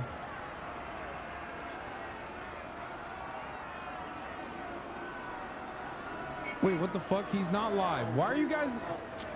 Bro, why are y'all always lying, bro? Why are you all always lying? You are always lying to me. You do this every time. He's not live yet, okay? That's why I was surprised that fucking CNN wasn't showing it. There are easily thousands of people here in downtown Chicago. Earlier, we had this video, and I believe that we can show it to you. The major incident here was a car going through part of the crowd. They didn't plow right into the thick of the crowd, but it sort of wove through some of the protesters and clipped protesters on either side and then bolted down the street. That was at Wabash and Monroe, Caitlin. We're still working with the Chicago Police Department to find out more information about that, if that driver has been arrested, and any details that might help explain exactly why that happened. So right now, the protest is sort of is spreading out at the moment. Before it was a lot denser, but now you're seeing again the Chicago Police Department spread out in lines here, and the crowd is starting to break apart a little bit. Caitlin. Okay, Whitney Wild, keep us updated with what you've been seeing on the ground as we're watching closely as these protests are not just happening in Los Angeles, as we can see, they're also happening in Chicago, New York, other cities across the United States as well. As we're monitoring, though, what is happening in LA and waiting to hear from the governor, who's expected to speak any moment now. We did just hear from the city's mayor, who said that approximately 23 businesses in downtown Los Angeles have been looted during the protests that we're seeing happening over the last few days. Why is there no audio? This comes as CNN has learned that the more than 700 Marines that we told you about last night Why is there no audio? Activated to go and assist the National Guard. And are you fucking kidding me? What's going on? I didn't mute this window. What? Do you guys see the audio? It's not just you? Damn, he's spitting, dude. Wait, there's no way he prepared this like sexy ass big reveal and there's no fucking audio and the chat is disabled, so we can't even experience the joy. He's going hard right now. Midas touch. No sound. Midas touch exclusive. Holy fuck. 45,000 watching Midas touch live stream right now. 46,000 started streaming 3 minutes ago. Oh my god, Midas touch bangs, dude. They are literally, they are the top dogs. My bad. Midas touch. I'm sorry. I didn't know what kind of fucking smoke y'all had. I didn't know what kind of crazy smoke y'all had, Midas touch. Midas touch apology form. I thought Asmongold was the #1. political content creator on the platform. Turns out it's fucking Midas touch, bro. It's 4 minutes and already passed me. And no audio too. Wait, there's sound here?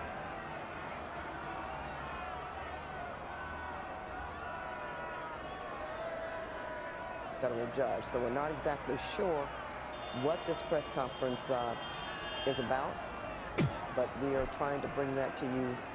They don't even know what the press conference is about because it's muted. From Mayor Bass Oh, what a fucking clown! Has been imposed and runs for a mile. Oh, Gavin, you suck!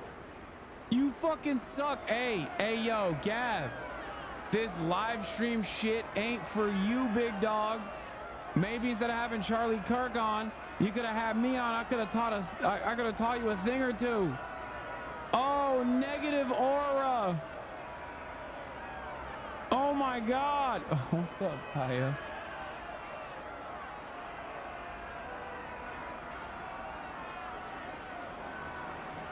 Gavin Newsom made a big show of making this announcement, and it was fucking muted the entire time.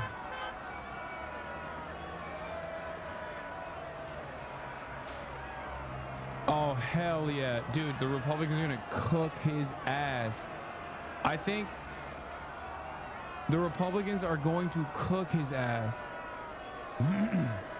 It's especially funny because he made like such a big show of it. You know what I mean? Boo, no sound, hacked, sabotage, Blue Anon on the Midas touch tip, claiming sabotage. I want to say a few words about the last few days. This past weekend, federal agents conducted large-scale workplace raids in and around Los Angeles. Those raids continue as I speak. California is no stranger to immigration enforcement, but instead of focusing on undocumented immigrants with serious criminal records and people with final deportation orders, a strategy both parties have long supported, this administration is pushing mass deportations, indiscriminately targeting hardworking immigrant families, regardless of their roots or risk. What's happening right now is very different than anything we've seen before. On Saturday morning, when federal agents jumped out of an unmarked van near a Home Depot parking lot, they began grabbing people, a deliberate targeting of a heavily Latino suburb. A similar scene played out when a clothing company was raided downtown. In other actions, a U.S. citizen, 9 months pregnant, was arrested. A 4-year-old girl taken, families separated, friends quite literally disappearing. In response, everyday Angelenos came out to exercise their constitutional right to free speech and assembly, to protest their government's actions. In turn, the state of California and the city and county of Los Angeles sent our police officers to help keep the peace. And with some exceptions, they were successful. Like many states, California is no stranger to this sort of unrest. We manage it regularly and with our own law enforcement. But this, again, was different.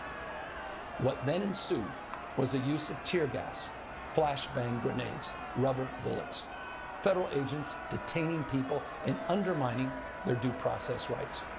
Donald Trump, without consulting California law enforcement leaders, commandeered 2,000 of our state's National Guard members to deploy on our streets, illegally and for no reason.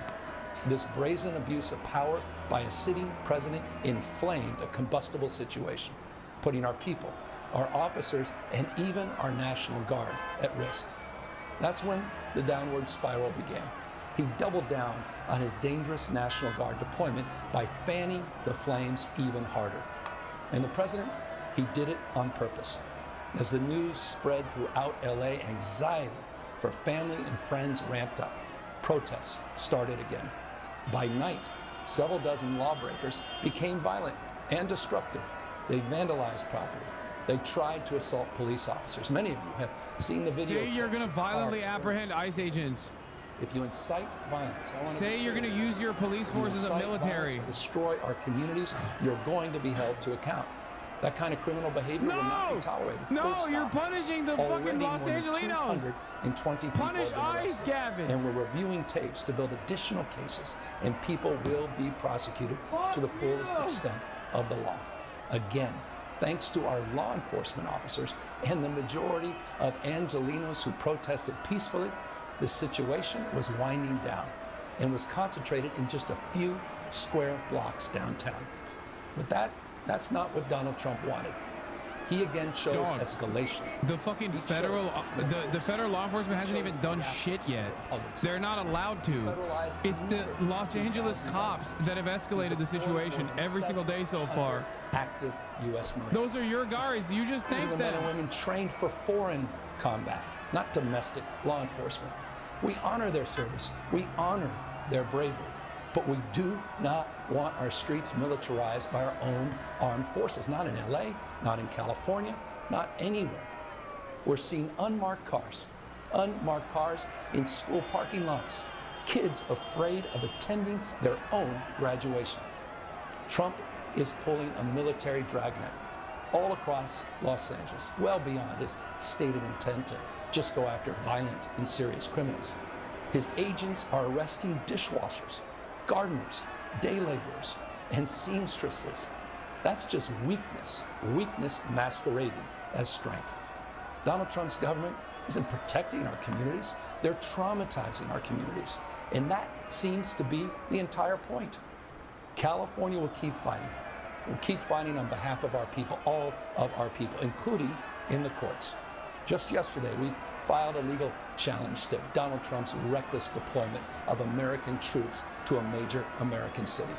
Today, we sought an emergency court order to stop the use of the American military to engage in law enforcement activities across Los Angeles. If some of us could be snatched off the streets without a warrant, based only on suspicion or skin color, then none of us are safe. Authoritarian regimes begin by targeting people who are least able to defend themselves, but they do not stop there. Trump and his loyalists, they thrive on division because it allows them to take more power and exert even more control. And by the way, Trump, he's not opposed to lawlessness and violence as long as it serves him. What more evidence do we need than January 6th? Ask everyone. Take time. Reflect on this perilous moment. A president who wants to be bound by no law or constitution, perpetuating a unified assault on American traditions. This is a president who in just over 140 days has fired government watchdogs that could hold him accountable for corruption and fraud. He's declared a war on culture, on history, on science, on knowledge itself. Databases, quite literally, are vanishing. He's delegitimizing news organizations, and he's assaulting the First Amendment. Dude, this is like, he's mustered up the courage to hit like 2016 anti-Trump lines finally. What universities themselves can teach. But like, I'm sorry, we need more than this. We need more than this. This is not 2016. This is fucking 2025. You need to be way more aggro now. For no other reason than to, in his He's own literally words, hitting all the liberalism high notes from 2016. Like, this is not us. We must resist against Trump, all this shit. But I think right now, what we need, oh my God, 127,000 people watching Midas Touch. God damn it, they're so sick. They're so popping. in the past. Look, this isn't just about protests here in Los Angeles. When Donald Trump sought blanket authority to commandeer the National Guard, he made I that succumb to order apply liberalism. every state I'm out. in this I'm nation. done. This is Fuck this about all of radical us. shit. This Liberalism is is about you. winning. I'm taking a knee. I'm California may taking a be bow. first, but it clearly will not end here. Other states are next. Democracy is next. Democracy is under assault before our eyes. This moment we have feared has arrived. He's taking a wrecking ball to our founding fathers' historic project. 3 co-equal branches of independent government. There are no longer any checks and balances. Congress is nowhere to be found. Speaker Johnson has completely abdicated that responsibility. The rule of law has increasingly been given way to the rule of Don. The founding fathers Oh, they come on. died The see rule this of kind dawn. moment. It's time for all of us to stand up. Justice Brandeis, you said it best. In a democracy, the most important office, with all due respect, Mr. President, is not the presidency, and it's certainly not governor. The most important office is office of citizen. At this moment, we all need to stand up and be held to account, a higher level of accountability. Say it. We need to take it to the streets. Say it. Please. We need to disrupt ICE activities. Many of you Gavin Newsom says it's time for the citizens to take up arms and engage in guerrilla warfare. You are the antidote to that fear. It's time for a and peasants' that anxiety. revolution. What Donald A Trump peasants' wants rebellion. most is your fealty, your silence to be complicit in this moment. Do not. Gavin Newsom. The rural farmland surrounds the cities. Make no mistake. We are numerous. Gavin Newsom, he's like, I'm putting weapons crates. I'm putting weapons crates in every town, in every neighborhood. Viva la revolución!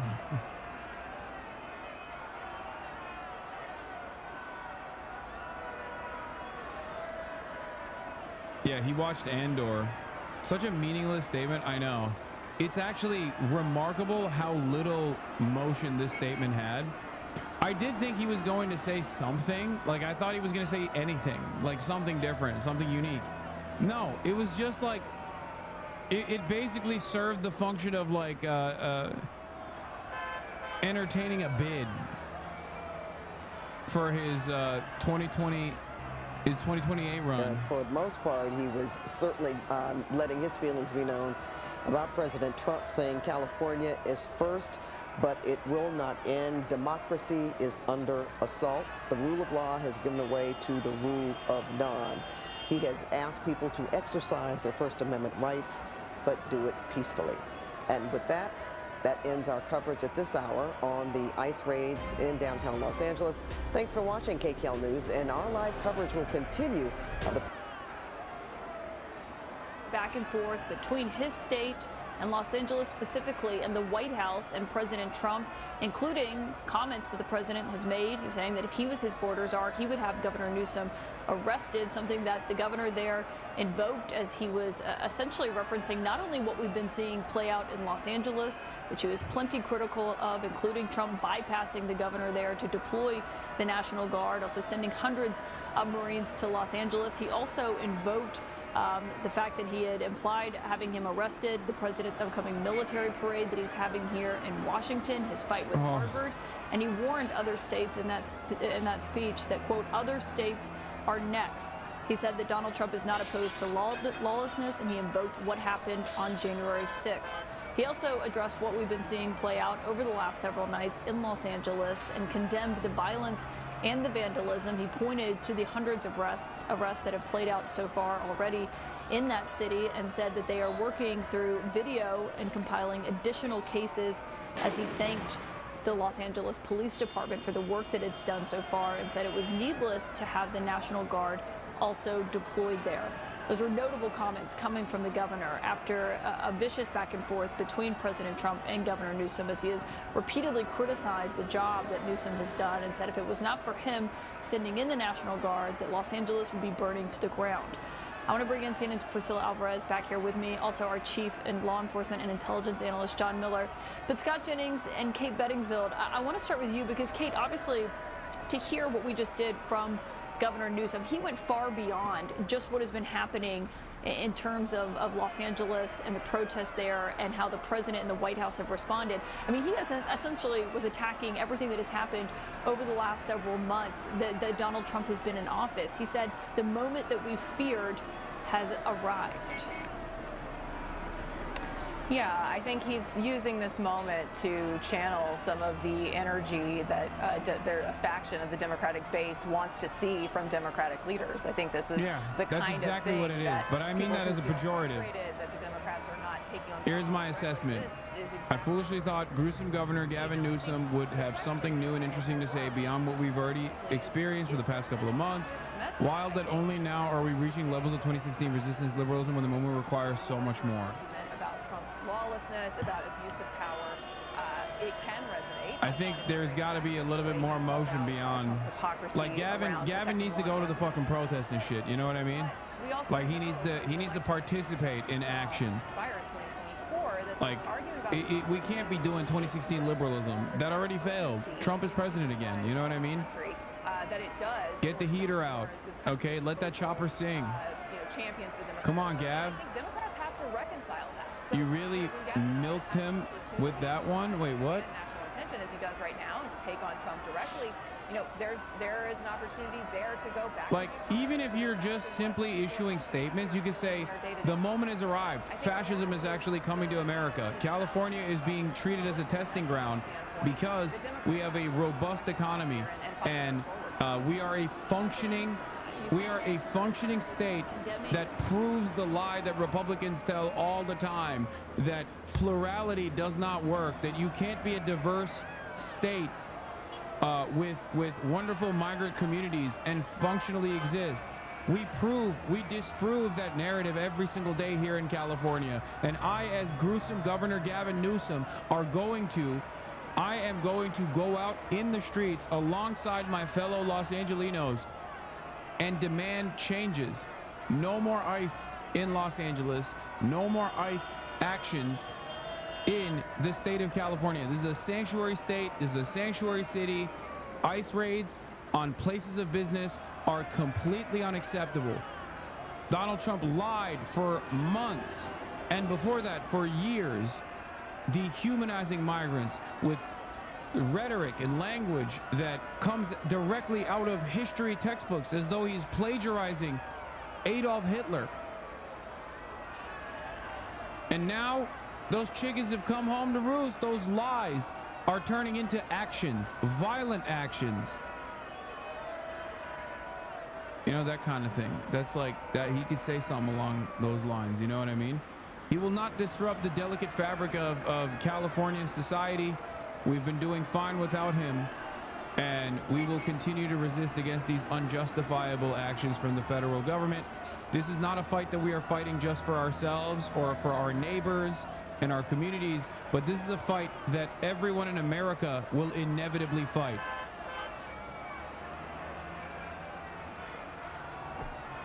I'm running for governor. I'm Gavin Newsom.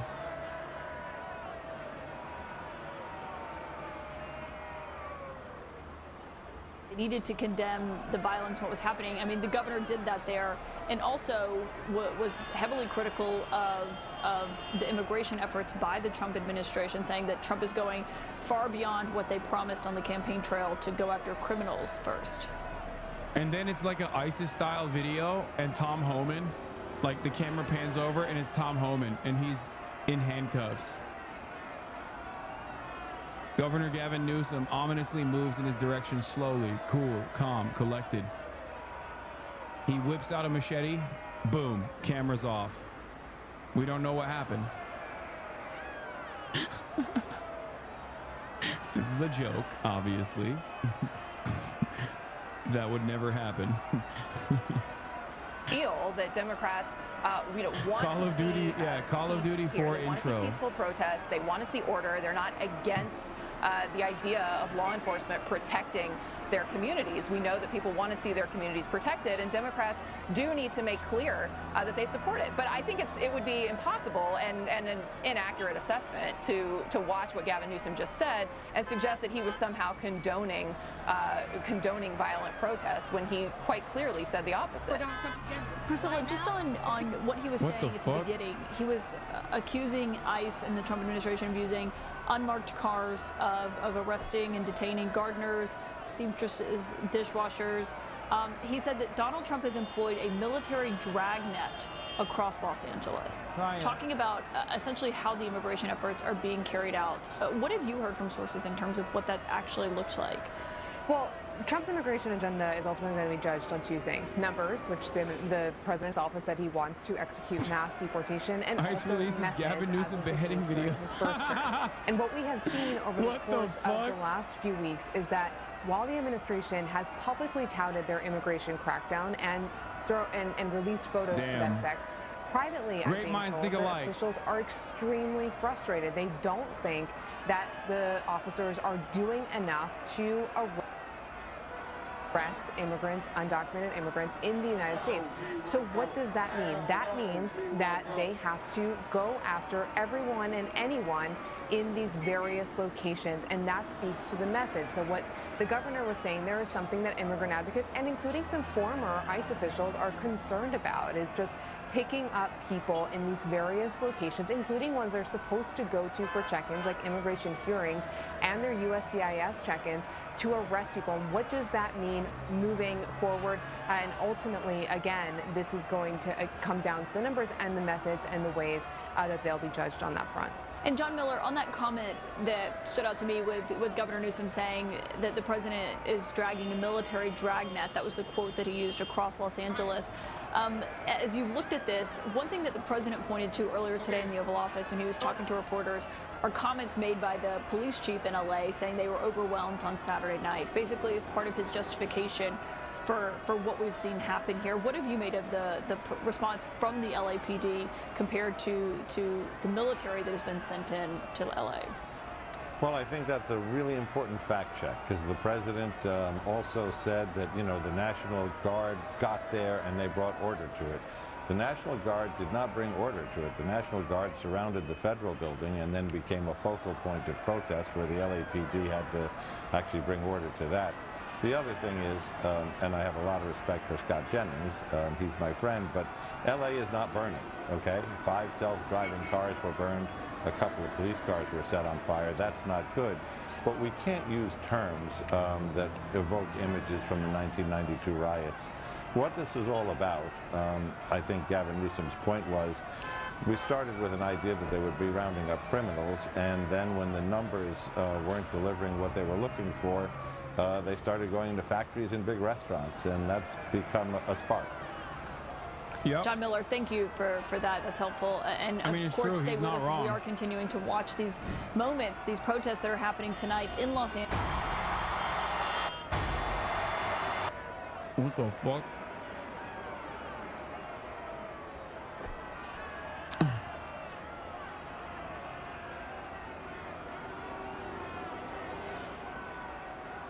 News are on ad just deployed. It's a myth about this city. It's the lie that life has to be hard in New York. I believe we can guarantee cheaper groceries, we can raise the minimum wage, we can freeze the rent for more than 2 million tenants and build hundreds of thousands of affordable homes. It's city government's job to deliver that. We are done settling for less. Are you ready for a city we can afford? Are you ready to win this race? Paid for by Zoe and for NYC.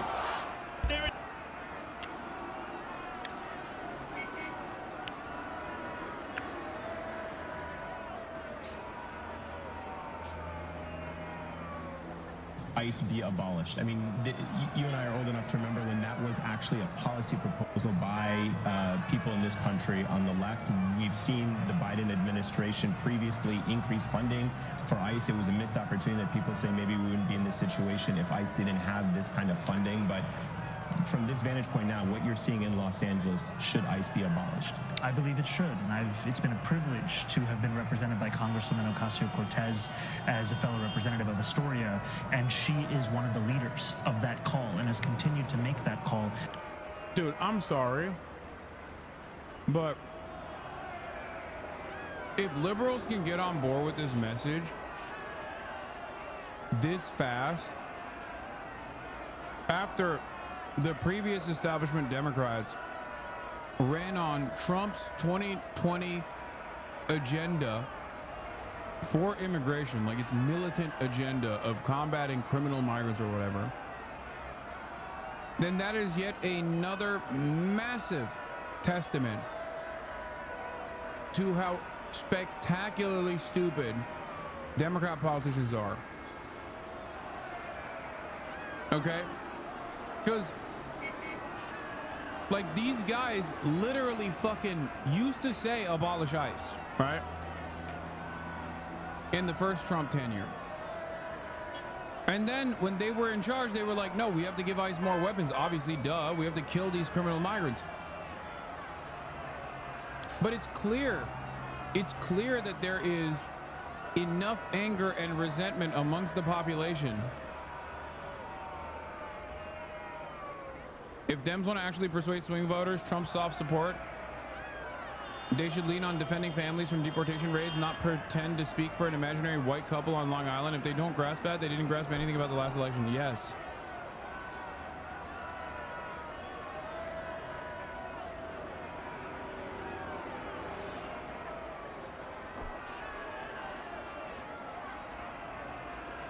No, Republicans, hide your liberalism like you hide from everyone else.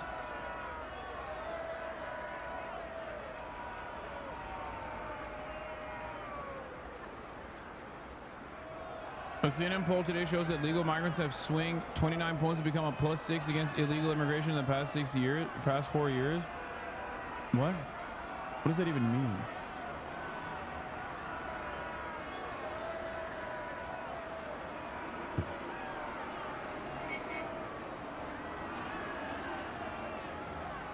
The establishment is trying to rat fuck Zoran. Zoran helped Adrienne Adams, city council speaker, qualify for matching funds, and now she's attacking him. Yeah, also, this is the other side of the story. Adrienne Adams, a lawless president does not mean we abolish entire agencies in our laws. I've taken on Donald Trump and ICE and won. People elect us as leaders to solve problems, not pledge allegiance to rigid ideologies. Zoran Mamdani, donate to Adrienne Adams' campaign so she gets matching public funding. And be sure to rank her on your ballot. She's great. Adrienne Adams polling at 6%. Go fuck yourself. Wait, what the fuck? This guy blocked me? Recovering political pollster, current market researcher. Who the fuck? Why did this guy block me?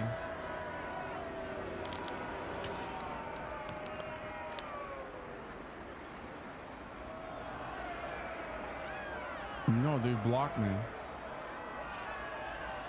Who the fuck is this guy?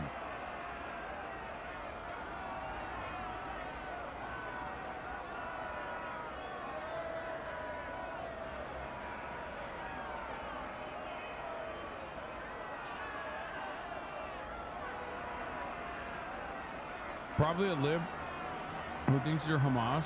Okay. Anyone who thinks I'm Hamas also thinks Zoran is Hamas. It seems like he likes Zoran, but also weirdly hates me. I don't know. I mean, who cares? Whatever.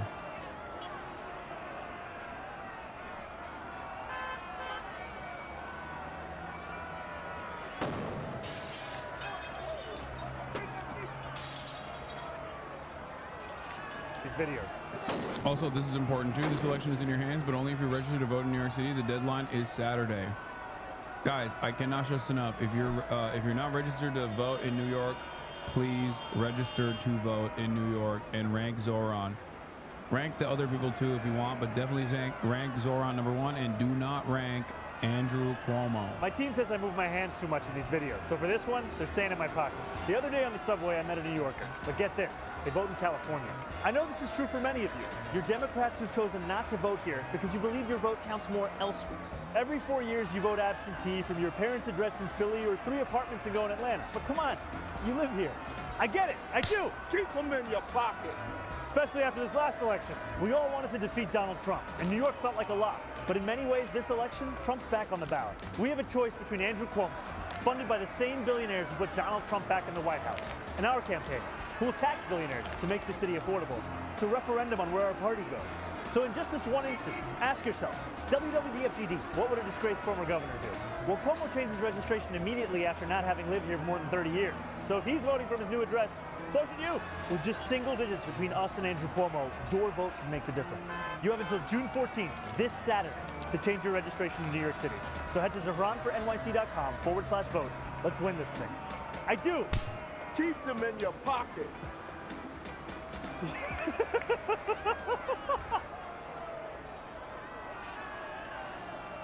No, he retweeted this Hutch tweet, I guess. That's what someone was saying. No, if you want any non-Cuomo vote on the ranking is a vote taken away from Cuomo. Yeah. Rank all the other people. I don't fucking know enough about them, and I don't necessarily care. I'm in the tank for Zoran, 100%. But yeah, you should definitely rank other candidates too, because like then it makes it easier for just don't rank Cuomo at all. Do not rank Cuomo. You rank all 5, just don't rank Cuomo.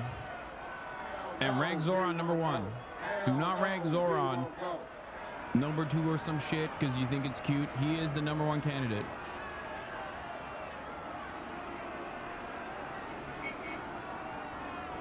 Not sure why timelines filled with Hassan Piker, Ethan Klein. I didn't know who this was until last week. Few content all of a sudden, but algorithm, if you're listening to Jimmy, don't give it even iota shit about what either of them has ever said about anything. Thanks. If you don't know who either of these people, okay, guys, who cares? All right, we figured it out. He doesn't like me for. He probably has seen something that is like out of context or some shit, or he's just a fucking lib. Who cares? He likes Zoran. He's ranking Zoran number 1, I suspect. So I am endorsing Adam Carlson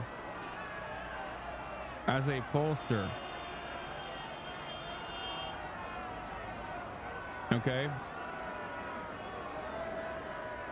Yeah. By the way, new poll shows Andrew Cuomo's one-on-one lead against Zoran Mamdani has shrunk to just 2 points, 51 to 49%. And this poll was conducted before AOC endorsed Mamdani.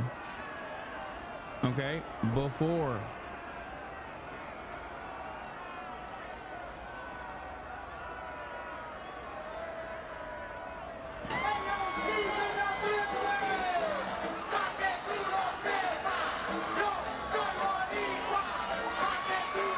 Why are they flying non-American flags at the protest? Don't you know you're supposed to play? Don't you know you're supposed to fly the American flag? No other flags. No Puerto Rican flags to be flown at the protest. I can't even like it. I was gonna like you first, Zoran, but now I feel like it's made it too hard for me to like you.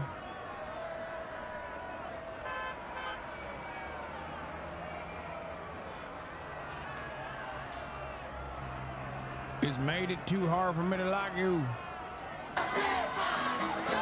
Zoran, repeat after me.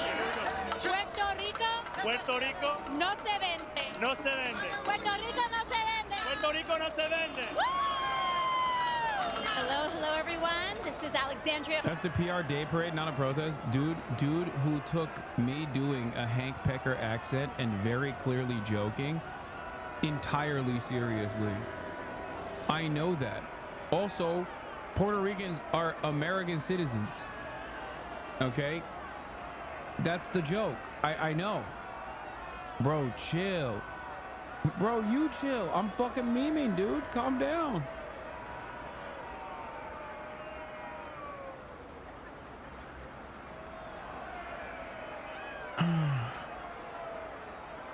It doesn't even matter. I was at a protest. Someone freaked out because we were flying the American flag upside down.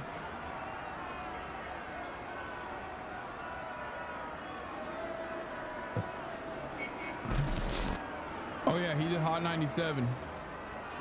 Apparently 4 days ago.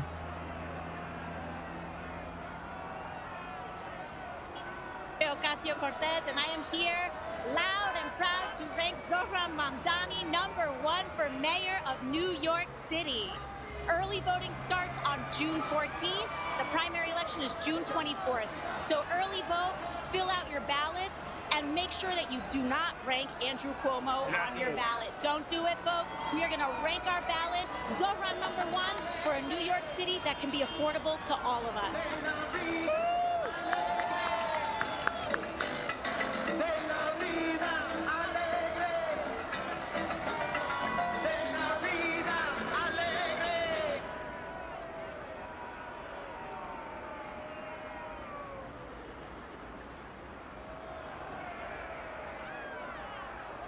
It's so funny because he's literally said, as New York mayor, I'd arrest Benjamin Netanyahu, and motherfuckers are still like, you're not, your heart is not in it, like you're fake.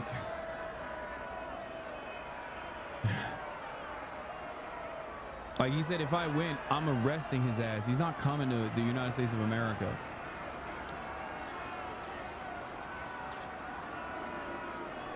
Last night, the BET Awards took place.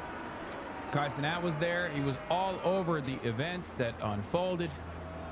Apparently, some of the blue checkmark power farmers were claiming that Kevin Hart said that he wouldn't host the awards unless he could have Kai Cenat live stream the entire process.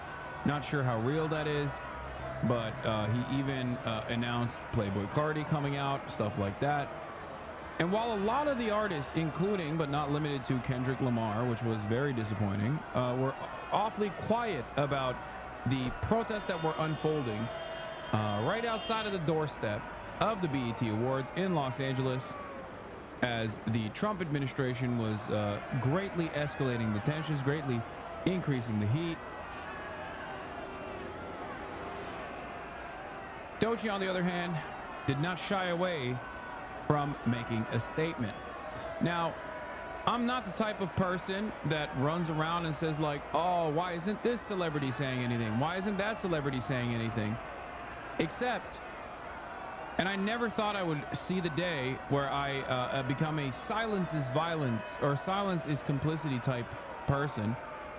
But goddamn, has the internet become so vicious and so fucking monstrously right-wing that yes, a little bit of moving the needle in this direction by openly stating how frustrated you are with the illegal actions of the federal government is welcomed, okay?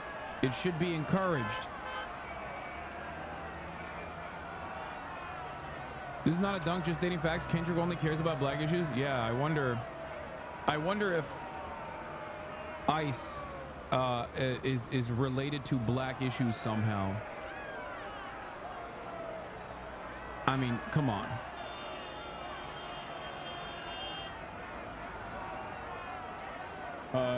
Nerede bilmiyorum. Burada değil ama. Yemek masasında falandır büyük ihtimalle. Not yet? No, yet. Right now. Bro, what are you talking about? It's fucking... Also, it's not just Kendrick Lamar. And also, Kendrick Lamar is LA based and cares about Los Angeles. His own city is fucking rising up.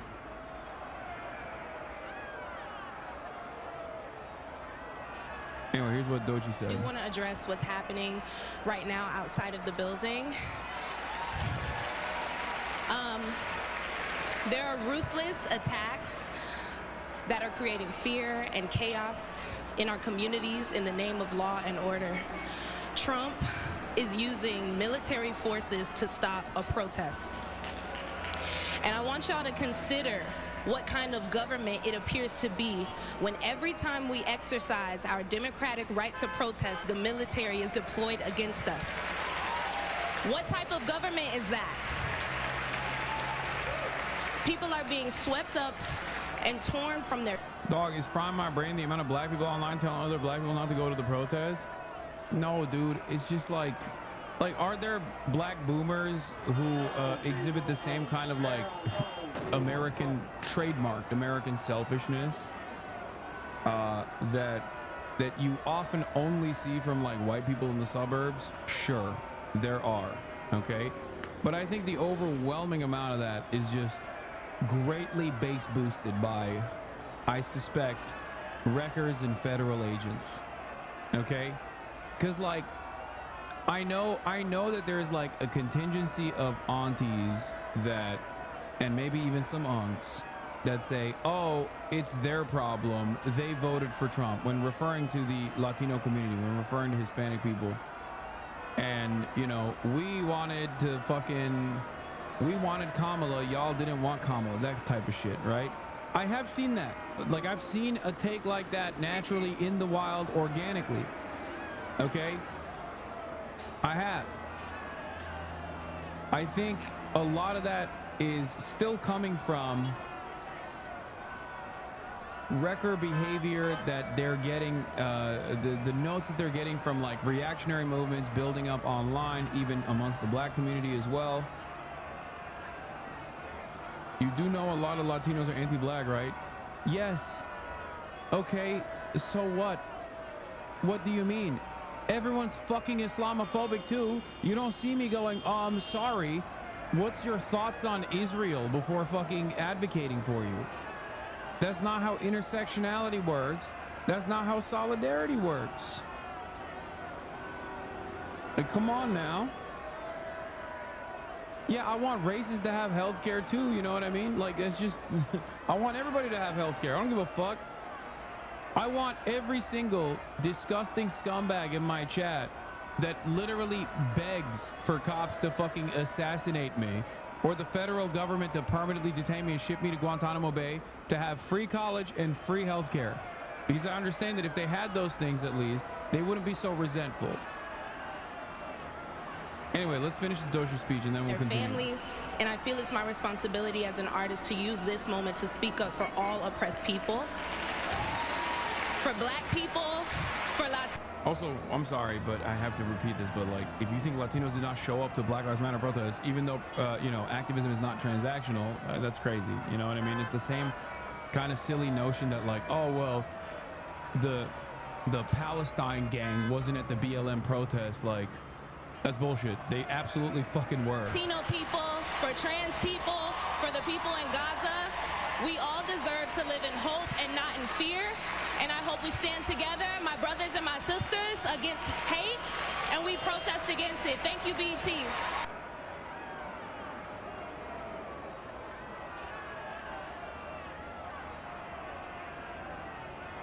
It's crazy because like these are the exact same struggles, you know what I mean? Like, the federal government targeting you on the basis of the color of your skin is almost so identical, especially to contemporary current Black struggle, that it is wild for any person to be like, I don't care, they voted for Trump, or some type of shit like that. I suspect that a lot of this resentment has built up from, you know, misinformation and dangerous reactionary narratives that also exist in Black communities as well. Like, you know, the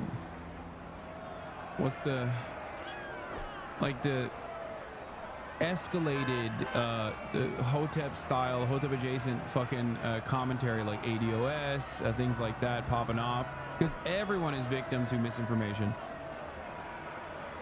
White people are not the only group of people in this country that are consistently having their brains fried by stupid bullshit. Black, stop bashing Black people. This is very common in the Asian community as well. Oh my fucking Lord. I don't give a fuck.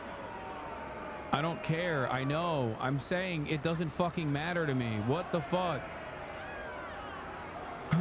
Yeah, foundational Black Americans movement, stuff like that. You're not listening to what I'm saying.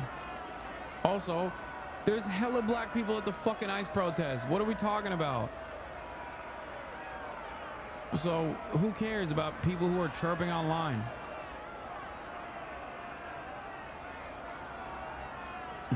Yeah, I know. Every race has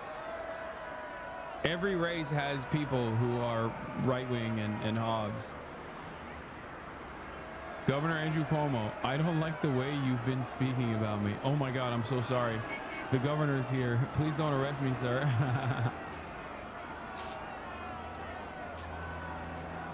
I'll give you another example. Like, there's the common meta of being like, Black people are homophobic.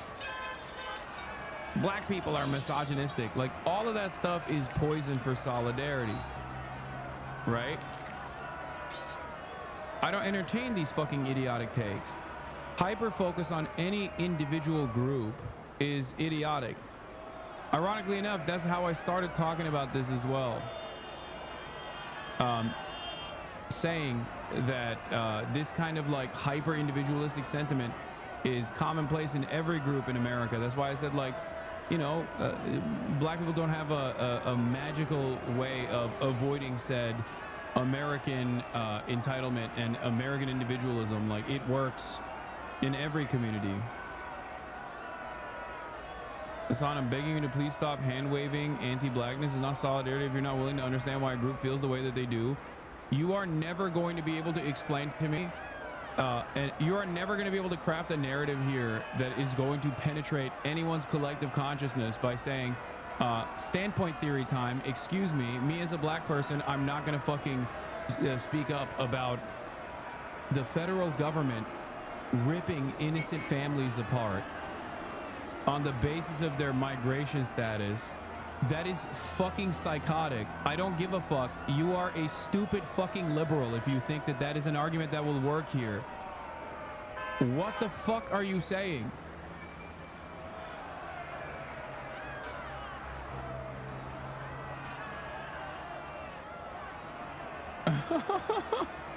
Yo, I do think, I'm sorry, but this is like, this kind of attitude I don't like speaking out against so much, because it often,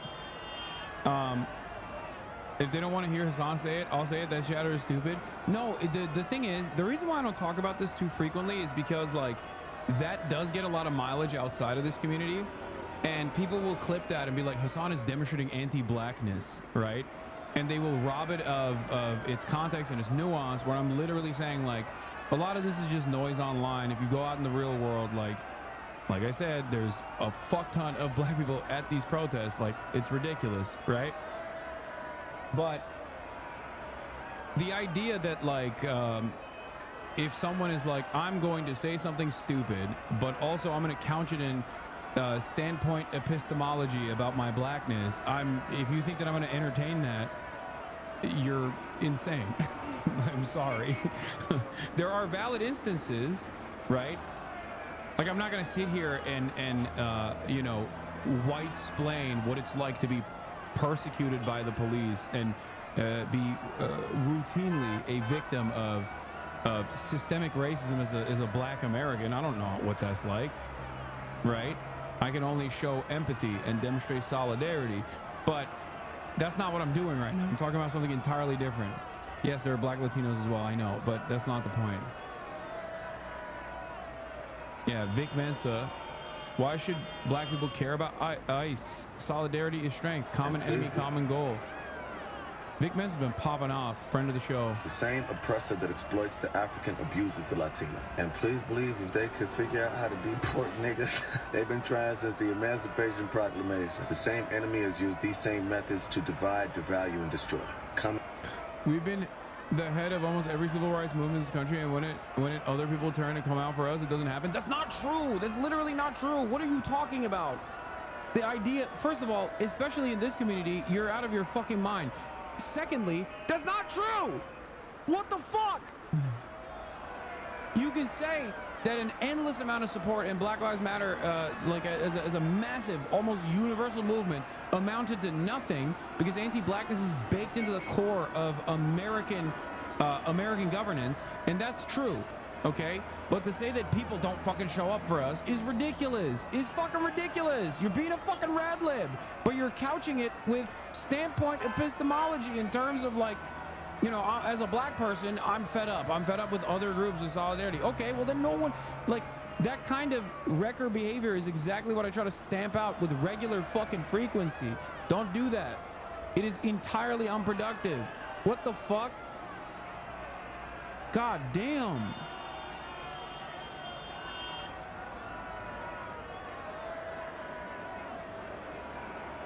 Everything we see this minority side with white supremacy get on over on us, and some of us are just done. Okay, be done with it then. Good luck. Like, what kind of stupid shit is this? Even if it was, I wouldn't care. I fight for all. Exactly, that's the other side of this. Even if it was, I wouldn't care. I fight for all oppressed people whenever, wherever, get every zero chatter. This is literally the same fucking shit that annoying ass Zionists say, bro. Obviously, the financial circumstances or living standards and a victimhood of systematic oppression is not the same between, like, you know, contemporary society, American Jews and black people right now. But even then, it's the same kind of, like, transactional activism that we heard from people being like, well, we've shown up to Black Lives Matter. Why won't the blacks show up for us when we want to do ethnic cleansing, we want to do genocide? Is fucking crazy. Okay? Solidarity is not transactional. What is this fucking argument? Oh, well, do Palestinians love gay people? Do they love trans people? Otherwise, you know, I don't know if I'm on board with otherwise, I don't know if I'm on board with whether or not they deserve being ethnically cleansed. Is a psychotic assessment, which no one makes, by the way. So why the fuck do you think that's, like, an appropriate response? to make in this circumstance. No one is free until everyone is free. My girlfriend is Afro-Latina. I have Palestinian friends. These are all my people. I won't entertain anything else. Yeah. Hold on. I got to fucking... God damn it. I got to sign a package. Common goal. The same corporations that run the ICE detention centers run the state and federal prisons, where our people are doing slave labor for 13 cents an hour. Those same corporations abduct and hold Palestinians in Israel. And not only are the same riot police deployed against blacks and Latinos, they receive training, information, and technology from the IOF. Historically, we were snatched from the shores of Africa and brought to Central and South America. Don't be fooled into believing this struggle is not ours. They come for you in the night, they'll come for me in the morning. So shit, inshallah, the Latinos in Los Angeles County really unify because there's 4.5 million of them. 2,000 National Guard.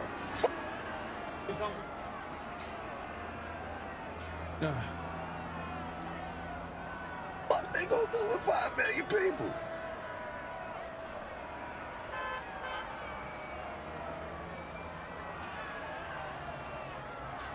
Hasanabi auntie, black auntie here. You are 100% right. The only reason I'm not going is because I'm old and can't run fast. Black people are always a target. Did you see how they treated black CNN reporter? Exactly. That's the other side of the story, is that the same forces that are doing this to fucking Latino people right now, who you don't know if they fucking are anti-black or not, but even if they are fucking anti-black, who gives a shit? What do you mean? Like, what the fuck?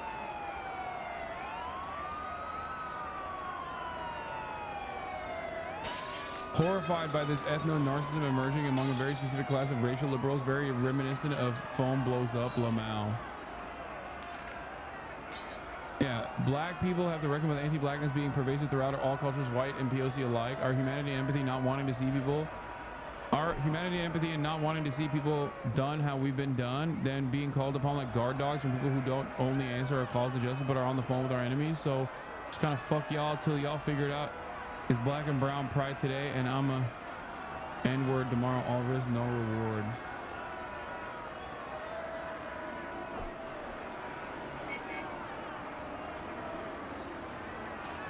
What is happening? This is like I think there is something really interesting about this coming from like black accounts in general, because I thought that like, especially black people, given their historic struggle in America, are aware that like they do this to fucking Latinos. They're already doing it to black people, and they're not gonna stop doing it to black people. There's no like, what the fuck? God damn, I fucking hate Id Paul so much.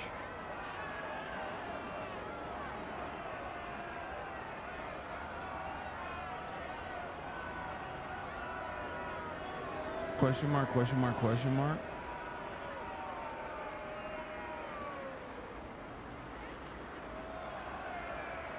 Yeah, I think this is just like mostly incredibly online people.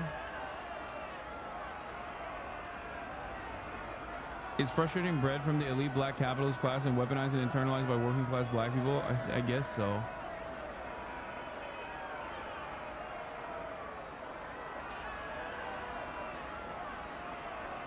What? Black people are understandably low trust. Our leaders are all murdered on U.S. soil. Also, you had ID reductionism, not Id Paul. People are posting like this. Castro's in for the surprise of his life when he tries signing something with my poison pen. Well, what have Palestinians done for the Black Lives Matter movement? Castro. This is one of my favorite accounts.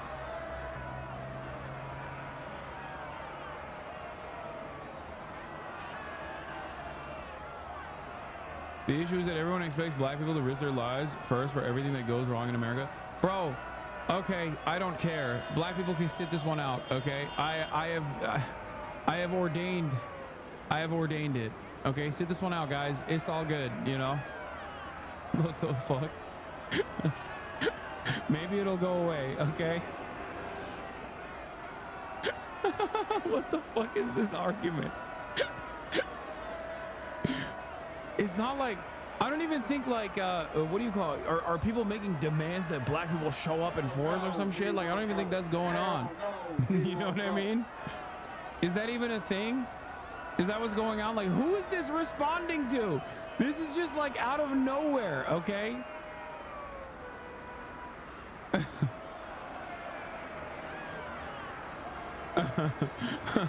What the fuck? It's just, it's utterly irrelevant. Normal people do not operate like this, okay? Brother, this is what we've been seeing throughout Black discourse. It's so tiring. God damn it, dude. Fucking shade room adjacent accounts have been a cancer. It's crazy.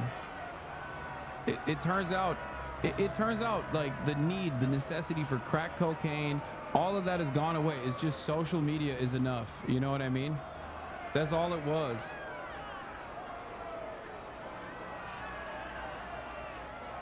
Did they forget once they're done with us, they'll come for you next? First of all, they haven't been done with black people. That's why it's so crazy. Like, it's not like the government's like, hey, you know, we'll come for you after this. They never stopped coming after black people. So what the fuck? That's why I'm always like, what do you mean you're done? Like, I'm sorry, when black people say this, they sound like white people, okay? But they're not. Anti-blackness is foundational in American society. So you can say that online, but you're still black in the eyes of a fucking cop or an ICE agent. You know what I mean? It's so weird. What the fuck? What do you mean? Like, okay, you know, Latino people didn't vote for Kamala Harris or say the N-word. It's fucked up. I know. Oh, what are we supposed to do? Let him fucking die? Like, what the fuck?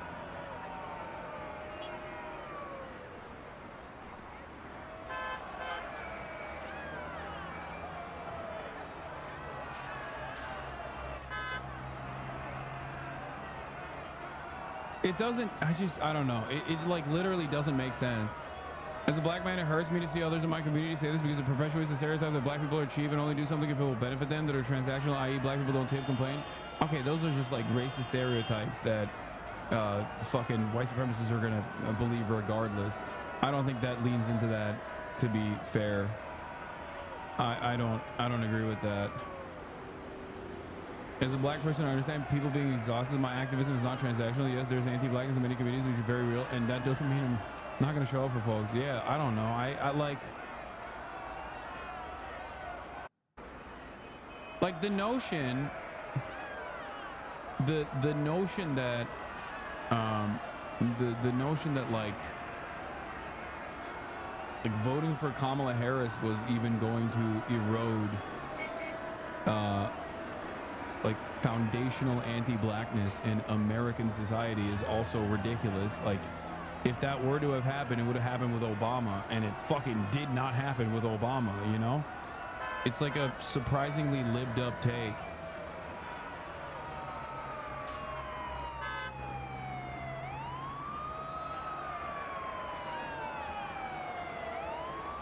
Yeah, I don't know who the fuck decided Kamala was the final straw. It's so funny. I didn't know there were so many other black people in your chat, but happy to see us all come out against these reactionary narratives within our own community. I mean, it's all good. I don't like talking about this sort of stuff because, like I said, one, it invites unjust criticism to a minority population that is at the heart of so many core bigotries in this country. Like, it always loops back around to fuck black people under every single circumstance, even amongst leftist liberal groups. If you are still overwhelmingly white, as this community is, there is still going to be a lot of that nascent, unresolved white supremacist thoughts, or not white, I wouldn't say white supremacist, but like kind of racist thoughts that then cause people to go, oh, well, you know, I guess fuck black people then, you know? And I think it's inappropriate, which is why I oftentimes will be very delicate and careful when opening up the door and peeking into black people's business, knowing full well that people might learn the wrong lessons from this conversation. But once again, I have to repeat this: the internet is not real life. The internet is not real life, okay? Yeah, it's not white supremacist, but it's anti-black.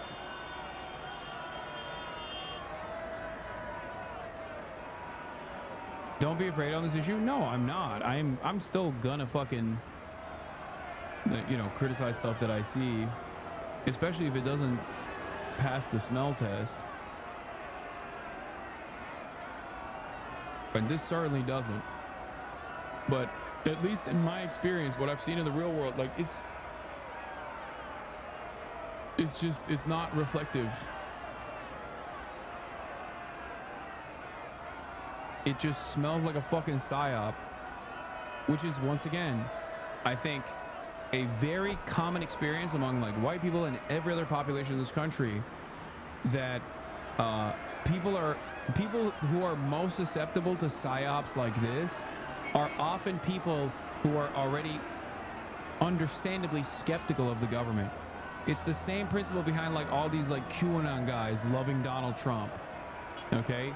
It's the same energy of like applying constant scrutiny to every government narrative that then ultimately, if left rudderless and left directionless, will lead you down this very weird misinformation spiral where you end up arriving at, like, let's just say, outside of the box conspiratorial thinking. But yeah, ultimately, solidarity above all else.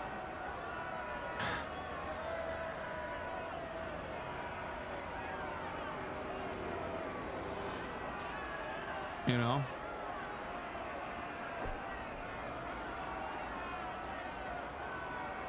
You're just not realizing that foundational Black Americans, FBA Americans, isn't the same as Pan-Africanism? No, I do understand that. What? The FBA movement, or initially I think it was like ADOS, is, yes, in opposition to Pan-Africanism. Isn't that what it is? Are you saying that that's a good thing? Because I don't think that's a good thing. Yeah.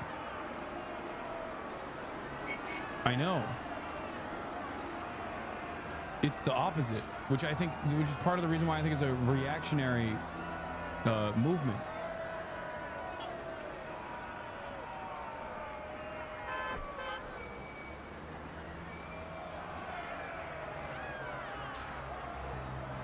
Anyway. But look, ultimately, it turns into the same liberal permission structure that sometimes the Black academic class, by way of outlets like The Root, offer white liberals to say racist things about Black people. Like the articles that they write sometimes about how, like, you know, there's a real deep-rooted problem of misogyny and homophobia in the Black community. It's like, it goes back to the same exact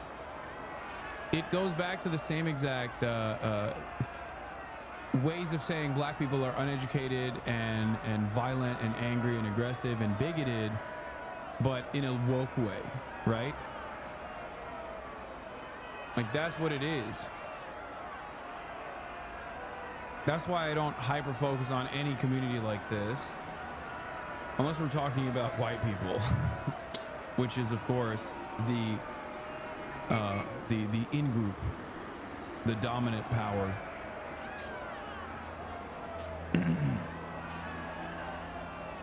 Also, because they're my people, you know what I mean?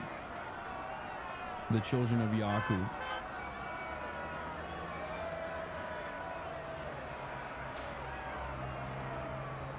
Yeah. There's misogyny and homophobia in every community. Exactly. That's always my point. Whenever people fucking hyper focus on Black people to talk about like how, oh, they're misogynistic or homophobic or whatever, what are white people doing? And it's this, and you can literally, you can go back in time to that minor blip in the polls that showed like Black men are voting for Donald Trump in alarming numbers. And then there was like a week-long discourse where white Hillary Clinton voters would go on television to talk about how fucking dangerous and violent Black men were, you know? It was fucking ridiculous. And as I said then, it was fucking stupid. Especially if you're a white woman. Like, what the fuck do you mean? Black men are being misogynistic and that's why they don't want to vote for Kamala. You're a white woman. 52% vote for Donald Trump every fucking election cycle, you know? And then they rolled out Barack Obama to do a unk talk. Yep, and pussy too. Black men. Seems like some of y'all don't want to be nice to the ladies. And it's like, the fuck, dude? What are you saying? Like, what the fuck are we doing? Like, hyper-focusing on black people because they went from, like, what? 8% support of... 8% support for fucking Donald Trump to, like, 10% support? Wow. Wow, this is a real game changer. We really got to hyper-focus on black people. It's fucking stupid. You know?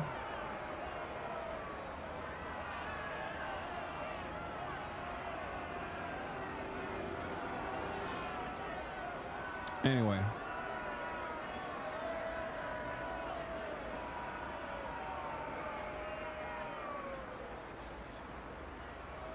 Yeah, black men are the #1 male progressive voting bloc. These takes about black men not voting Dem enough is completely dumb. We either vote Dem or we just don't vote. Yeah. No, I know.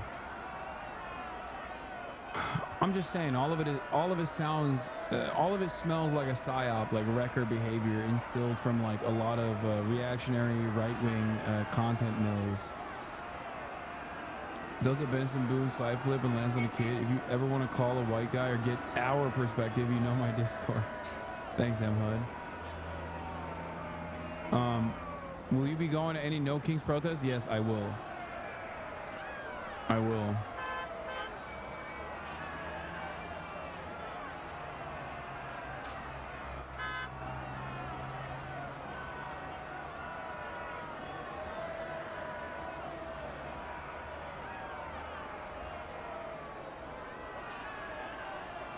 But yeah, it sometimes makes me feel like I'm fucking losing my mind a little bit when I see stuff like that. When I see takes like that, I'm like, ugh, gross. Fucking gross. You know what I mean?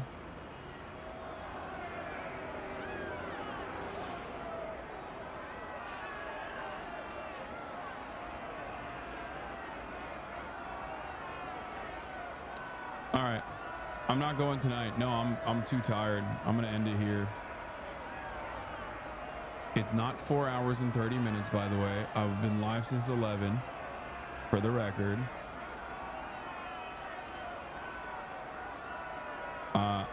It just cut off halfway through, but I'll be live tomorrow. It's not a fucking half day. I don't want to hear from you clowns. Anyway. Love you guys. I'm gonna go hang out with my family and decompress and unwind, and we'll see how events unfold tomorrow. All right, peace, everybody. Love you all. Bye bye.